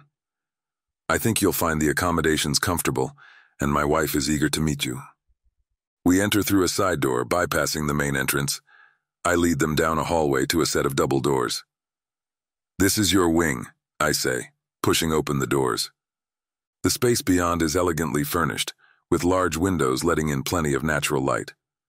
There's a spacious living area, a fully equipped kitchen, and several bedrooms branching off from the main space. Tony immediately runs to the windows, pressing his face against the glass. Wow, we're so high up. Isabella walks the perimeter of the room, glancing from corner to corner. I can see her registering exits and assessing potential threats. It's a habit I recognize all too well. The windows are bulletproof, I say quietly. And there are panic buttons throughout the apartment. You're safe here. She turns to face me, her expression still wary. Thank you. It's a lot more than I expected. I nod. She was probably expecting a prison cell or a damp cellar. We want you to be comfortable. Both of you. Tony bounds over to us. Can we explore the rest of the house? Is it all this big? I chuckle. Not all of it, but there's plenty of space. We'll give you a tour soon, but first, there's someone I'd like you to meet. Isabella tenses again. Who? My wife. She's looking forward to welcoming you. At the mention of Felicity, a flicker of worry crosses Isabella's face. I understand her concern if Damiano has mentioned any of his attempts to kill my wife to his lover, but I hope that Felicity's warmth and kindness will put them at ease. Tony, I say, crouching down to the boy's level again, how would you like to meet your Aunt Felicity? She's very excited to see you. Tony's eyes widen. I have an aunt. Does she like airplanes too? I laugh.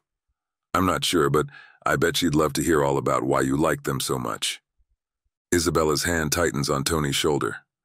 Mr. Kirill, I'm not sure if this is a good idea. It's okay, I assure her. Felicity isn't so involved in business matters. She's just eager to make you feel welcome. The internal struggle plays out on her face. She wants to safeguard her son, but she also recognizes the need to adapt to their new situation. Finally, she nods. All right, we'll meet her. I smile, trying to project confidence and reassurance. Excellent. Why don't you take a few minutes to freshen up? I'll have some refreshments sent up, and then we can introduce you to Felicity. As I turn to leave, Isabella calls out, Kirill? I pause at the door. Yes? She takes a deep breath. Thank you for getting us out. I haven't been the most grateful, but I want you to know that I appreciate what you're trying to do. I hold up a hand. You don't need to thank me. Your safety is what matters most. We're family now, whether by blood or circumstance, and family takes care of its own. I feel a surge of guilt as I say that, but I push it down. If it comes to using Damiano's family to save mine, I have no qualms. With that, I step out of the apartment, leaving Isabella and Tony to settle in. As I walk down the hallway, I'm not certain how I feel. Bringing them here was necessary, but it's also complicated things immensely. I already like Tony more than I'd expected, and Isabella seems to be a good mother and to genuinely care about Damiano. I pull out my phone to text Felicity, letting her know our guests have arrived safely. As I type, I hope their meeting goes well. The last thing we need is more tension in an already volatile situation. Chapter 24. Kirill. I stand in the kitchen, watching Tony as he carefully stirs the pancake batter. His small hands grip the wooden spoon tightly, his tongue poking out in concentration. It's been 3 days since Isabella and Tony arrived, and I'm spending more time with Tony than I'd anticipated. Am I doing it right, Kirill? He asks, looking up at me with a transparent need for approval. I wonder how often Damiano visits, since the boy is clearly craving a male influence. Not often enough for sure. I nod with a genuine smile. Perfect. You're a natural chef. Isabella enters the kitchen, eyes widening slightly at the sight of us cooking together. She's been wary since their arrival, but her guard appears to be lowering incrementally each day. Once she met Felicity, she relaxed immensely, and they seem to have taken a liking to each other. Just another complication if we have to give the appearance of threatening her and Tony to get Damiano's compliance. I stifle a sigh at the thought. What's all this? She asks, her voice cautious but not unfriendly. We're making pancakes. Kirill's teaching me how to flip them. He grins at Felicity as she joins us. Hi, Aunt Felicity. Hi, sweetie. She looks a little pale, having grappled once again with morning sickness, but insisted I go help Tony.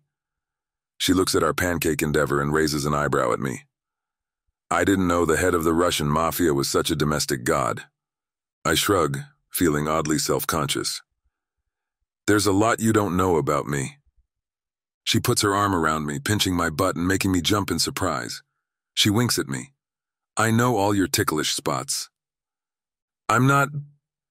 I break off with a choked laugh as she pokes me gently in the side, making me sound almost like a braying donkey when she starts tickling. I escape her and hold out the spatula. I'll spank you if you do that again, woman. I'm trying to be threatening, but not too threatening, not wanting Tony to be frightened. When Felicity laughs, the boy laughs too, and so does Isabella. My dignity has suffered for this, but I suppose it's an acceptable trade to see the boy and his mother relaxing. As we sit down to eat, Felicity sits beside me, nibbling on a plain pancake. Tony chatters away about his dreams of becoming a pilot, and I catch myself making mental notes about flight schools and simulator programs while wondering if my child will share similar interests with his cousin. I shouldn't think of Tony as his cousin, but it's the truth. I can't pretend it isn't, but that won't stop me from doing what I must, I assure myself. Can we go to the park today? Asks Tony between bites. Please, Mama. Kirill said it might be okay if you said yes. Isabella looks at me, her expression laced with suspicion. Is it safe? I nod. I'll have my best men with us. No one will get within 100 feet without us knowing. She hesitates, then nods. All right, but only for an hour. Tony whoops with joy, and I feel warmth that I quickly try to squash. This isn't part of the plan. They're leverage, and nothing more. I look at Felicity. Are you up for it? She nods, already looking better. Fresh air will only help with this morning sickness. Later, as we walk through Central Park, Tony shyly slips his hand in mine as he points out every squirrel and bird he sees. I find it harder to maintain that cold detachment. Push me on the swings. He runs ahead to the playground, and 2 of my men are his discreet shadow. I look at Isabella, silently asking permission. She nods, a small smile on her lips as she and Felicity walk together and whisper softly. I don't know what they're discussing, but it appears innocuous and has made our guest relax. My wife is relaxed too, and I once again worry that she's growing too attached. As I push Tony higher and higher, his laughter echoing through the air, I have the same fear for myself. Felicity approaches while Isabella sits on a park bench for a moment. Having fun? She asks, coming to stand beside me. I grunt non-committally, but I can't hide the smile tugging at my lips. They're good people, Kirill, says Felicity softly, as Tony squeals when he gets too high. Maybe we should reconsider. Not here. I cut her off, my voice low. We'll talk later. She nods, but it's clear this conversation isn't over. Back at the penthouse after Tony's gone to bed and Isabella is in their wing for the night, Felicity finds me in my office. Her shoulders are squared, and she moves with purpose as she approaches me. We need to talk about Isabella and Tony. I brace myself. What about them? Don't play dumb, Kirill. I know you didn't bring them here just for their protection. What are you planning? You mentioned leverage, so what does that mean to you? I meet her gaze, carefully weighing my words. They're a way to keep him in line. Felicity's eyes narrow in anger. You lied to them. I did what was necessary, I say, my voice hardening. This is business, Felicity. You know how this works. This isn't just business anymore. Have you seen how Tony looks at you? How Isabella is starting to trust us? We can't use them like this. I clench my jaw, the conflicting emotions warring inside me. What do you suggest we do? Let them go? Put them in danger? No, of course not.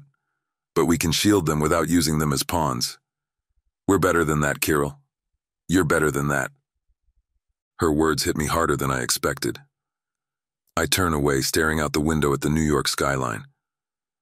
I don't know if I am, I admit quietly. I'd do anything, sacrifice anyone, to keep you and our baby safe. Rather than be repulsed, she steps closer, placing a hand on my arm. I've seen you with Tony. The way you look at him and how patient you are. That's the real you, Kirill.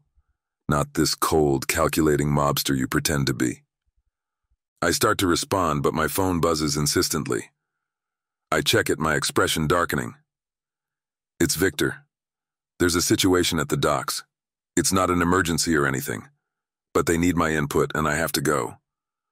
Felicity's grip on my arm tightens. This conversation isn't over, Kirill. We need to figure this out.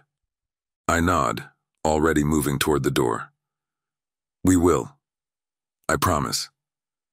As I leave, something twists inside me, and I know Felicity's right. Our plan needs to change. I just hope I can figure out how before it's too late. Chapter 25. Kirill.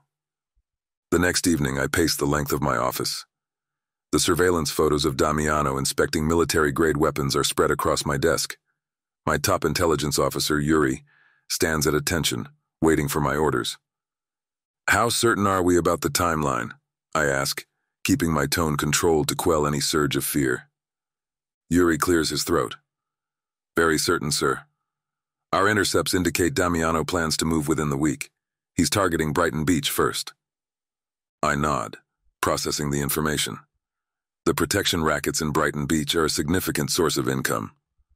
Losing them would be a severe blow to our operations, and having these types of weapons in Damiano's hands to use against us is worrisome. Increase security at all our key businesses. I want our best men on high alert, and prepare for a preemptive strike on Damiano's weapons cache. We can't let those arms fall into his hands. Yes, sir. What about Isabella and Tony? Asks Victor quietly, and it's clear he's developed a fondness for them too. Has everyone in my operation gone soft, me included? The question hangs in the air. I turn to look out the window, watching the bustling city below. The image of Tony's innocent face flashes in my mind, followed by Isabella's wary but gradually warming demeanor. Be prepared, I say, the words tasting bitter in my mouth. We may need to use offer proof that we have them, and if we do, the image should disturb Damiano. Victor hesitates. Sir, if I may, are you sure that's wise? They're civilians. I whirl around, fixing him with a hard glare. You think I don't know that? You think I want to involve a child in this? My voice rises, and I force myself to breathe deeply. We don't have a choice. Damiano's left us no options. Yuri has maintained a neutral expression during my exchange with Victor. I understand, sir. As he turns to leave, I call out, Yuri, if it comes to that, make sure they're treated well. No unnecessary discomfort. It should be for show. Of course, sir. Show or not, it will still damage their trust in you, says Victor before leaving without another word. The door closes behind him, and I'm left alone with my thoughts. I pour myself a glass of vodka, downing it in one swift motion. The alcohol burns, but it does nothing to ease the knot in my stomach. I pick up my phone, dialing Felicity's number.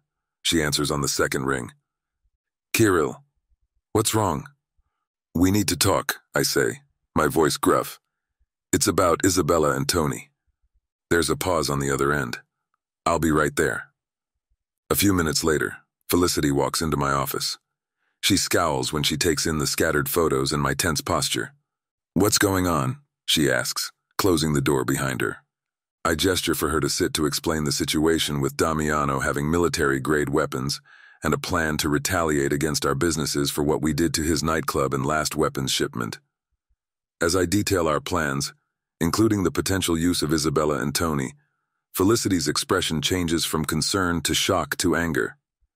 You can't be serious, she says through gritted teeth. They're innocent, Kirill. We promised to protect them, and this is the exact opposite of that. We will keep them safe, but we might need to use them to keep Damiano in check. It's just a precaution, and you knew about it all along, I explain.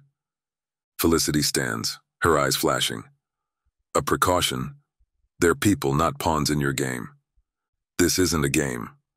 I slam my hand on the desk, the sound echoing through the room. This is war, Felicity. Damiano's coming for us, and he won't hesitate to use any advantage he can get. Don't pretend you didn't know the reason we brought them here. The reason your father told us about them. She closes her eyes, flinching. When they open, she looks like an avenging angel. Fine. I understood the possibility, but now that I know them, I reject it. We can't be like that. We'll do what we must to stop Damiano. He's dangerous.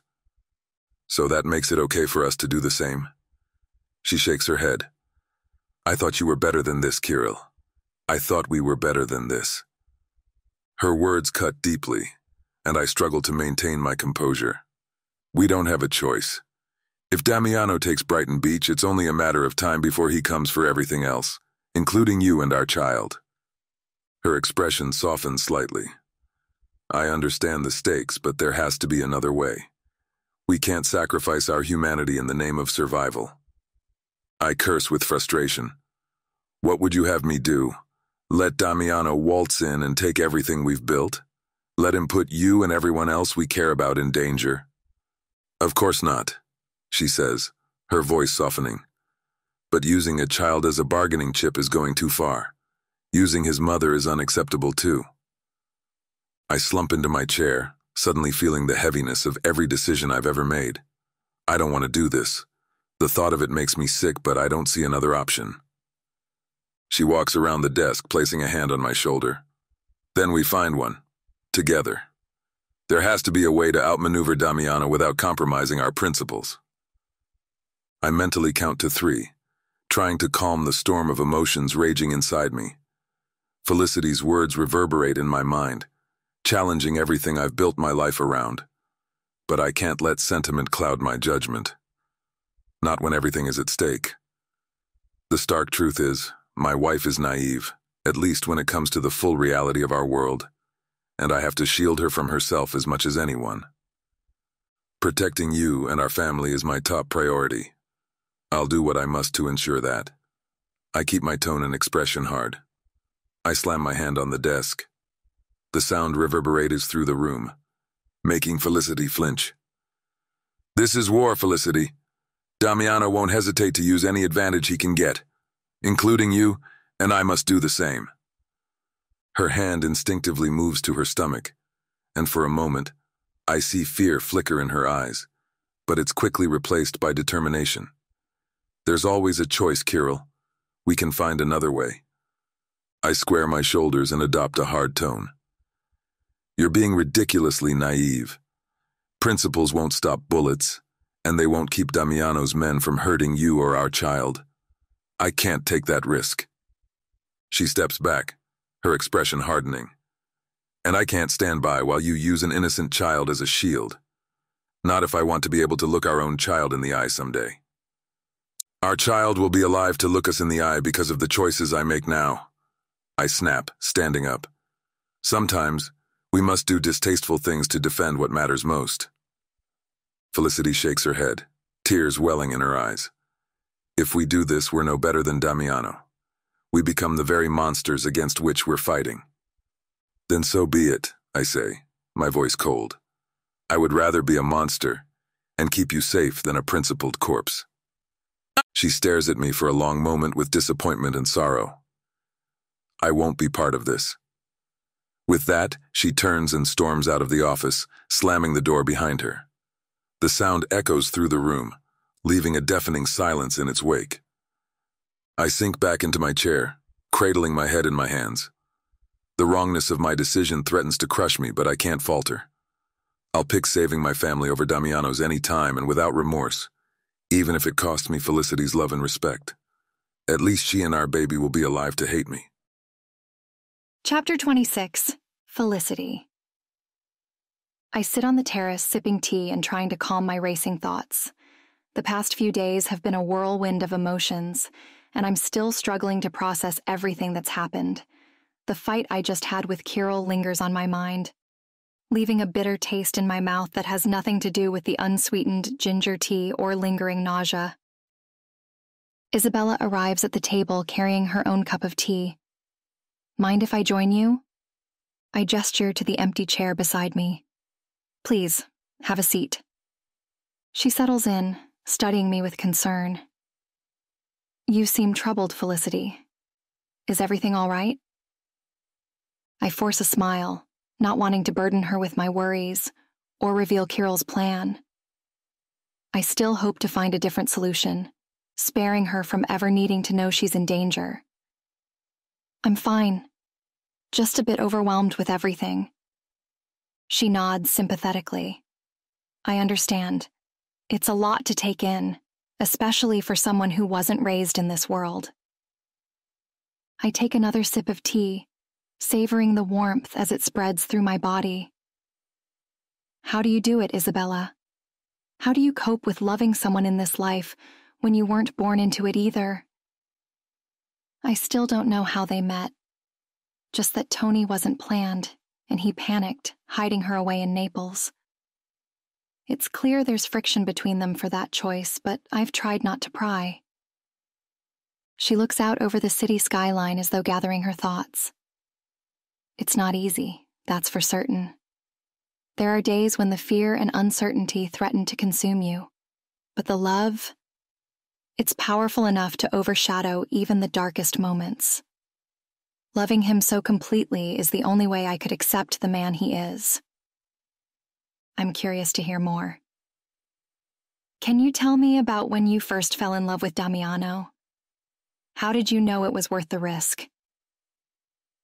Isabella's lips curve into a wistful smile. It wasn't love at first sight, if that's what you're wondering. Damiano was charming, of course, but I knew better than to fall for a man like him. Or so I thought.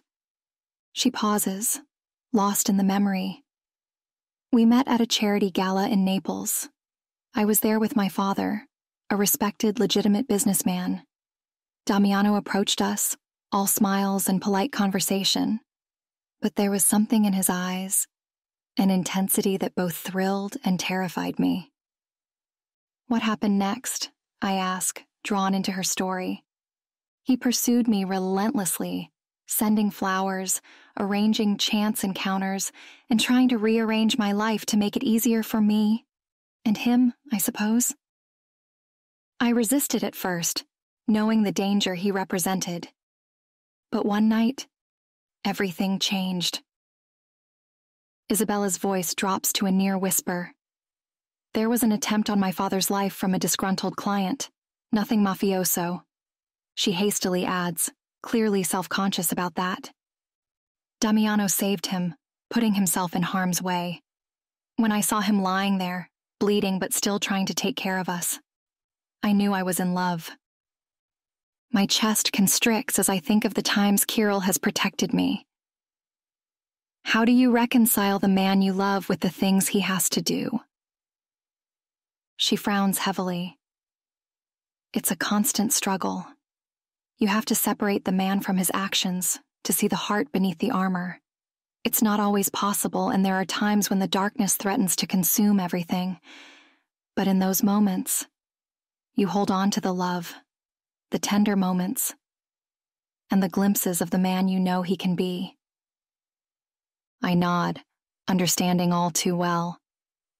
And what about Tony? How do you shield him from all of this? Her eyes shimmer. That's the hardest part. I want to shield him from everything, to give him a normal life, but that's impossible. All I can do is love him fiercely and hope that's enough to guide him through the storm when he finally learns the truth. As I listen to Isabella, I'm struck by the depth of her love and the sacrifices she's made. My anger at Kirill begins to fade, replaced by a growing determination. I can't let fear and mistrust drive a wedge between us, and I can't let him use my new friend and nephew to send a message to Damiano. There's another way if I can figure it out. Thank you for sharing that with me, Isabella. It's given me a lot to think about. She smiles warmly. We're in this together now that we're family. I nod, already formulating a plan. I need to talk to Damiano, to find a way to shelter Isabella and Tony without resorting to using them as pawns. It's risky, going against Kirill's wishes, but I have to try. Isabella, I need to step out for a bit. Will you be all right here with Tony? She looks surprised, but nods. Of course.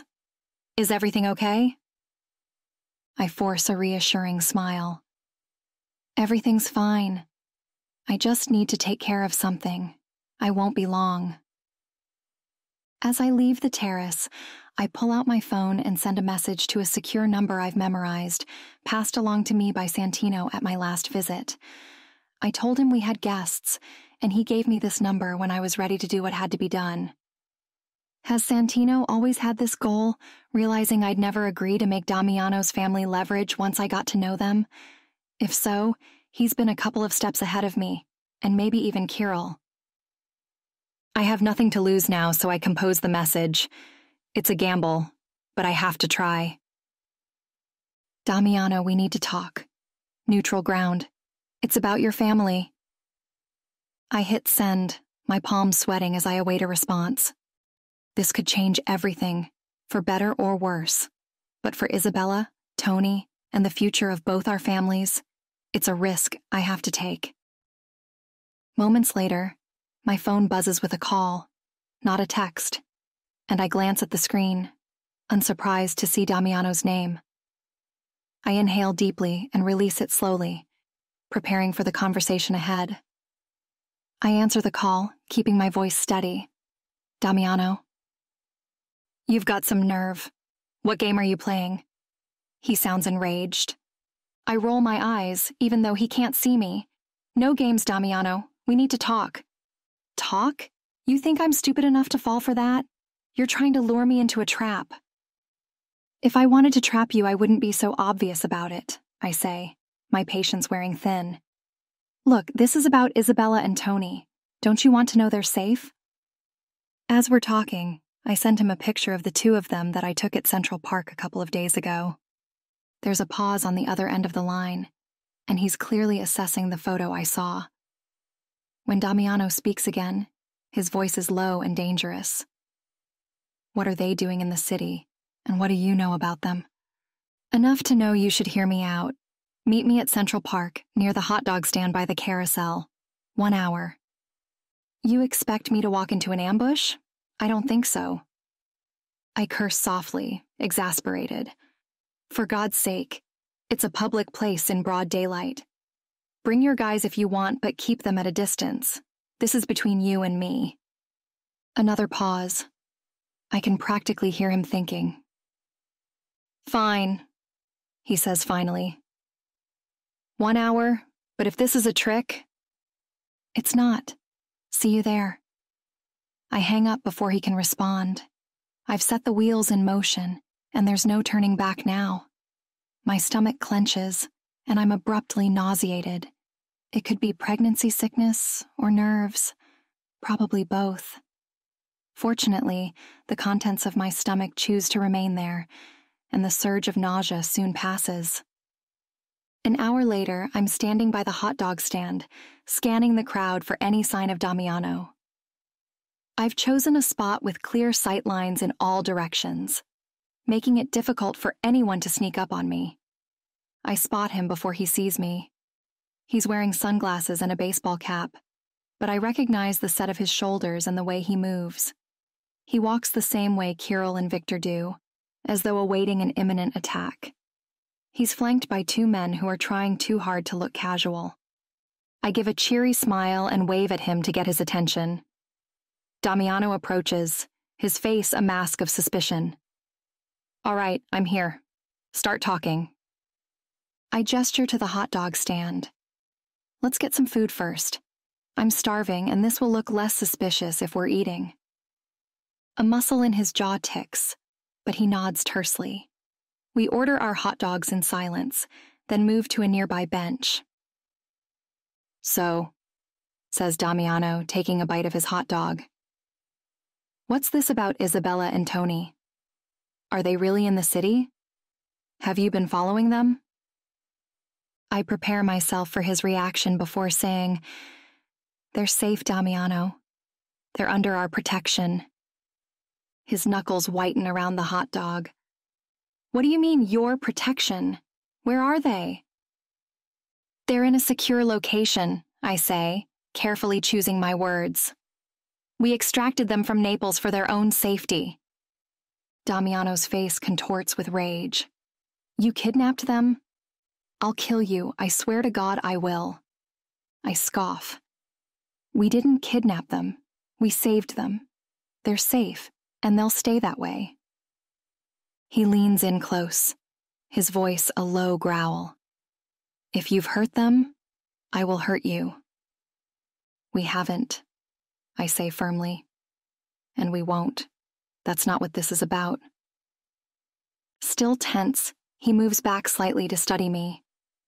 "Then what is it about?" I take another bite of my hot dog, buying myself a moment to gather my thoughts.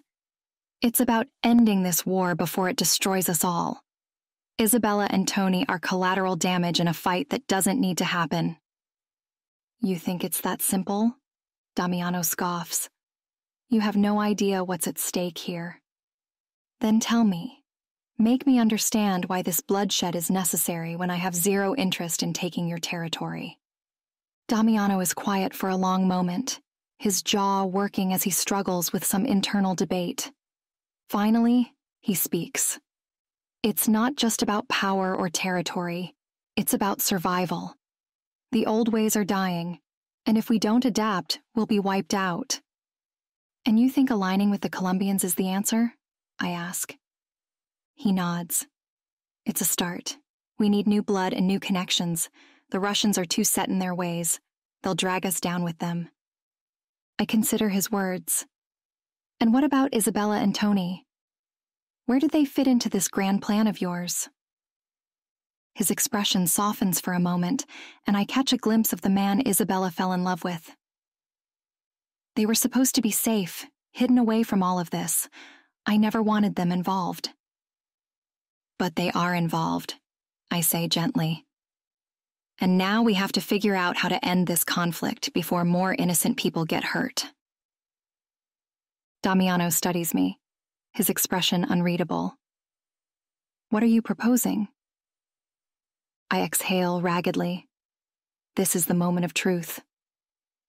A truce. A way for both sides to save face and come to an agreement that benefits everyone. We can work together to modernize our operations without resorting to all-out war, and we don't have to drag drugs into our city to do it. You know Santino doesn't approve of that. He stiffens. "Papa discussed that with you?" I make a sound that can be interpreted as affirmative, since my information comes solely from Kirill.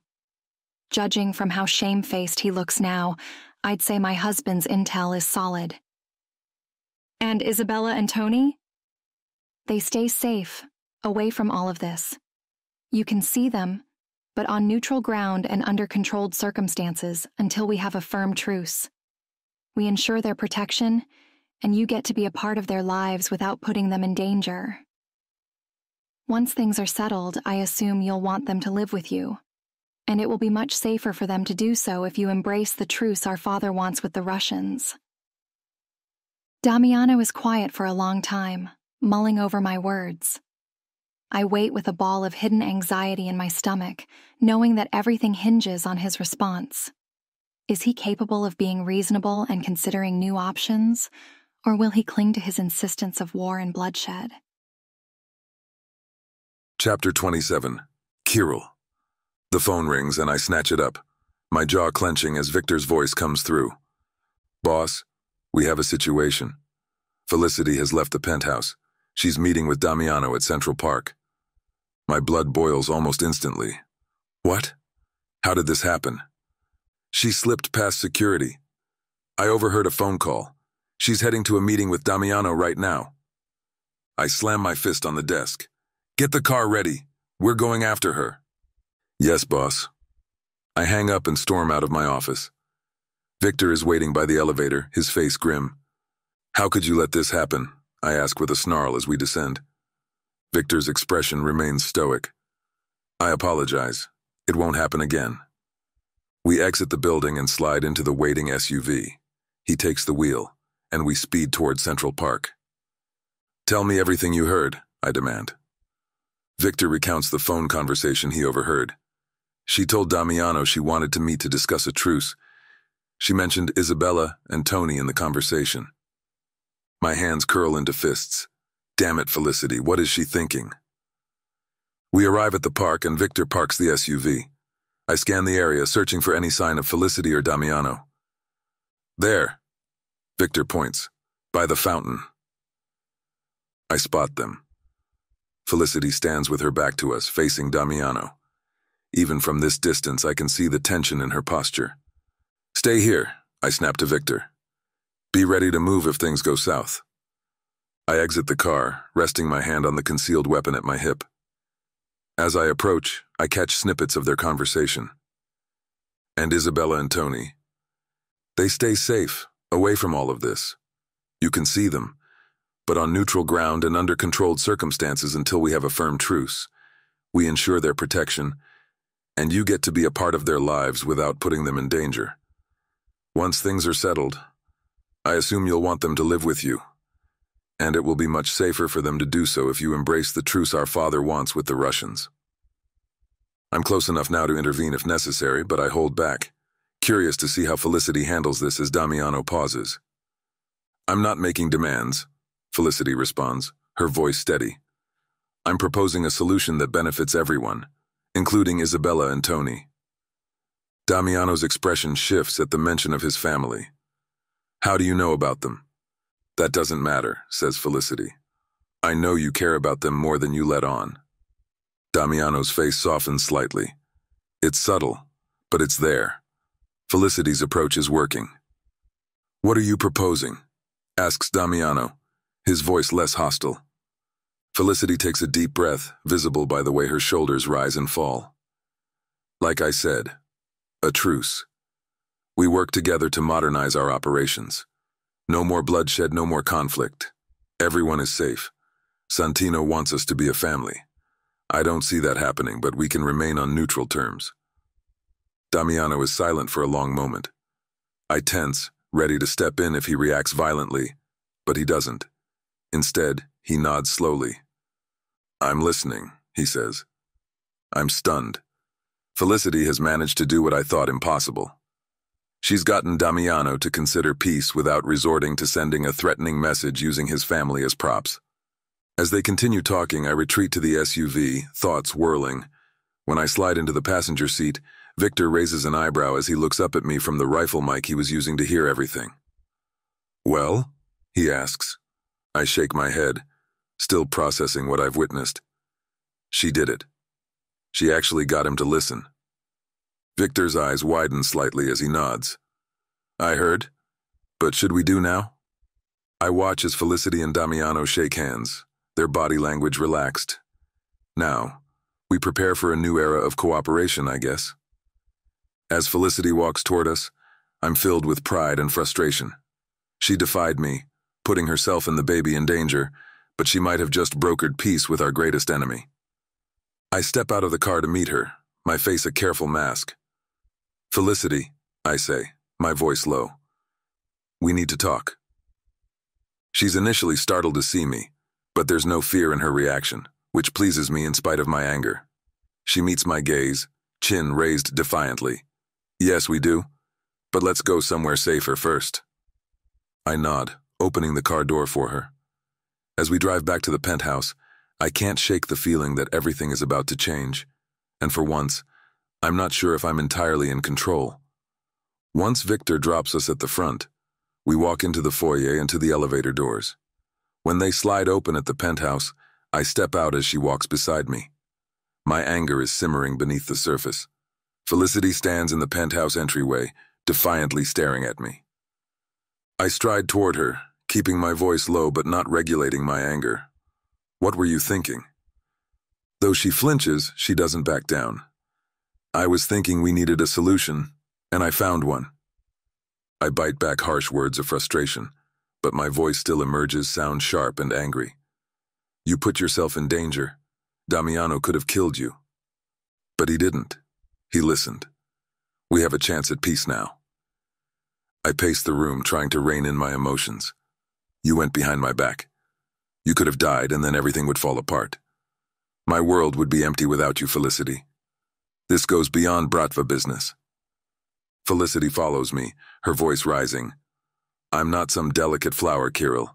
I can handle myself, and I wouldn't have gone behind your back if you'd listened to me and treated me like a partner instead of making edicts. I whirl around to face her.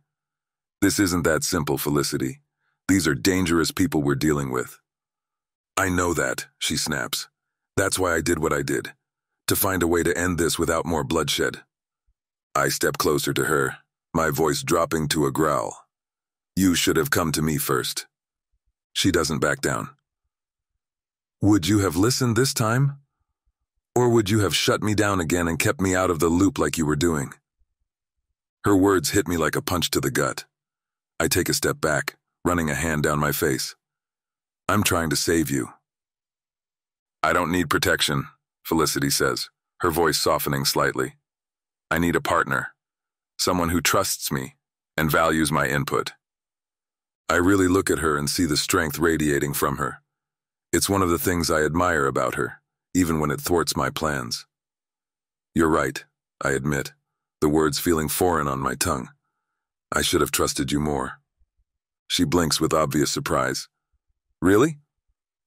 I nod, moving closer to her again.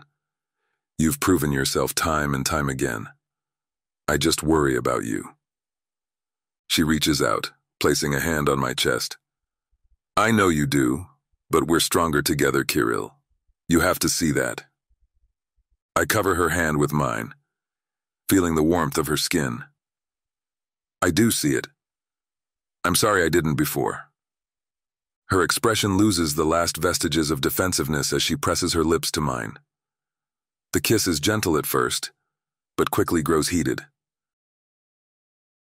Due to the extremely spicy nature of the next scene, it's only available at bellakingbooks.com or by following the link in the description. Your book will now continue. Chapter 28. Felicity. I wake up to a wave of nausea that hits me like a freight train.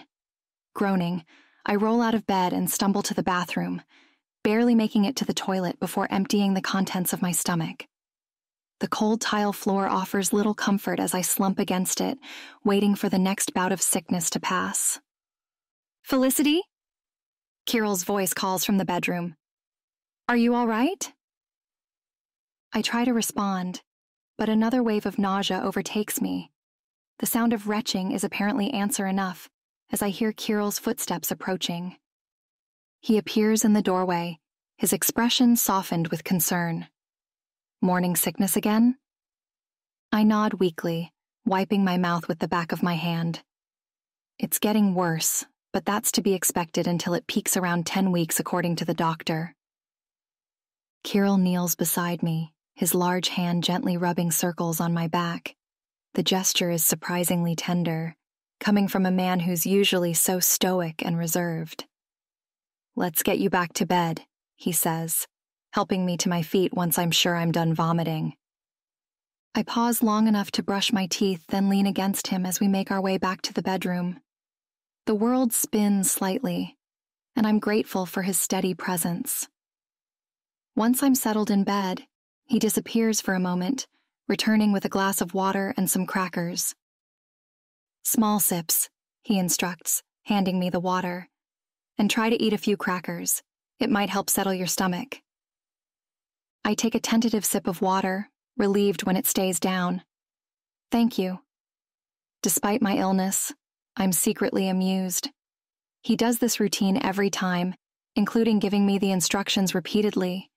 I humor him, sensing he needs to feel involved in the process, and I'm glad to have him take care of me. Kirill sits on the edge of the bed, studying me intently. Perhaps we should call Dr. Petrov. This seems more severe than usual. I shake my head. I already did a couple of days ago, remember? It's just morning sickness. It'll pass.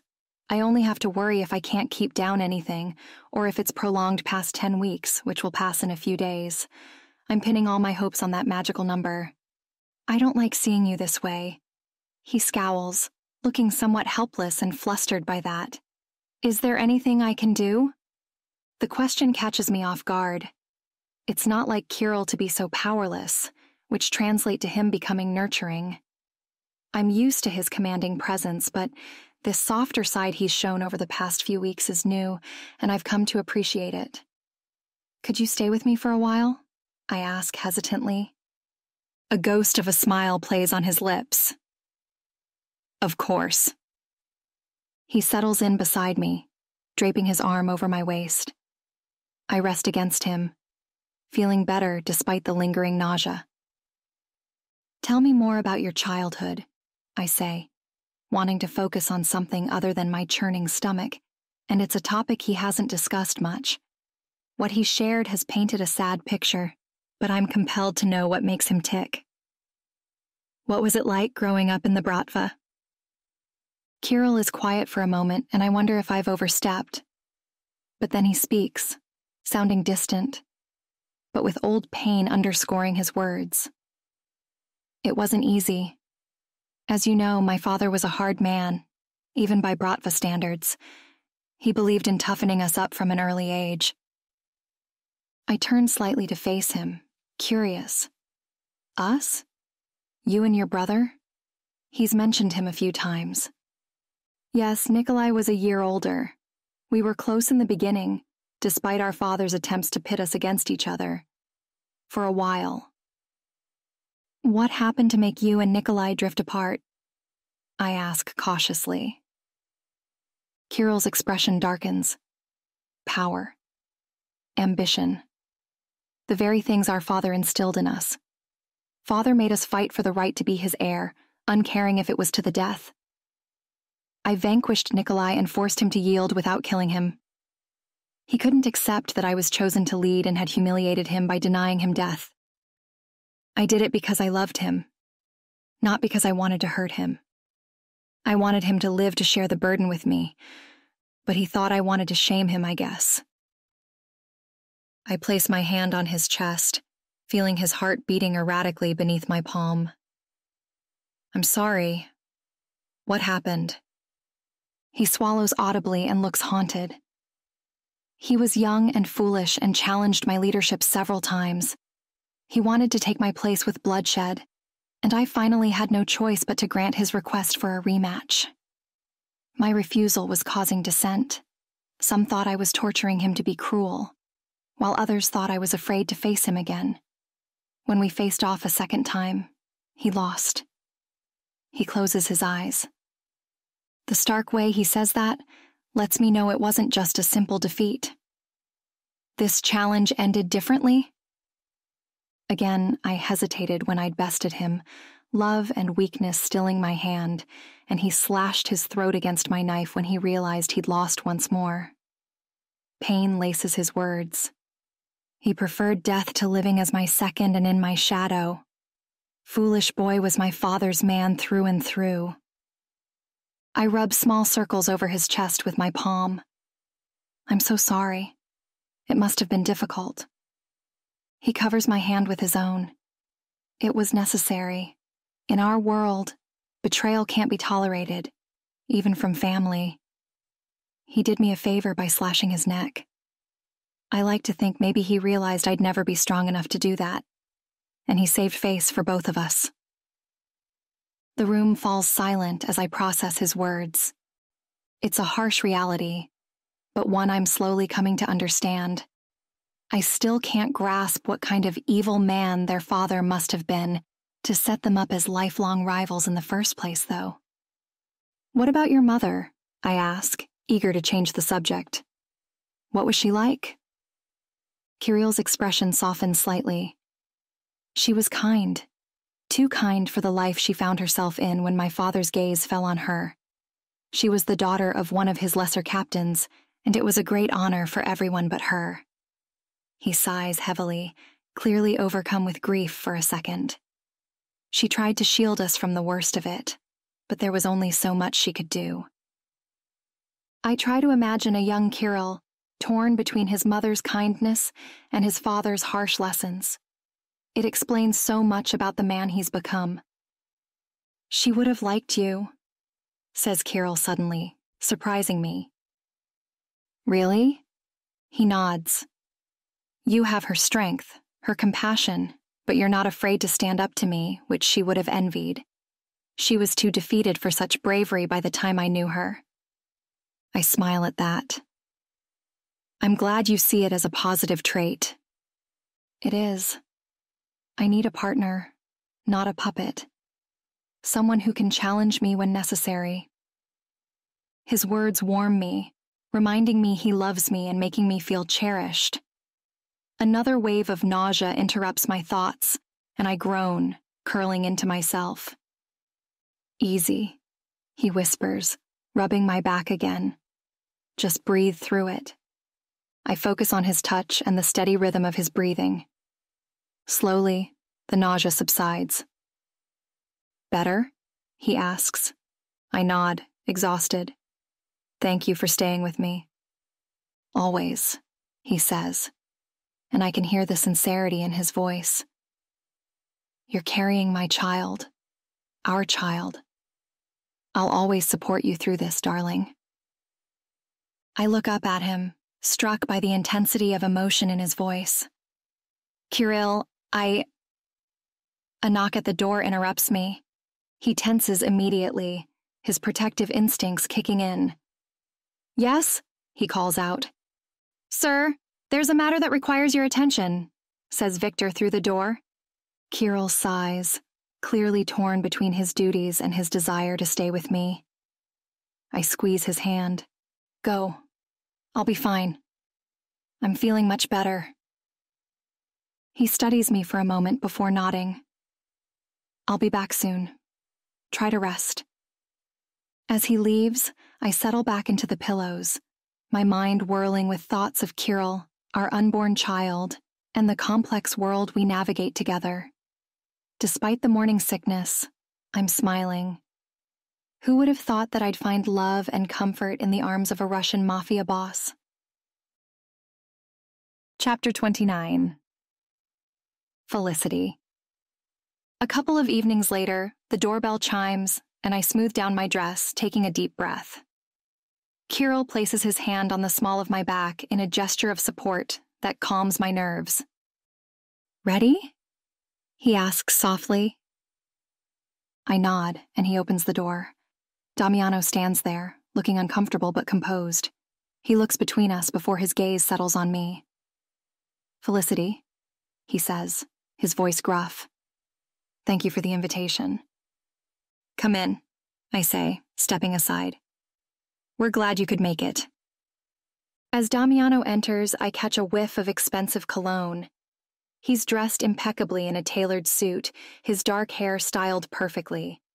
It's clear he's made an effort for this dinner. Now that he's not wearing sunglasses, I realize he and I have the same eyes, just like Santino's. Kirill leads us to the living room, where Isabella and Tony are waiting. The moment Damiano sees them, his entire demeanor changes. His face softens, and a genuine smile spreads across his lips. "Papa?" Tony is clearly surprised as he races toward Damiano. Damiano scoops him up, hugging him tightly. "Hey, little man, I've missed you." Isabella approaches more cautiously, but her body language radiates welcome. "Damiano," she says softly. He sets down Tony and pulls Isabella into an embrace. "You look beautiful," he whispers, just loudly enough for me to hear. The tension in the room dissipates slightly, replaced by an awkward silence. Kirill clears his throat. "Shall we move to the dining room? Dinner is ready." We file into the elegant dining room, where the table is set with fine china and crystal glasses. Kirill takes his place at the head of the table, with me to his right. Damiano sits across from me, with Isabella beside him and Tony beside me. As we begin to eat, the conversation is stilted and formal. We discuss neutral topics like the weather and Tony's latest adventures in preschool. Gradually, the atmosphere starts to thaw. "So, Felicity," says Damiano, his fork pausing halfway to his mouth. "How are you finding life in New York?" I take a sip of water before answering. It's been an adjustment, but I'm getting used to it. The city has its own rhythm, you know? He nods. It does. And how about everything else? His looks at Kirill, then back at me. I understand what he's really asking. How am I handling life in the Mafia world? It's challenging, but I'm learning. Kirill has been a great teacher. Damiano's eyebrows raise slightly. I'm sure he has. He sounds only slightly doubtful. The undercurrent of tension returns, but Kirill smoothly intervenes. Felicity has shown remarkable adaptability. She's a quick study. I bet she is, Damiano mutters, but there's less hostility in his tone than I expected. You seem a lot like Papa, he says, and it's hard to tell if he means that as an insult or a compliment. I'm uncomfortable with the thought, so I don't expound on it. I've accepted in an intellectual way that Santino is my biological father, and Damiano is my half-brother, but the emotional connections that make it feel real are more tenuous and take a long time to build. The conversation shifts to business matters, and I observe the dynamics between Kirill and Damiano. There's still an edge of rivalry, but also a grudging respect. They discuss territory and operations with the ease of longtime adversaries who know each other's moves. As the main course is cleared away and dessert is served, Tony asks, "Papa, are you coming to live with us?" The table falls silent. Damiano looks pained as he glances at Isabella across the table. "Not right now, buddy," he says gently, "but I promise I'll visit more often." Tony's lower lip trembles. "But why can't you stay? We got lots of room in our soot." Isabella intervenes. "Sweet, not soot. Remember what we talked about. Papa has his own house, but he loves us very much." Damiano reaches out, ruffling Tony's hair. "That's right. And no matter where I am, I'm always thinking about you." The moment is tender, and I blink back unexpected tears. Despite everything, it's clear Damiano adores his son and Isabella. As we finish dessert, Kirill stands. "Damiano, would you care to join me for a drink in the study?" Damiano nods, rising as well. "Lead the way." As the men leave, Isabella turns to me. "Felicity, could we talk privately for a moment?" "Of course," I say, curious. She looks at her son. "Tony, why don't you go play in your room for a bit?" Once Tony is out of earshot, Isabella sways closer, her voice low and excited. "Damiano is planning to buy us an apartment here in the city." I let out a small sound of excitement for her. "Really? That's... wow. How do you feel about that?" Her expression answers for her as she beams. "I'm thrilled. It means we can finally be a real family. No more hiding, and no more secrets." I nod, processing this information. It's a significant step that could change the dynamics between all of us. It must indicate Damiano has seen the wisdom in accepting a truce that makes us all safer. She frowns. "Do you think it's the right choice?" I hesitate before nodding. "If it's what you want, I'll support you." Isabella flashes me a grin. "Thank you, Felicity. You've been so kind to us, even though you had no reason to be." "You're my brothers." My tongue trips over the word. "Partner and the mother of my nephew. Of course I had reason to be." She gives me a knowing look. "He tried to kill you. When Kirill took us, I was sure he meant to use us against Damiano, either in retribution for threatening you, or to control Damiano to back off from trying to hurt you. I suspect I have you to thank for the change of plans." I clear my throat. Kirill is quite fond of Tony. I take her hand, feeling a surge of affection and not wanting to acknowledge the truth of the original plan. We're family now, all of us. It's what families do. As we sit there, hand in hand, I realize how much has changed in such a short time. From being alone in the world after Mom's death, to meeting my husband as a stranger thrust into an arranged marriage, to allies, and full circle back to family. It's not the life I ever imagined for myself, but it's a life that makes me happy. The sound of footsteps alerts us to Kirill and Damiano's return. They enter the room, both looking more relaxed than when they left. Whatever they discussed over drinks seems to have eased some of the tension between them. Damiano immediately seeks out Isabella, and I see the love there, clear as day. It's a total difference from the cold, ruthless man I first met. Perhaps there's hope for all of us after all. As Kirill and I retire to our bedroom, the events of the evening replay in my mind. The dinner with Damiano, Isabella, and Tony went better than expected, but there's still an undercurrent of tension that I can't ignore.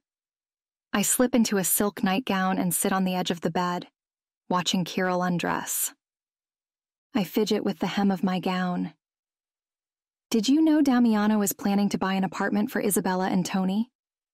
He pauses, his shirt half unbuttoned, and turns to face me. What? Damiano wants to buy them a place here in the city. It seems like a good idea, don't you think? They could be closer, and it would make things easier for everyone. His jaw tightens almost imperceptibly. He finishes removing his shirt before speaking. It's not that simple, Felicity. Why not? I press, leaning forward. They deserve a chance at a normal life, don't they? He's not still clinging to the idea of using them as leverage, is he? He grunts as he sits down beside me. It's not about what they deserve. It's about what's safe. I frown. What do you mean? I thought things were settling down between you and Damiano. The warmth of his bare skin radiates against my arm when he moves closer. There's more at play here than just Damiano. I've been investigating a potential threat from the Irish Mafia. I blink. The Irish? I didn't know they were involved in all this. They usually keep to themselves, but lately, with all the upheaval, there have been whispers of them trying to expand their territory since Santino's health failed. If they catch wind of Isabella and Tony being publicly claimed by Damiano, things could get ugly. They could become targets, I say with a hollow ache in my chest on their behalf. Kirill nods. Exactly. It's not safe for them to be out in the open just yet. We need more time to assess the situation and neutralize any threats. I chew on my lower lip, processing this new information. Have you told Damiano about this? Not yet, Kirill admits. I wanted to be certain before bringing it to his attention. The last thing we need is for him to act rashly and put everyone in more danger. I reach out and take Kirill's hand, intertwining our fingers. I trust you, Kirill. If you say it's not safe, then I believe you. But we can't keep Isabella and Tony hidden away forever. They deserve a chance at happiness, too. Kirill squeezes my hand gently. I know, my love, and we'll give them that chance. But for now, we need to be cautious. I'll do everything in my power to guard them, just like you and our child. His words reassure me. Despite the circumstances that brought us together, Kirill truly cares for me and our growing family, and that care extends to the rest of my family as well. I rest my head on his shoulder.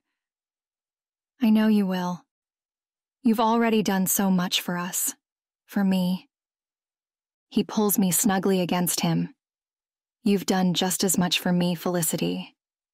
You've given me a family, a future to fight for, and you saved my life in Atlantic City. I tilt my head up to look at him. I guess we're stuck together, aren't we? A rare smile tugs at the corners of his mouth. Always. He captures my lips in a kiss that starts soft, but quickly deepens. I melt into him, sliding my hands up his chest to his shoulders. When we finally part, both slightly breathless, desire burns in his eyes. Let's forget about the Irish and Damiano for tonight. I have other plans for us. I grin, allowing him to push me back onto the bed.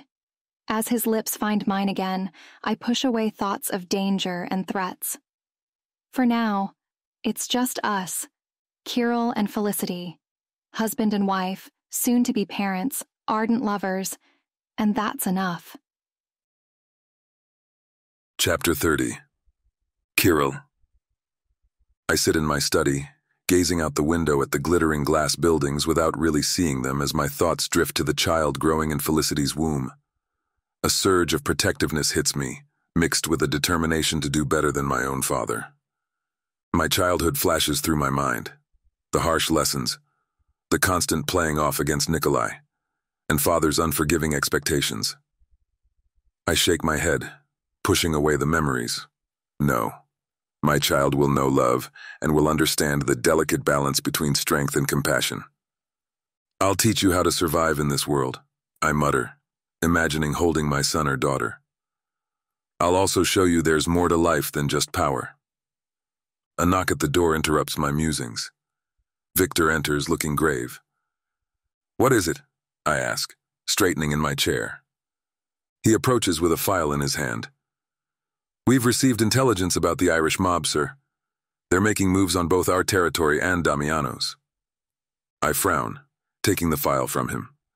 As I scan the contents, my jaw tightens. How reliable is this information? Very. We've confirmed it through multiple sources. He scoffs. O'Malley's not really taking any pains to hide his intentions. I slump back, considering the possible outcomes.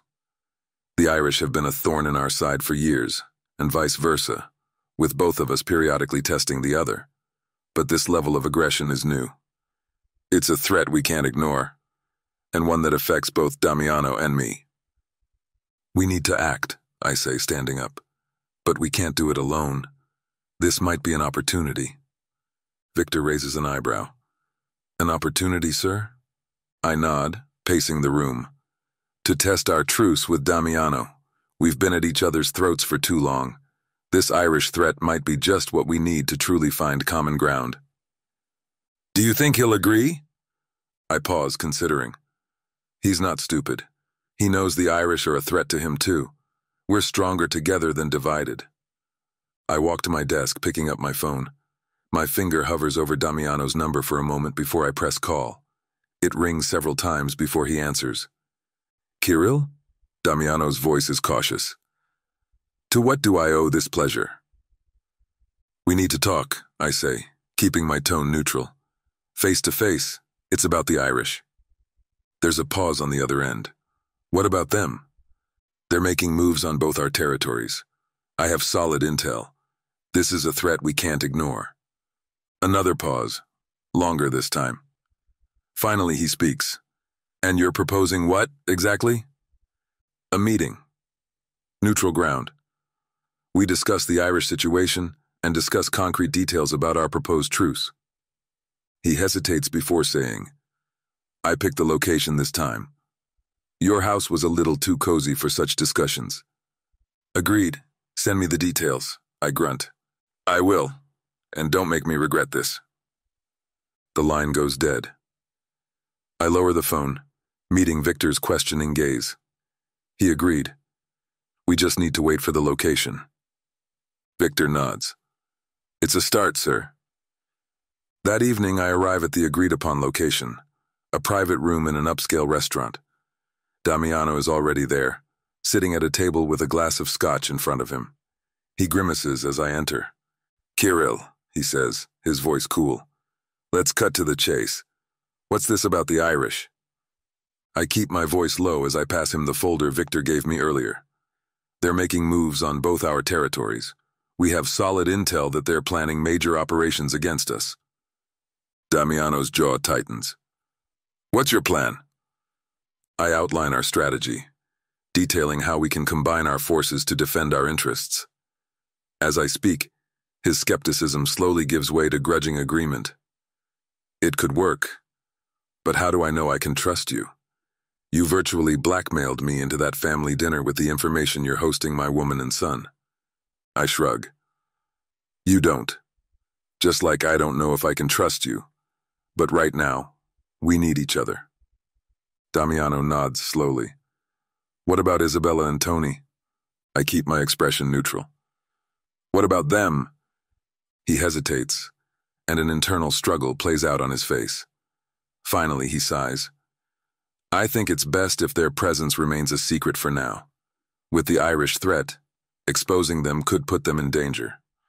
Agreed, I say, relieved that he's come to this conclusion on his own.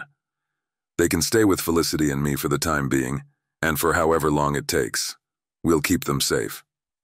Damiano's shoulders relax slightly. Thank you, he says, the words sounding like they're being dragged out of him.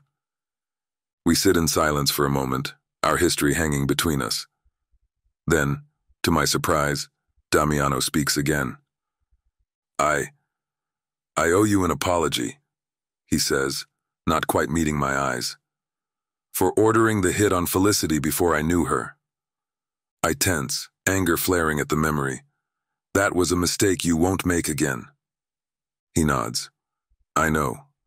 I felt threatened by her, by Papa's clear affection for her, from the documents I found despite never being part of her life, and by your alliance with Papa. I blamed her when I should have come after you and Papa. I reacted poorly. He gives a small smile, indicating he might be joking. It's hard to say. You did. I agree, my voice hard. And let me be clear, Damiano.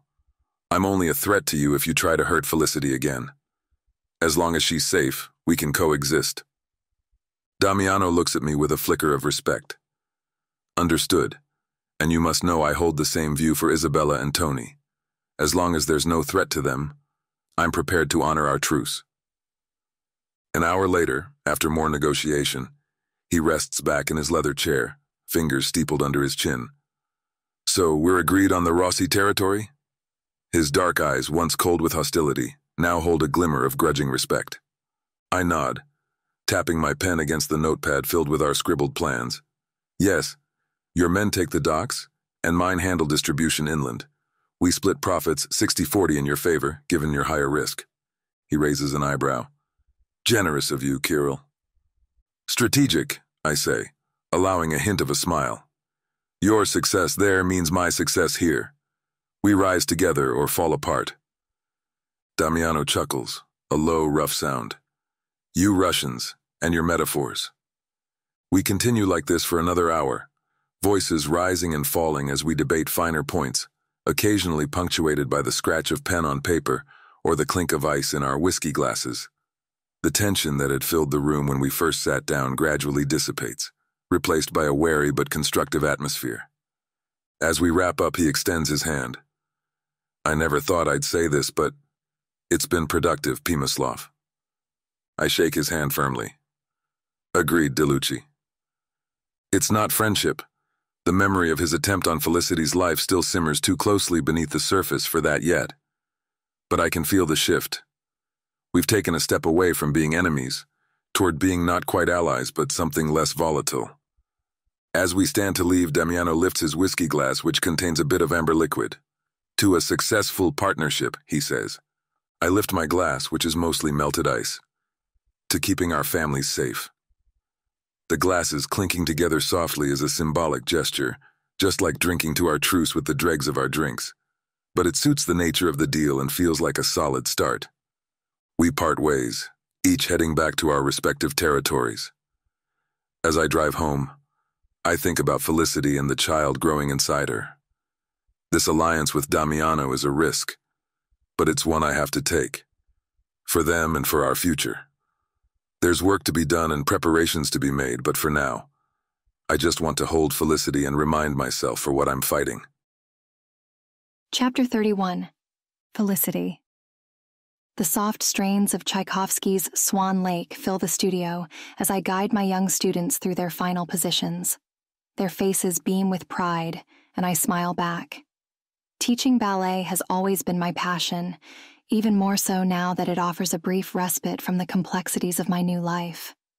With my morning sickness finally settling down now that I've hit the 13th week, teaching is purely enjoyable again. Excellent work, everyone. Remember to practice your arabesques for next week, I say, clapping my hands together. As the children file out, chattering excitedly, I notice a striking teenager with fiery red hair waiting by the door. She's tall for her age, with a willowy frame that speaks of natural grace. Her bright green eyes sparkle with anticipation as she watches the departing class. I approach her curious. Hello? Are you here for the intermediate teen class? She nods enthusiastically. Yes, Ms. Morris. Her gaze drops to my name tag briefly. I'm using my maiden name to reduce the risk of association with the Pemoslov name for added security. I'm Siobhan O'Malley. It's my first day. The name sounds familiar, and I struggle to keep my expression neutral. O'Malley, the Irish mob. Kirill hasn't shared much about the Irish threat, but I've pieced together enough to know they're a formidable force and overheard the O'Malley name a few times over the past month. Could this girl be related to their leader? It's a common name. Welcome, Siobhan. I'm looking forward to having you in class. Why don't you go change, and we'll get started soon. As Siobhan hurries off to the changing room, I frown, centering myself. I can't let my newfound knowledge of the underworld affect how I treat my students. Here, in this studio, I'm just a dance teacher. The next class files in as Siobhan takes her place at the bar, her posture already impeccable. As I begin the warm-up exercises, I notice her natural talent. She moves with a fluidity that usually takes years to develop. Excellent extension, Siobhan, I praise, guiding her leg a fraction higher. You've clearly had some training before. She beams at the compliment. Thank you, Ms. Morris. My dad's always made sure I had the best teachers. Oh? And what does your father do? I ask, keeping my tone light and conversational. Siobhan's face clouds for a moment before she smiles again. He's in business, import-export, I think, but he doesn't really talk about work at home. I nod, not pressing further. As the class progresses, I'm constantly drawn to Siobhan. Her talent is undeniable, but there's also a vulnerability in her that causes a motherly concern. Does she know about her father's real business? Is she as innocent as I was before Kirill entered my life? After class, as the other students file out, Siobhan lingers, practicing a particularly challenging combination. I approach her, unable to resist my curiosity. You did wonderfully today, Siobhan. Have you considered auditioning for any companies? She shakes her head with a hint of sadness. Dad says dance is just a hobby. He wants me to focus on my studies. I frown slightly. But you clearly have a passion for it, and talent like yours shouldn't go to waste. Siobhan shrugs, her shoulders slumping slightly. It doesn't matter. Dad's word is law in our house. The phrase makes me tremble slightly, reminding me of the world I've married into. I want to tell her that she has choices, that she doesn't have to follow in her father's footsteps. But I know how complicated family loyalties can be. You're always welcome here, I say instead, giving her a warm smile. This studio can be a place where you can just be yourself. She smiles, revealing a dimple. Really? Thank you, Ms. Morris. I don't have many places like that. As she gathers her things to leave, a tall, broad-shouldered man with fiery red hair, a lush beard, and green eyes, an older, male version of Siobhan, enters the studio. His presence fills the room, and I instantly know who he is. Even if I hadn't heard the name O'Malley before today, he'd scream danger. Ready to go, Princess? He asks Siobhan, his voice a deep rumble but tinged with gentleness for her. Siobhan nods, her demeanor suddenly more reserved. Yes, Dad. This is my new teacher, Ms. Morris. Sean O'Malley turns his gaze to me, and I force myself not to look away. It's a pleasure to meet you, Mr. O'Malley. Siobhan is a talented dancer. He studies me for a moment, and I wonder if he knows who I am and to whom I'm married. Thank you for teaching her, he says finally. It's important for young ladies to have grace. The way he says it makes me think he's not just talking about dancing. I nod, maintaining my composure. Of course. I look forward to seeing Siobhan in future classes. As they leave, I'm hit by several emotions. Concern for Siobhan, wariness of Sean O'Malley, and a growing realization of just how intertwined the underworld is with everyday life. I think of Kirill, wondering how he'll react when I tell him about my new student. The studio feels suddenly empty, and I find myself longing for the simplicity of my old life. As I gather my things to leave, I remind myself that for better or worse, this is my world now, and perhaps, in some small way, I can make a difference, even if it's just giving a young girl like Siobhan a place to dance freely. Chapter 32. Felicity. I enter the studio, the familiar scent of rosin and sweat welcoming me. It's been a couple of weeks since Siobhan's first class, and I'm curious to see how she's progressing. She's taken a liking to me, but I also adore her, which makes me feel awful each time I consider how closely connected her world is to mine and the potential for betrayal if I say the wrong thing to the wrong person. As I set up the music, I hear hushed voices near the changing room. "Dad's been so stressed lately," whispers Siobhan. "He barely sleeps, and he's always on the phone." I pause, straining to hear more without appearing to eavesdrop. "Is it because of his business?" asks another girl. Siobhan sighs. "Yeah, he keeps talking about those Russian guys and how they're messing up everything." My heart races. Russian guys? Is she talking about Kirill and his men? I clear my throat, approaching the girls. "Ready for class, ladies." They jump, startled. Siobhan's face flushes. "Yes, Ms. Morris. Sorry, we were just chatting." "No worries. Let's get started with our warm-up."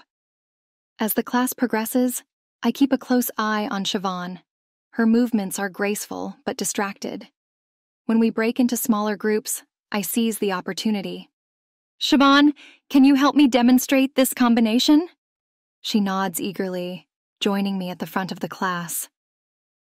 As we move through the steps, I lower my voice. "Is everything okay at home? You seem a bit distracted today." Her expression is evasive. "Oh, everything's fine." I give her a gentle smile. "You know, sometimes it helps to talk about things. If you ever need someone to listen, I'm here." She hesitates, then nods. "Thanks, Ms. Morris." After class, as the other students file out, she lingers. She approaches me, nervously twisting her hands. "Ms. Morris, can I talk to you for a minute?" "Of course. What's on your mind?" She takes a deep breath. "It's my dad. He's been really stressed lately, with work and stuff." I nod encouragingly. "That must be hard for you to see." "Yeah, it's just that I think I know what he really does for work, and it scares me." My heart aches for her. I remember the shock of learning about my history, Santino's business, and how it affects me, and I was an adult. "What do you mean?" Siobhan lowers her voice. "I've overheard things. Phone calls and conversations with his friends. They talk about territories and shipments and weapons." I keep my expression neutral, despite the alarm bells ringing in my head. "That sounds scary. Have you talked to your dad about this?" She vehemently shakes her head. "No way. He'd freak out if he knew I suspected anything, but lately it's been worse. He's always angry, talking about Russians and Sicilians messing with his plans." I swallow hard. "That must be very stressful for both of you." She nods, eyes filling with tears. "I'm worried about him. He doesn't have anyone else to depend on. It's just me and him since Mom died." I pull her into a hug as my thoughts race. This information could be valuable to Kirill, but using it feels wrong. Siobhan trusts me as her teacher, not as a Mafia wife. "You're safe here. This studio is a place where you can just be yourself, okay? You don't have to worry about adult problems when you're dancing." She pulls back, wiping her cheeks. "Thanks, Ms. Morris. You're the only one I can talk to about this stuff." As she gathers her things to leave, I'm torn. Do I tell Kirill about this? The information could give him an advantage, but at what cost? I watch Siobhan walk out, her shoulders a little lighter, and I can't betray her trust, but I can't ignore the potential danger either. If the Irish mob is planning something against Kirill and his men, I need to warn him. But how do I do that without revealing my source? I sink onto the studio floor, the cool wood pressing against my skin. The simple life I once knew feels like a distant memory. Now, I'm caught between worlds and loyalties. My husband and our family on one side, my students and my passion for dance on the other.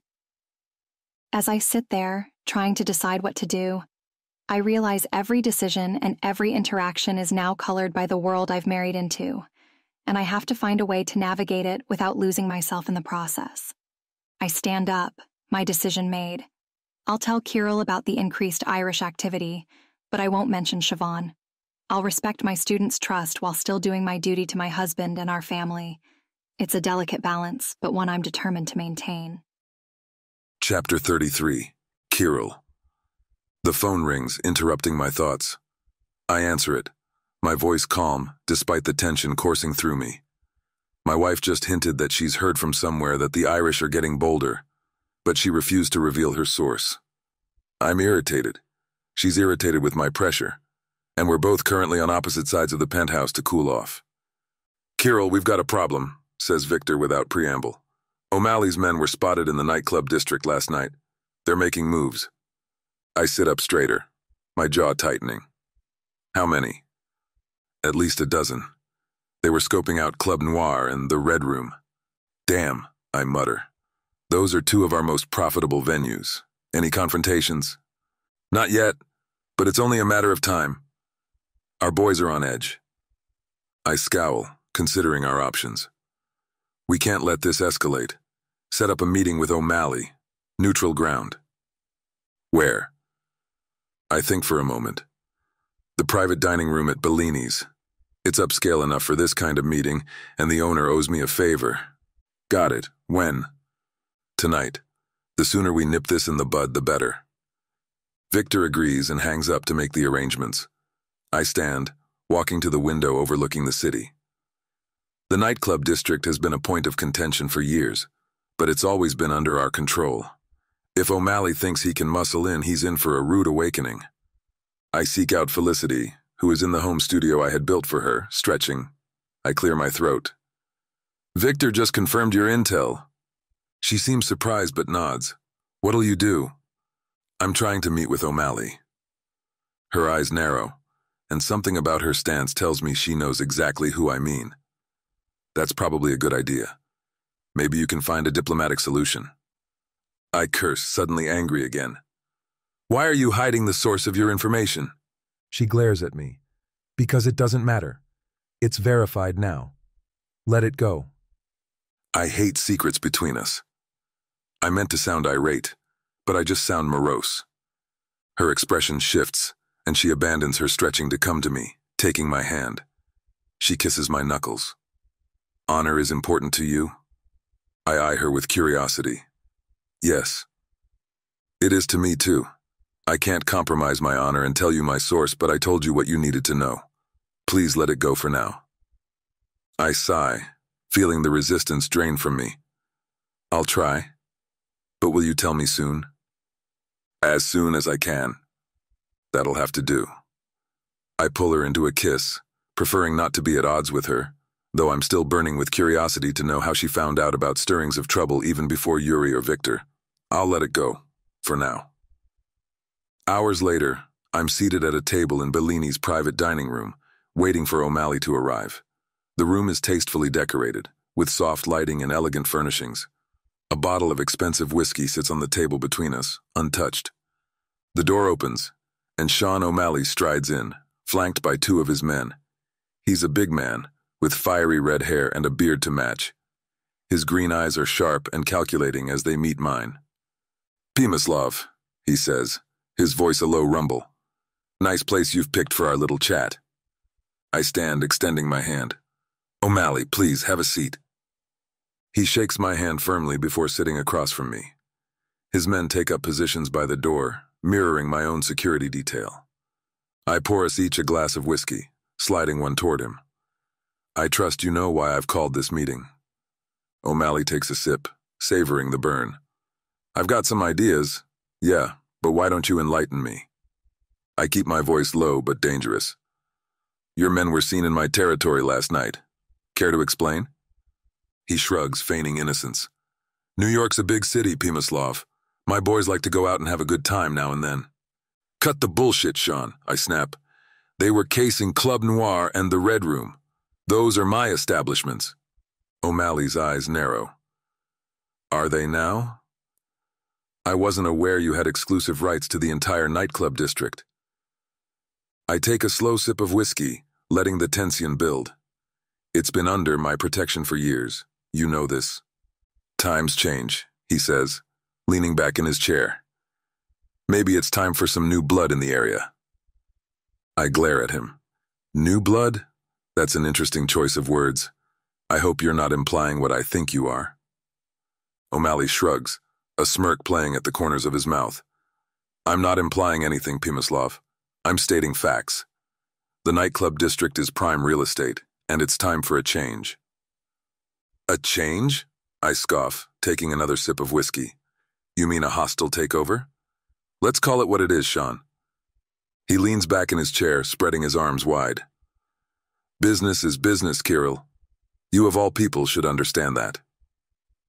I set down my glass, my fingers tracing the rim. I understand perfectly.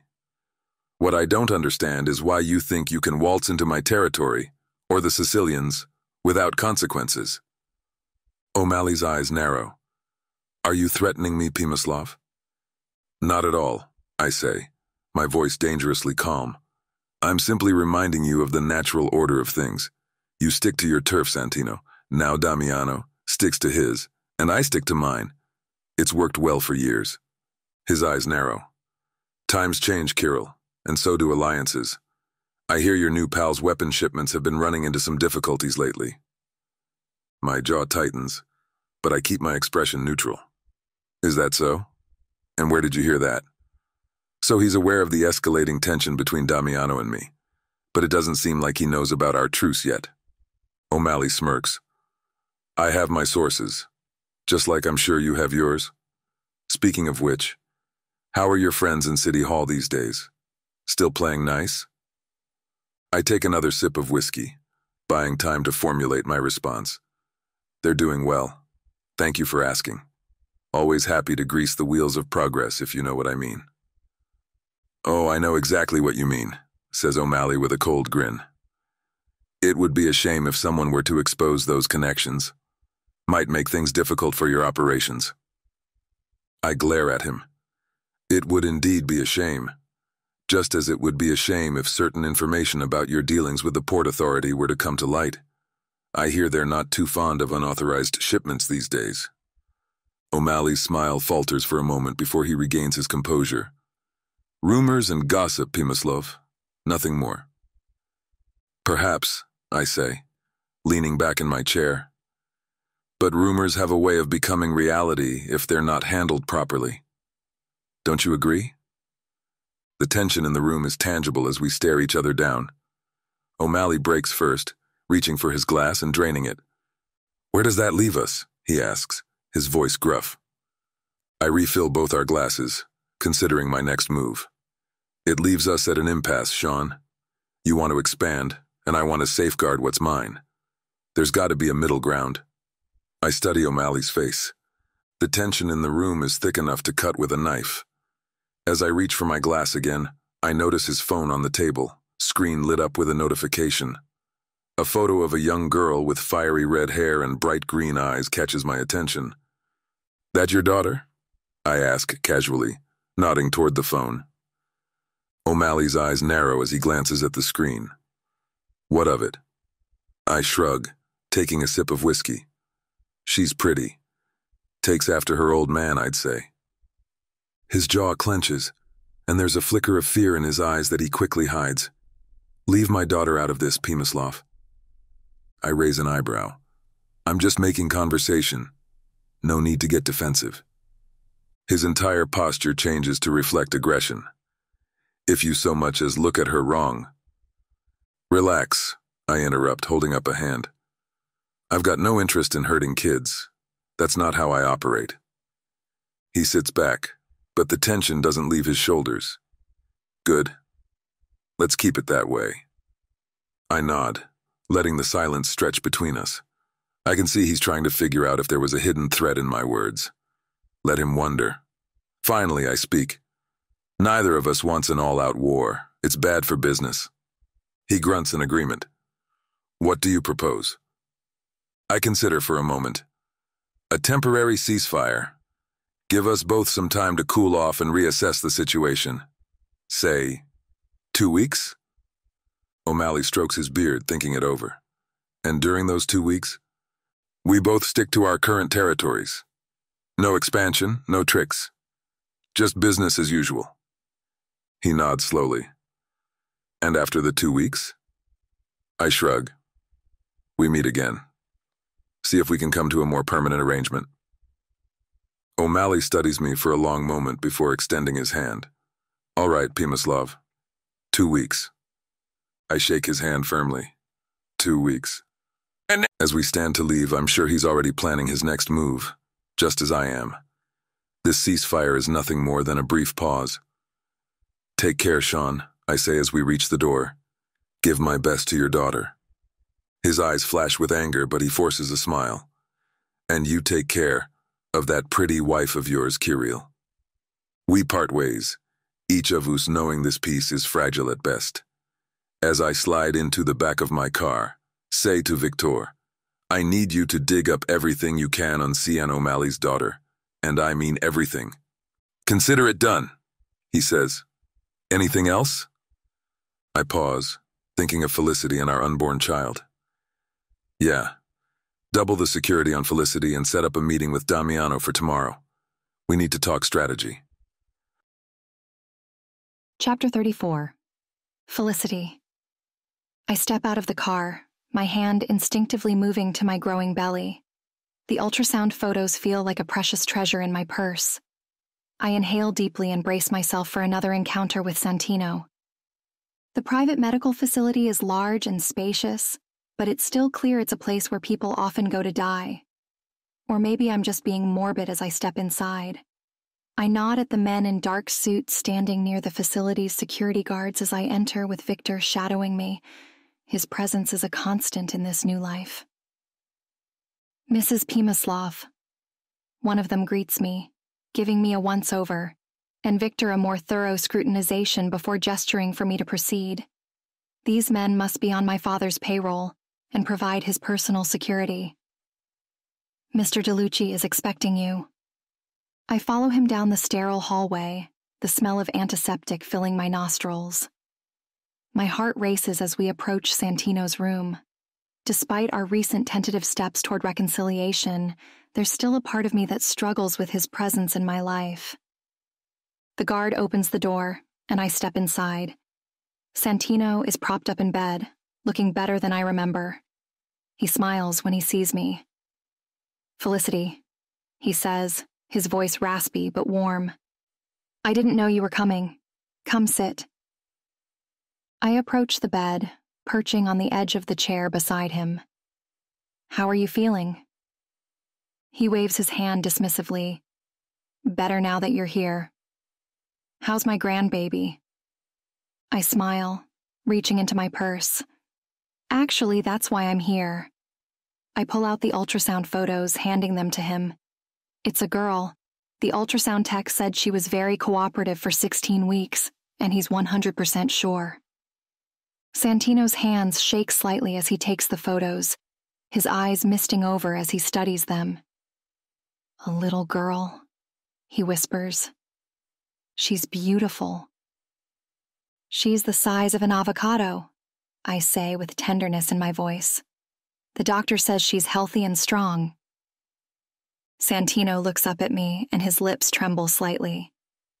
Just like her mother. There's a lump form in my throat, and I'm unsure how to respond. He seems to sense my discomfort and changes the subject. "How are you handling everything?"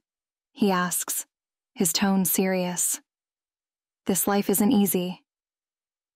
People keep saying that. I sink back into the chair, which is surprisingly plush and comfortable. Another perk of this place. It's overwhelming. Sometimes I feel like I'm drowning in it all. Santino nods, his expression understanding. I know the feeling. When I first took over the family business, I thought I'd lose myself in it. "How did you manage?" I ask, genuinely curious.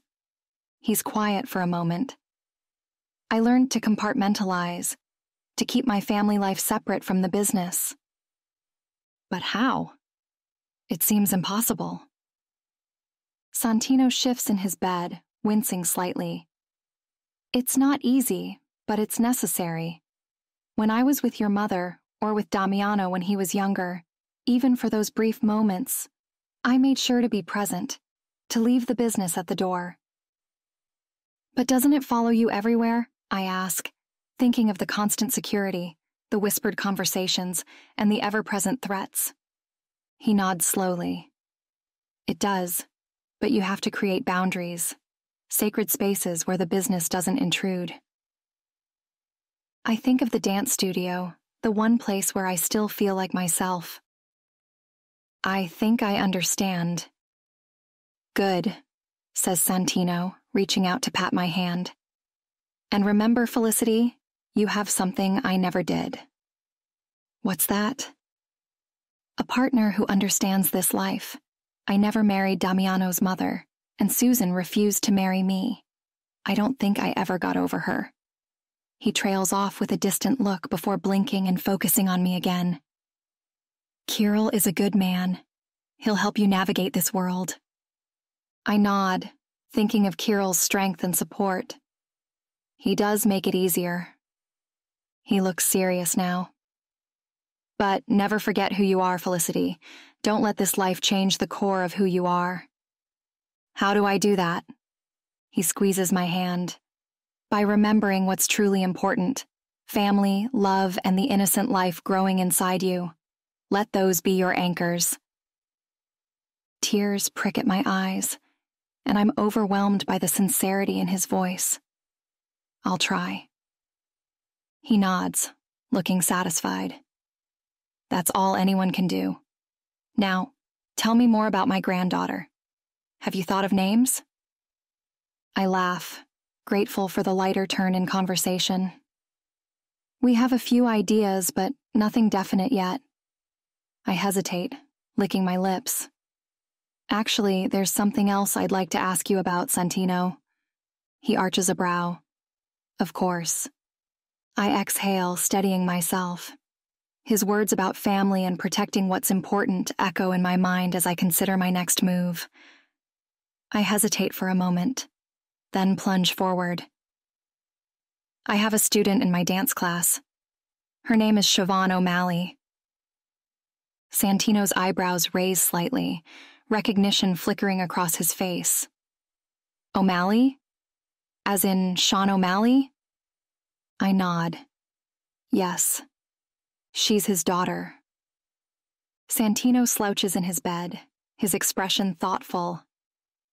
"That's interesting. How much does she know?" "Not much, I don't think. But she's mentioned some things about her father's business, territories, shipments, and weapons. I've passed along what I can to Kirill without betraying the source." His eyes narrow. "And you're telling me this because—" I take another deep breath. I'm not sure what to do. On one hand, this could be valuable information. On the other, "She's just a child," Santino finishes for me. Exactly. I don't want to use her. It feels wrong, but I also can't ignore the potential importance of this connection. I'm also worried she might end up as potential leverage. I'm not sure I can avert such a plan again. Santino is quiet for a long moment, seeming distant as he considers my words. When he speaks, his voice is low and measured. "The mafioso in me would tell you to use this connection. Information is power, and having an inside track to O'Malley's operations could be invaluable.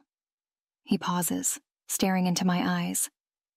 The future grandfather in me sees things differently. I quirk a brow, eager to hear his perspective. How so? Family should be protected, Felicity. Not just our blood, but those we choose to care for. This girl, Siobhan, trusts you as her teacher. That's a bond that shouldn't be taken lightly. I nod, feeling relief and confusion. So what should I do? Santino reaches out, taking my hand in his. His grip is weak, but there's a warmth to it that surprises me. You keep her safe, both from the dangers of our world and from being used as a pawn in it. What about the information she might have? I ask, torn between my loyalty to Kirill and this unexpected advice from Santino. Information will come and go, says Santino, his voice firm. But trust, once broken, is nearly impossible to rebuild. You have an opportunity here, Felicity, not just to gather intel, but to make a real difference in this girl's life. I sit back, considering his words. I never expected this advice from you. Santino smiles, a hint of sadness in his eyes. I've made many mistakes in my life. Putting business before family was one of them. Don't repeat my errors. His words resonate, and I nod. Thank you, Santino. I'll think about what you've said. Good, he says, squeezing my hand gently before releasing it. Please tell me more about your pregnancy and my granddaughter. I want to hear everything. As I launch into stories about the baby and our plans, a surprising surge of warmth toward Santino hits me. This connection, unexpected and complicated as it is, feels real, and for the first time, I allow myself to truly see him, not just as a mob boss or even as my biological father, but as family. The rest of our visit passes quickly, filled with talk of the future and memories of the past. As I prepare to leave, Santino calls out to me one last time. Felicity, he says, his voice serious. Remember what I said. Protect that girl. She isn't family by blood, but she's under your care now. I nod, a lump forming in my throat. I will, I promise. As I walk out of the medical facility, my mind races with our conversation. I'll have to tell Kirill about Siobhan eventually, but for now, I hold on to Santino's advice. Family first, protection above all else. I hope Kirill will understand my position and not think I'm choosing an outsider over him and our family. Chapter 35. Kirill. I stride down the hallway of the dance studio, the scent of sweat and the fading notes of classical music lingering in the air. I'm early to pick up Felicity, hoping to surprise her with dinner plans. As I approach her classroom, I hear her voice soft and encouraging. That's it, Siobhan. Beautiful extension. Remember to keep your core engaged. I freeze. Siobhan? That's an Irish name, and according to Victor's research, O'Malley's daughter has that moniker. It could be as common as Jane for all I know, but I'm wary as I peer through the small window in the door. Felicity stands in the center of the room, demonstrating a graceful arabesque. A slender girl with fiery red hair mimics the pose, her freckled face scrunched in concentration. My jaw clenches. Felicity knows this girl.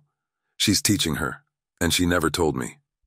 Her source suddenly makes sense, and I'm quietly convinced the girl in there is O'Malley's daughter. The class wraps up and I step back as the door opens. A stream of young dancers flows out, chattering excitedly. Last to emerge is Siobhan, her green eyes bright with exertion, as my beautiful, possibly treacherous wife follows her. Thanks, Ms. Morris. See you next week.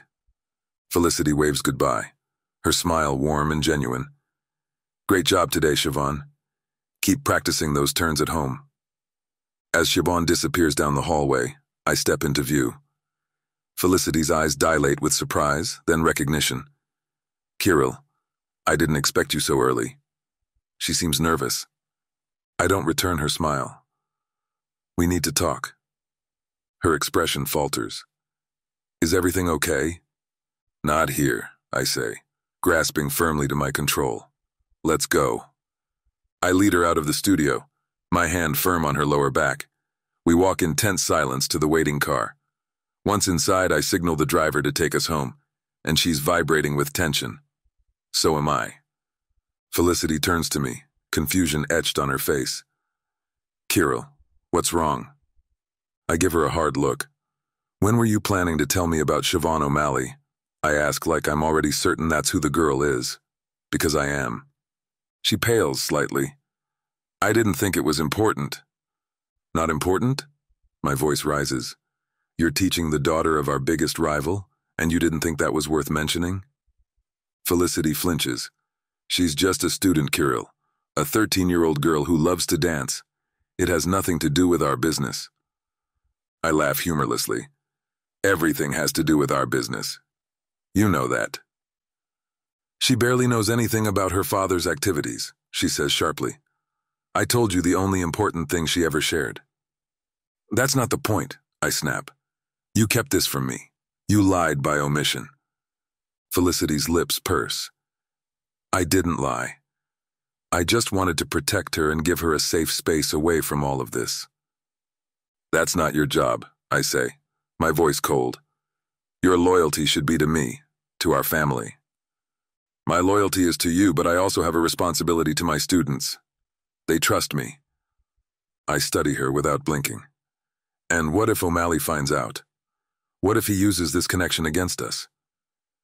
Felicity shakes her head. He won't.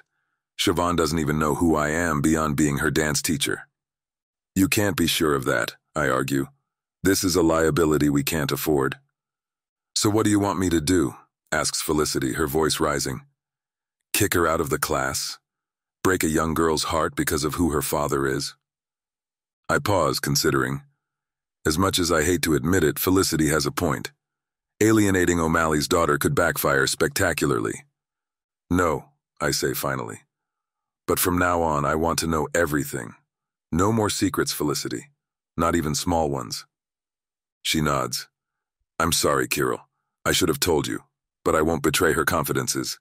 Just so we're clear about that. I can be loyal to both of you. I reach out, cupping her cheek. I understand why you didn't, but we can't afford to keep things from each other, no matter how insignificant they might seem. Felicity presses against my touch. You're right. I promise. No more secrets. But you're still going to keep her secrets? I sigh heavily. Only the ones who don't threaten our family. I decide I can live with that compromise as I pull her closer, my anger fading. Good. Tell me everything you feel comfortable sharing about Siobhan. We might be able to use this to our advantage. As Felicity begins to speak, I listen intently, my mind already racing with possibilities. This unexpected connection could be a valuable asset or a dangerous weakness. Either way, we'll face it together. A few hours later, I'm back pacing the length of my study while Felicity sits on the leather couch, following my movements with the slightest directional change of her head each time I complete a lap and circle around again. We need to talk to Damiano, I say, finally stopping to face her. This connection with Siobhan could be our ticket to ending this war before it begins. Felicity nods, her brow creased in thought. Possibly, but we need to be careful. We can't put Siobhan in danger. I'm past my irritation with her insistence on protecting O'Malley's child. She wouldn't be the woman I love if she didn't have such a huge heart and staunch ethics that she somehow finds a way to maintain even in our world. Of course not. She's just a child, but her presence in your dance class gives us leverage we didn't have before. Her lips tighten at that word. Not that kind of leverage.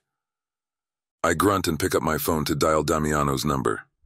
He answers on the second ring. Kirill, we need to meet. Now at the penthouse. It's about O'Malley. There's a pause on the other end. I'll be there in 20 minutes. I end the call and turn back to Felicity. He's on his way.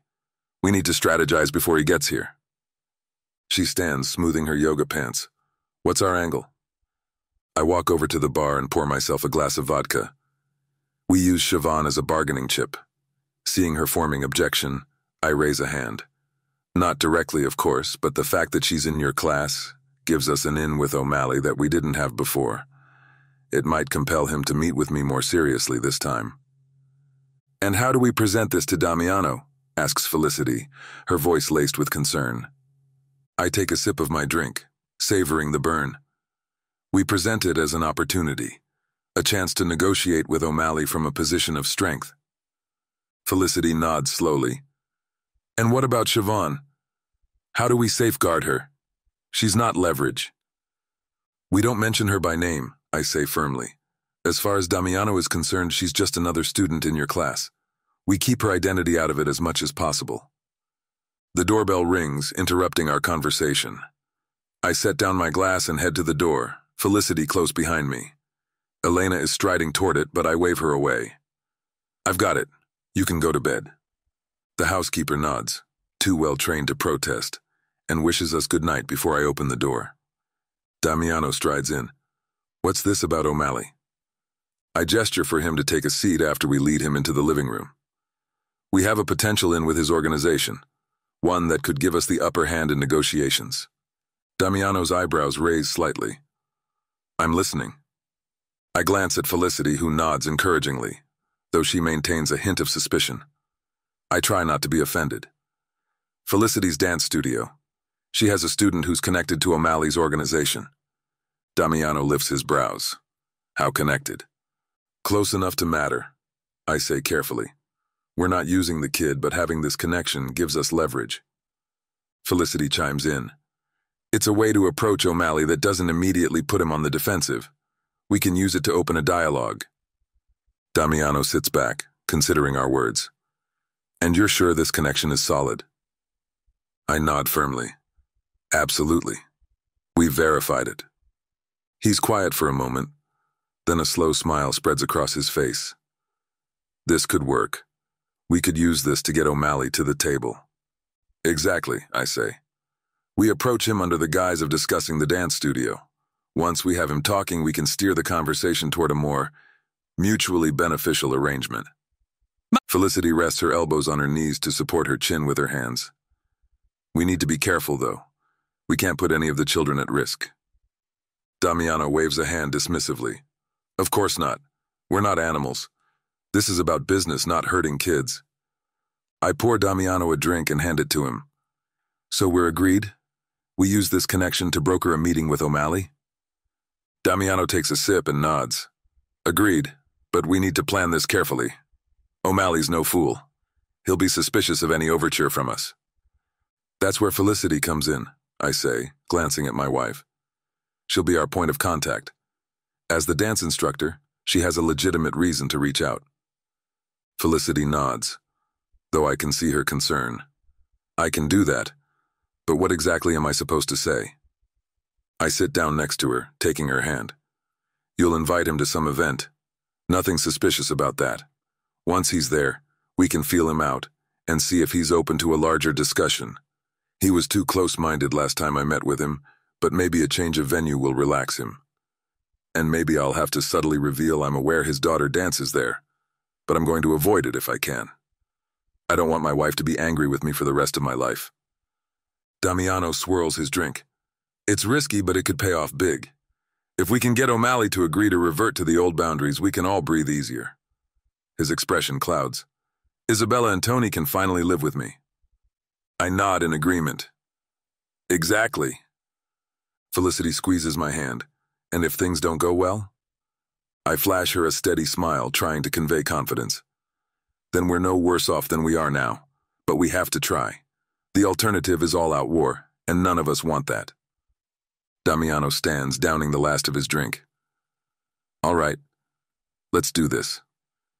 Felicity, you make the call to O'Malley. Kirill and I will work on the details of what we want to propose once we get him to the table." As Damiano leaves, I turn back to Felicity. She looks pale but determined. "Are you okay with this?" I ask softly. She takes a deep breath. "I don't like involving Siobhan, even indirectly. But if this can prevent a war, then yes, I'm okay with it." I pull her into my arms, kissing the top of her head. We'll keep her safe, and with any luck, this will lead to peace for all families. Felicity nods against my chest. I really hope you're right, because I don't want to do anything to betray anyone's trust. It clearly bothers her, so I don't try to offer platitudes. I just hold her, letting her slowly reach the conclusion that sometimes our choices are terrible, and we pick or become the lesser evil. Chapter 36. Felicity. The plan to use Siobhan as leverage against Sean leaves a sour taste in my mouth. There has to be a better way that doesn't involve potential risk an innocent child. I'm trying to think of the best way to get O'Malley here and to be open-minded to talking about a truce with my husband and brother. I consider a parent-teacher conference but discard that idea.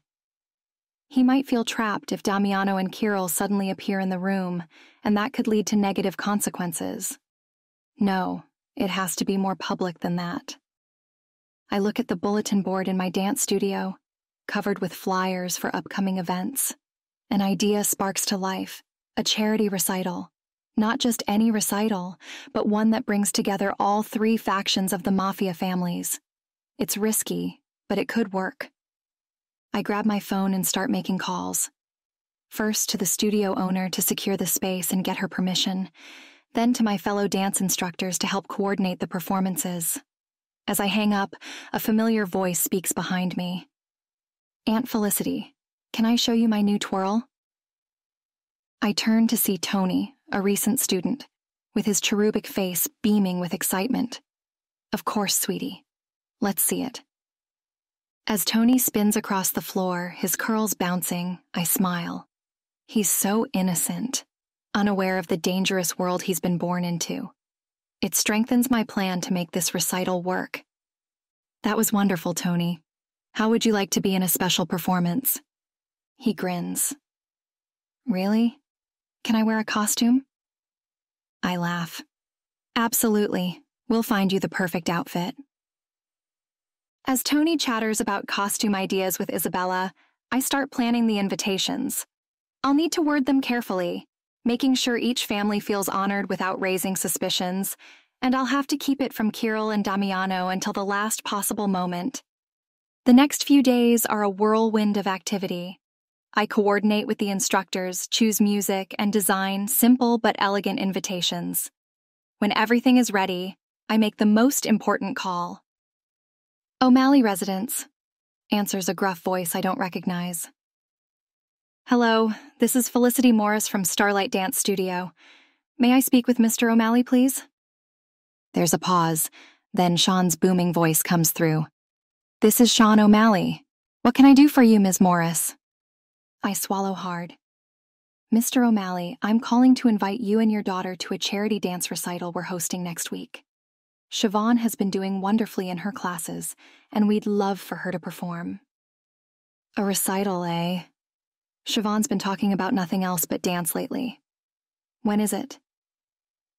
I give him the details while blotting damp palms against my pants, alternating which hand is holding the phone. "We'd be honored if you could attend, Mr. O'Malley. It's for a good cause, supporting local youth programs." There's another pause, and I hold my breath as I hear her excited chatter in the background. Finally, Sean chuckles. I can't say no to my little girl. We'll be there. Relief washes over me. "Wonderful. We look forward to seeing you both." As I hang up, my hands are shaking.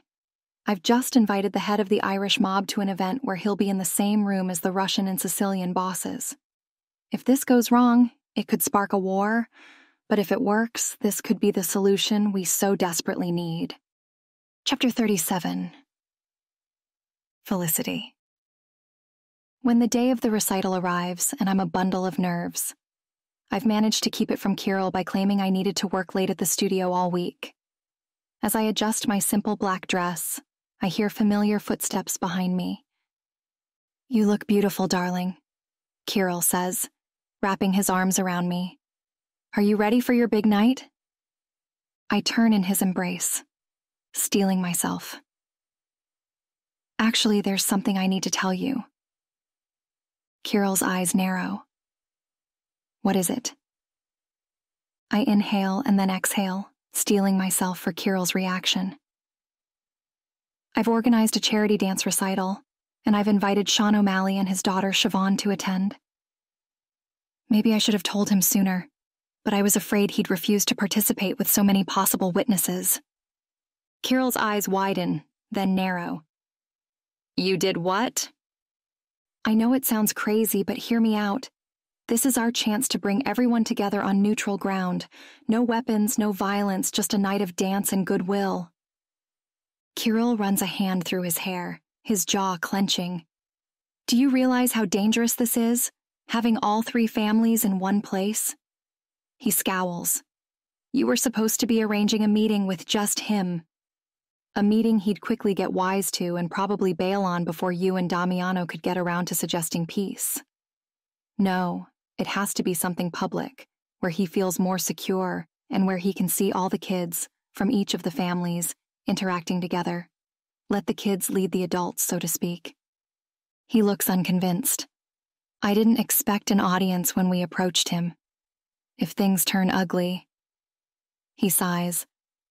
I'm not sure being so public will work. I place my hand on his arm. That's exactly why it could work. We're all too smart to try anything in such a public setting. Plus, it gives us a chance to talk without the pressure of a formal meeting. He sighs, shaking his head. You should have told me sooner. I know, I'm sorry, but I truly believe this could be a turning point for all of us. Kirill stares at me for a long moment, then nods. Very well, but we'll need extra security, and I want Victor with us at all times. I smile, relief washing over me. Of course. Thank you for trusting me. He pulls me close, kissing my forehead. I always trust you, but we are going to have a deep discussion about your secrets later, wife. My eyes widen, and though my stomach clenches, I know what he means by discussion. It will involve a lot more than just talking. He gives me a knowing look, and then a wink. You'll have to wait for that. Let's get ready for this recital of yours. When we arrive a short time later, the dance studio is transformed for the evening. Soft lighting casts a warm glow over the polished floors, and elegant floral arrangements adorn every corner. I smooth down my dress, nervousness fluttering in my stomach as I greet the arriving guests. Damiano arrives first, warily scrutinizing the room. Quite the setup you've got here. I offer him a small smile. Thank you, I'm glad you could make it. He nods, his gaze softening slightly as he glances at Isabella, who is off stage helping Tony adjust his tights. Isabella and Tony are excited about the performance. Before I can respond, the door opens again, and Sean O'Malley strides in, Siobhan at his side. The girl's eyes light up when she sees me. Ms. Morris, you look so pretty. I smile, not having to crouch to her level since she's only a couple of inches shorter than me. When she finishes growing, she's going to be tall and elegant, the perfect dancer's body if she can convince her father to let her pursue that dream. Thank you, Siobhan. You look beautiful too. Are you ready for your big performance? She nods enthusiastically, then tugs on her father's sleeve. Daddy, you remember Ms. Morris? Sean's piercing green gaze locks onto mine as he extends his hand. How could I forget? He smiles at me as his daughter darts backstage to join the cast. Siobhan hasn't stopped talking about your classes. I shake his hand, keeping my voice steady. It's good to see you again, Mr. O'Malley. Siobhan is a delightful student. As more guests file in, I feel Kirill's presence at my back. His hand rests lightly on my waist, a subtle show of support and possession. Sean, says Kirill, his voice cool but polite. I'm glad you could make it. Sean's eyebrows raise slightly. Kirill, I didn't realize you had an interest in ballet. My wife has many talents, he says smoothly. Supporting the arts is important to us both. I watch as understanding dawns in Sean's eyes. He glances between Kirill and me, then at Damiano standing nearby, gaze glued on Tony and Isabella, which Sean seems to note. I see. Ms. Morris is actually Mrs. Pimaslav and Miss DeLucci. He scowls for a moment. This should be an interesting evening. The energy in the air is nearly unbearable as the three men size each other up. I clear my throat, drawing their attention. Gentlemen, why don't we move to the refreshment area? The performance will be starting soon. As we make our way across the room, I catch snippets of conversation from the other guests, a blend of dance parents, local business owners, and carefully selected members of each family. So far, everything seems calm, but there's an undercurrent of watchfulness from all sides. The only ones not present are the men's bodyguards, who are all in the foyer or their cars. It's just the three of them, vulnerable, aware of all the children, and hopefully open to reason. I lead the men to a quieter corner, away from prying ears. I know this is unexpected, but I hope we can use this opportunity to talk, without the usual pressures. Sean chuckles, though he doesn't seem fully amused. You've got guts, lass. I'll give you that. The lights dim as the recital begins.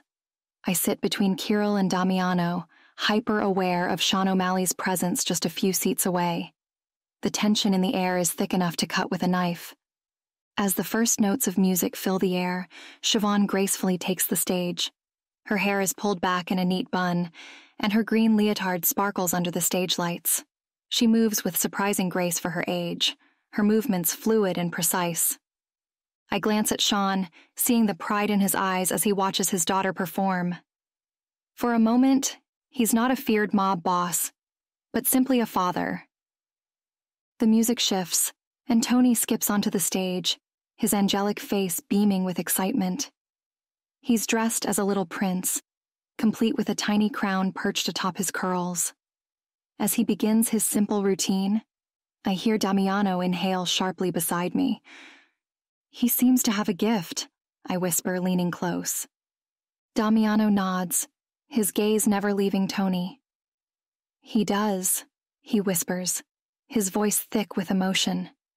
He doesn't appear to be bothered by his son dancing ballet, which fills me with a different kind of hope for the kids' futures. As the children dance, the three men around me slowly relax.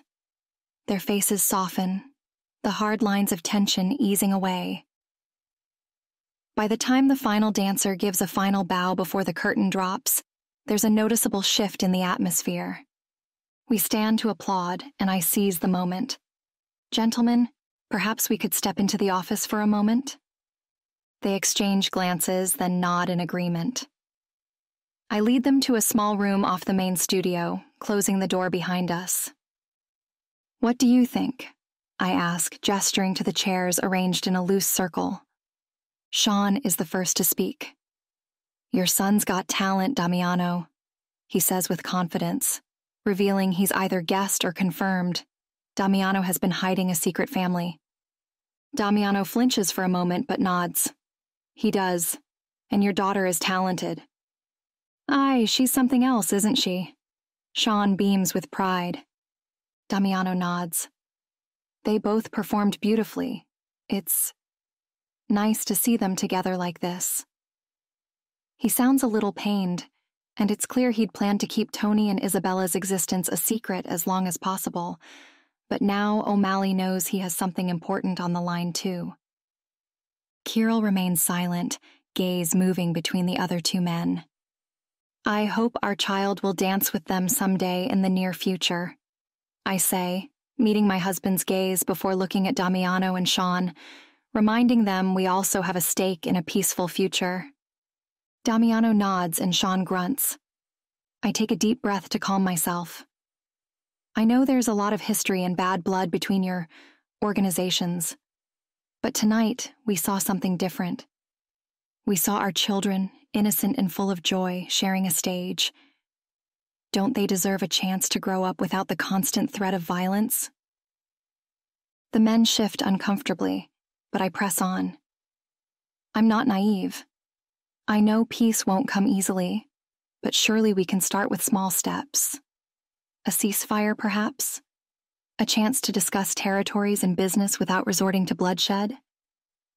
Sean strokes his beard thoughtfully. It's not a bad idea, lass.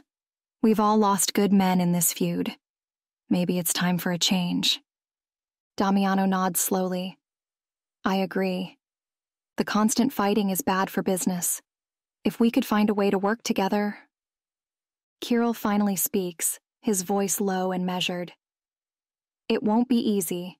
There's too much history, too many grudges.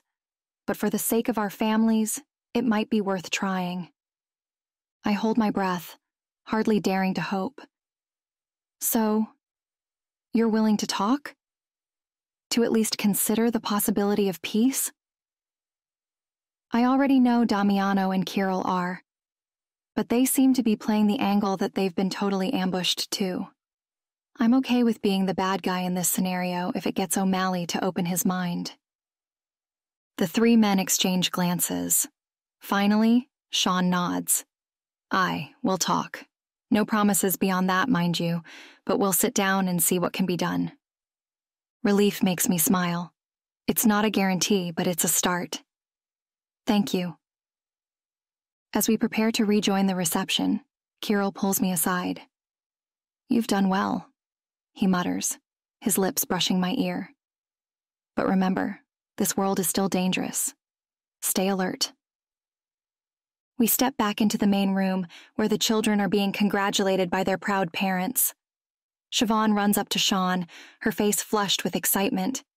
Did you see me, Papa? Did you like it? Sean scoops her up, his booming laugh filling the room. You were amazing, my little dancer. The best one up there. Across the room, I see Damiano kneeling next to Tony, who's animatedly describing his performance. Isabella stands nearby, her eyes shining with unshed tears as she watches father and son interact. As I survey the scene, I realize that for this brief moment, we've achieved something remarkable. The most powerful and dangerous men in New York are gathered in one room, not as rivals, but as fathers and uncles, bound by the simple joy of watching children dance. It's a fragile peace, I know. Tomorrow, the harsh realities of their world will reassert themselves.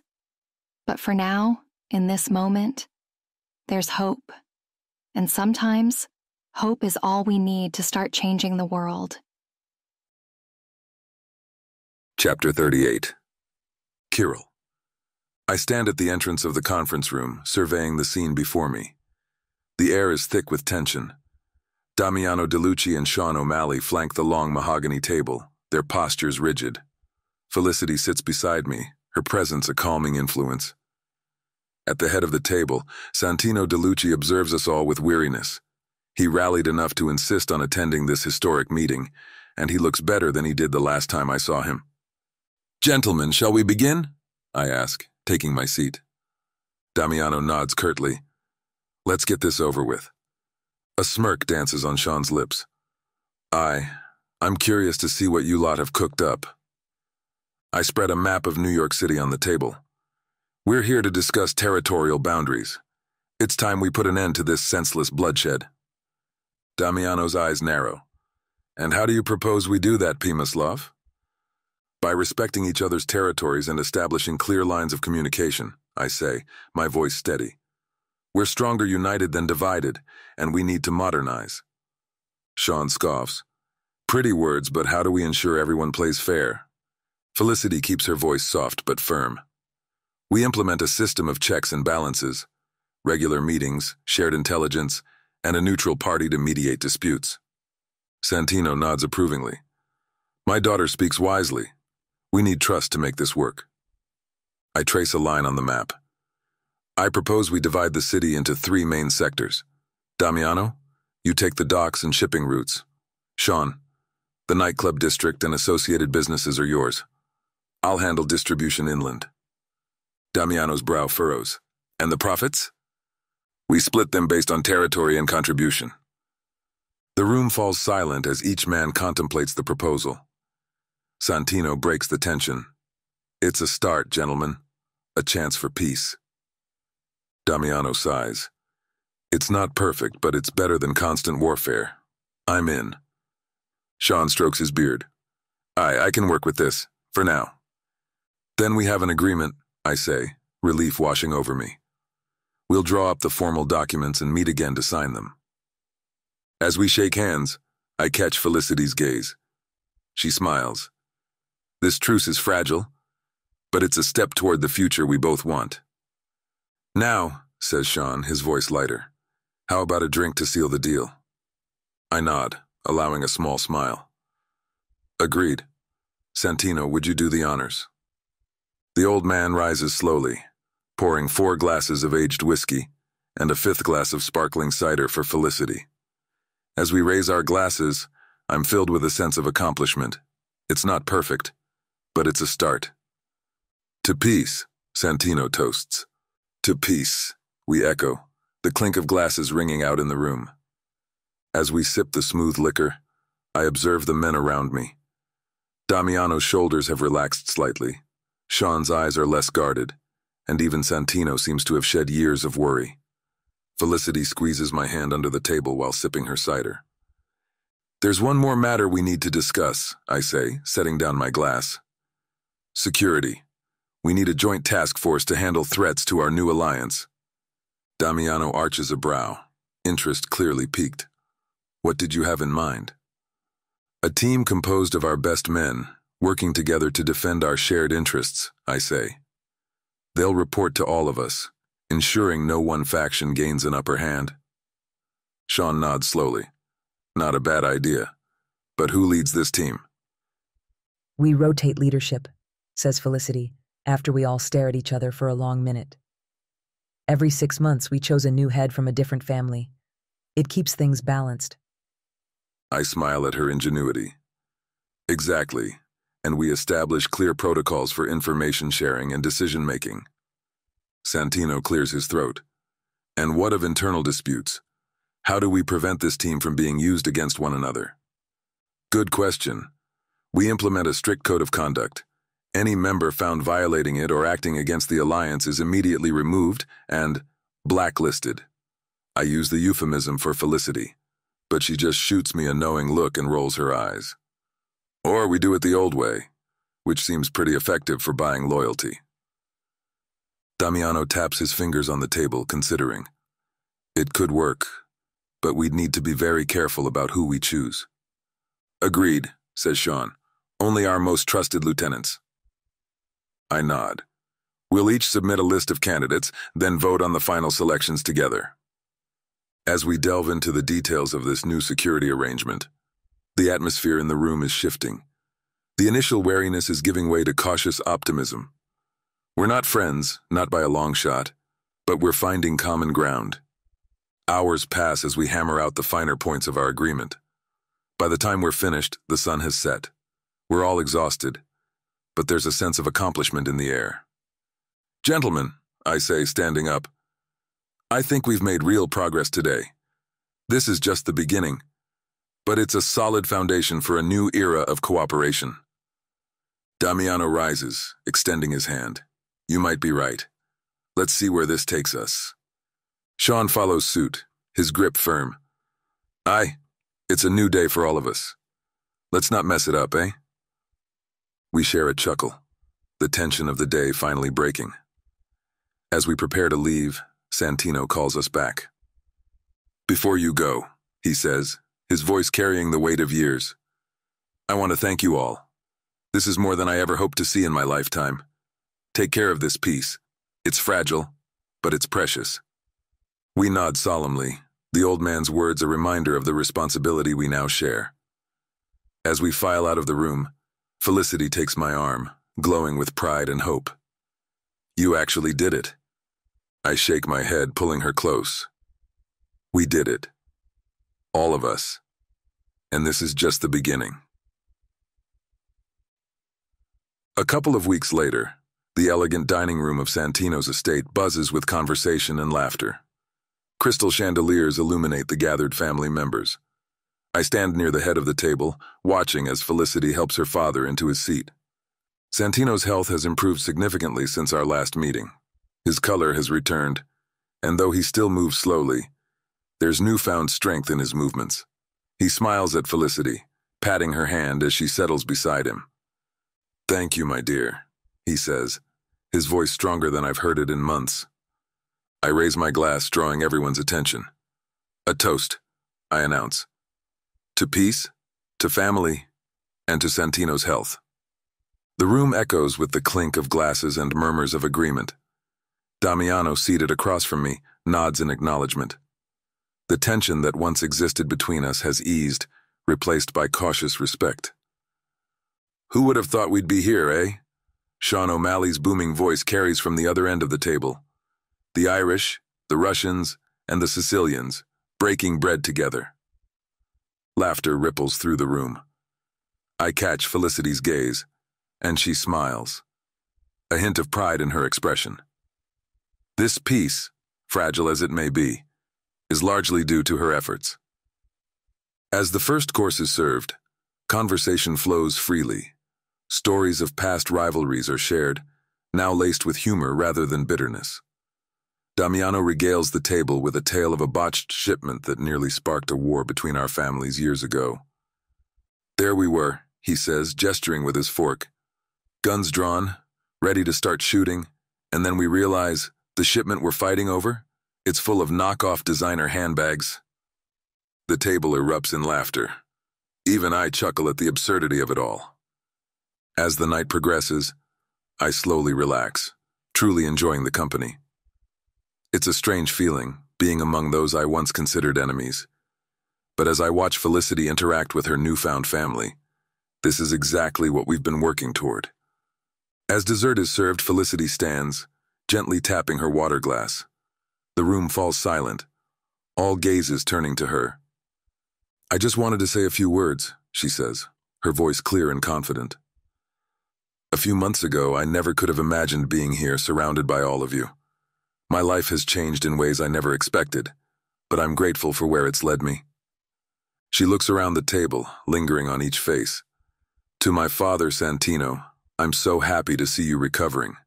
To my brother, Damiano, I look forward to getting to know you better. To Sean and his family, thank you for being open to this new alliance." Finally, she looks at me with love and tenderness. "And to Kirill, my husband, thank you for your strength, your protection, and your love." My chest constricts at her words. As she sits down, I reach for her hand under the table, giving it a gentle squeeze. The rest of the evening passes in a blur of conversation and laughter. As the night winds down, guests begin to depart. Felicity and I say our goodbyes, promising to visit again soon. As we step outside into the cool night air, she rests against me, her body warm against mine. "That went well, don't you think?" she asks. I nod, wrapping an arm around her thickening waist. "Better than I could have hoped.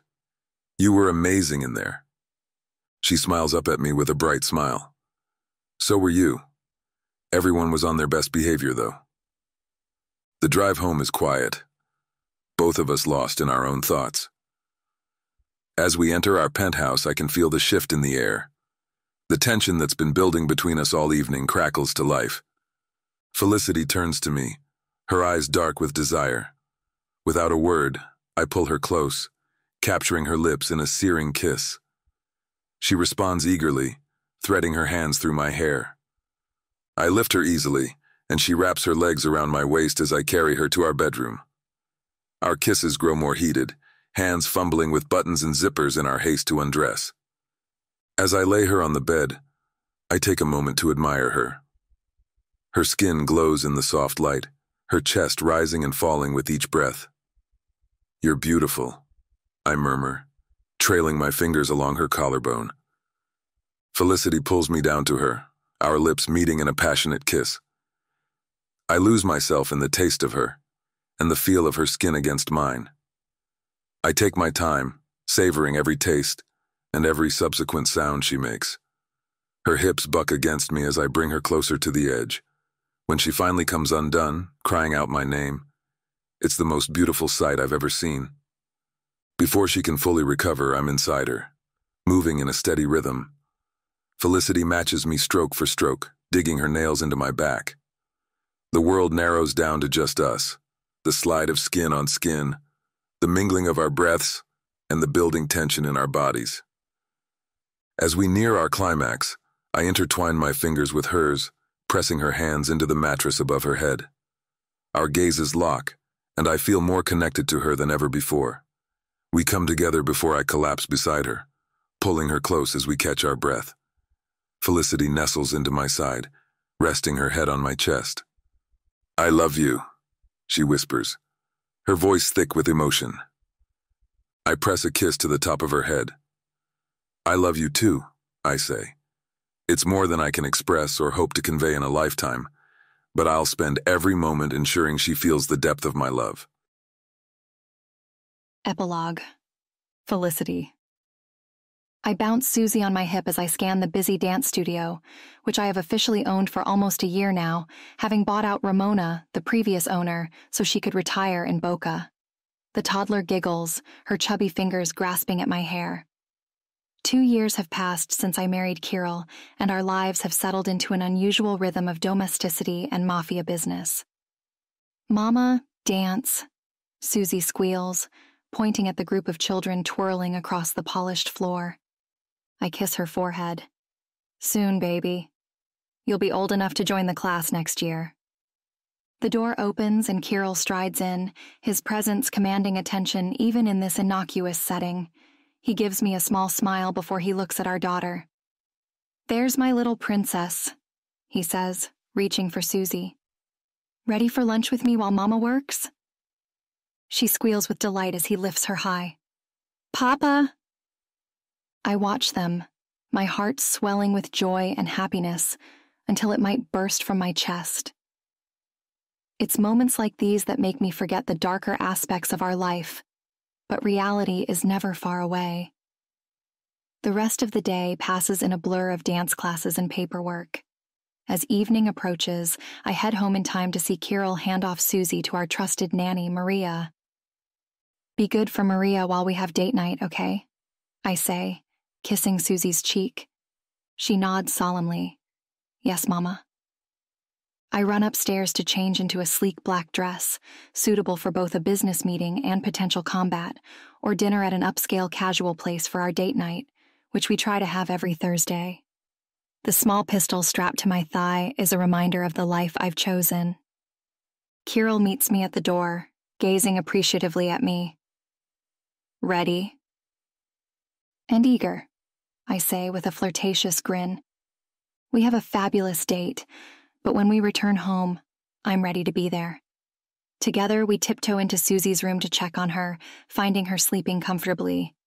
Kirill puts his arms around me from behind, holding me against him. I close my eyes, letting his warmth comfort me. This is our life now, a constant dance between family, love, and the dangerous world we navigate. But as long as we have each other, and Susie, I wouldn't change anything. A few days later, I'm watching as Santino bounces Susie on his knee, her giggles filling the sun-drenched living room of our penthouse.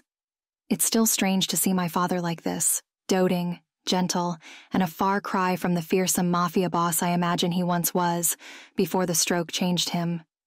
"Look at you," he says, tickling Susie's belly. "You're getting so big." I rest a hand on my barely swollen belly, feeling the kicks of our second child. So far, I'm the only one who can feel him or her, but that'll change in a matter of a few weeks. Kirill wraps an arm around my waist, his touch warm and reassuring as his hands cup my slight protrusion. "She loves her grandpa," I say, somewhat surprised by the lack of bitterness in my voice. I no longer begrudge her having a close bond with the man who fathered me. Santino and I have gotten closer, and we're friends. We're family, too, but we'll probably never have the classic father and daughter bond that Kirill and Susie already share. Santino looks up. There's a flicker of regret and longing. "I wish I could have been there for you like this, Felicity." I swallow hard, unsure how to respond. Our relationship has improved over the past 2 years, but there's still a chasm between us. Years of absence and secrets that can't be easily bridged. "You're here now," I finally say, offering a small smile. "That's what matters." Santino nods, blinking rapidly. He turns his attention back to Susie, but his shoulders sag for a moment until Susie makes him smile again. Kirill squeezes my hand. "Why don't we have lunch on the terrace? It's a beautiful day." As we settle around the table, Susie perched on Santino's lap, I marvel at how much has changed. My father, once a distant figure shrouded in mystery, now sits across from me, coaxing my daughter to eat her vegetables. "So, have you thought of names for the new bambino?" asks Santino, wiping Susie's face with a napkin. I exchange a glance with Kirill. "We have a few ideas, but we're keeping them to ourselves for now." Santino nods, a hint of disappointment in his eyes. I know he's trying, the weekly visits, the gifts for Susie, and his attempts to involve himself in our lives. But trust is a delicate thing, easily broken and painstakingly rebuilt. As lunch progresses, I manage to relax, drawn into the easy conversation. Santino shares stories from his youth in Sicily, carefully edited for Susie's ears. For a moment, I can almost forget the complexities of our world, the dangers that lurk just beyond our peaceful afternoon, and I cling to the fragile bond I share with the man who fathered me. Slowly, it's healing and becoming something important as I move past old hurts. It won't happen overnight, but it will happen. Someday, I might even feel ready to call him Papa instead of Santino. But not today. The children twirl and leap across the polished wooden floor of my dance studio. The sound of classical music fills the air, punctuated by giggles and excited chatter. It's been 2 years since we established this neutral ground, and the transformation is remarkable. Siobhan, now 15, leads a group of younger girls through a series of graceful movements. Her red hair, tied back in a neat bun, gleams under the studio lights. Beside her, Tony attempts to mimic her steps with less finesse but equal enthusiasm. "Excellent form, Siobhan," I call out, smiling as she beams with pride. "Tony, remember to keep your back straight. That's it." As I move through the studio, offering guidance and encouragement, I catch sight of Victor standing by the door. His presence is a constant reminder of the world that exists beyond these walls. He nods at me, but continues scanning the room with practiced vigilance. "Ms. Moore?" I look down to see Lev, one of Kirill's captain's sons, tugging at my leotard. "Can you show me the jump again?" I kneel beside him, demonstrating the move slowly due to my belly as much as the need to keep it simple for him. "Like this. Remember, it's all in the preparation. Take a deep breath, bend your knees, and then push." He nods solemnly, his little face scrunched in concentration as he attempts the jump. I clap as he lands, wobbling slightly but grinning from ear to ear. "Well done." I squeeze his shoulder. "Keep practicing, and you'll be soaring across the stage in no time." As the class winds down, parents begin to arrive. I watch as children from different families, once bitter enemies, chat and laugh together as they gather their belongings. It's a sight that still amazes me. Sean O'Malley strides in, his imposing frame filling the doorway. Siobhan runs to him, throwing her arms around his waist. "Dad, did you see my pirouette? Miss Felicity said it was perfect." Sean's face softens as he looks at his daughter. "I'm sure it was. You're becoming quite the dancer." I approach them, smiling. "Siobhan's progressing wonderfully, Mr. O'Malley. She's a natural leader in the class." Sean nods with pride. "Thank you for everything you're doing here, Felicity. It's good to see the kids like this." I understand the full meaning behind his words. This studio represents more than just dance lessons. It's a glimpse of a different life, free from the violence and rivalries that have defined the underworld for so long. It's my pleasure, I say sincerely. They're all wonderful children. As Sean and Siobhan leave, Isabella enters the studio, pushing Carmela in her stroller. Tony runs to her, chattering excitedly about the day's lesson to his mother and his baby sister. Isabella and I lock gazes and exchange smiles. "Tony, why don't you go change?" I say as I approach. "I'd like to speak with your mother for a moment." Tony scampers off and she asks, "How is he doing?" "He's improving every day. He wants it so badly and his enthusiasm is infectious. The other children adore him." She grins. "Thank you, Felicity. This means more than you know. To see him happy, to see him just being a child and living with Damiano." The overhead light glints off her diamond-encrusted wedding band. "Before you and Kirill, he was too afraid for us to let us fully into his life. Now—" She trails off with a happy sigh as Carmela tosses her pacifier. Fortunately, it's clipped to her shirt, which makes her grunt with annoyance. We trade a laugh at the infant's antics. I place a hand on her arm, understanding the emotions behind her words. That's what this place is for.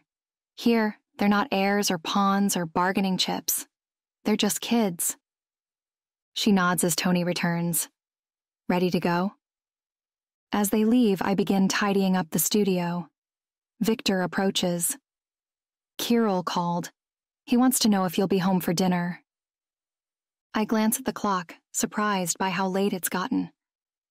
"Yes. Tell him I'll be there soon. Just need to finish up here."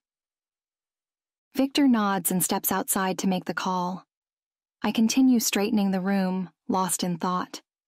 The studio has become more than I ever imagined, not just a gathering place, but a place of hope. The world outside these walls is still fraught with danger and complex alliances, but inside, the kids can be just kids for as long as we can shelter them. As I gather my things and prepare to leave, I catch sight of my reflection in the mirror.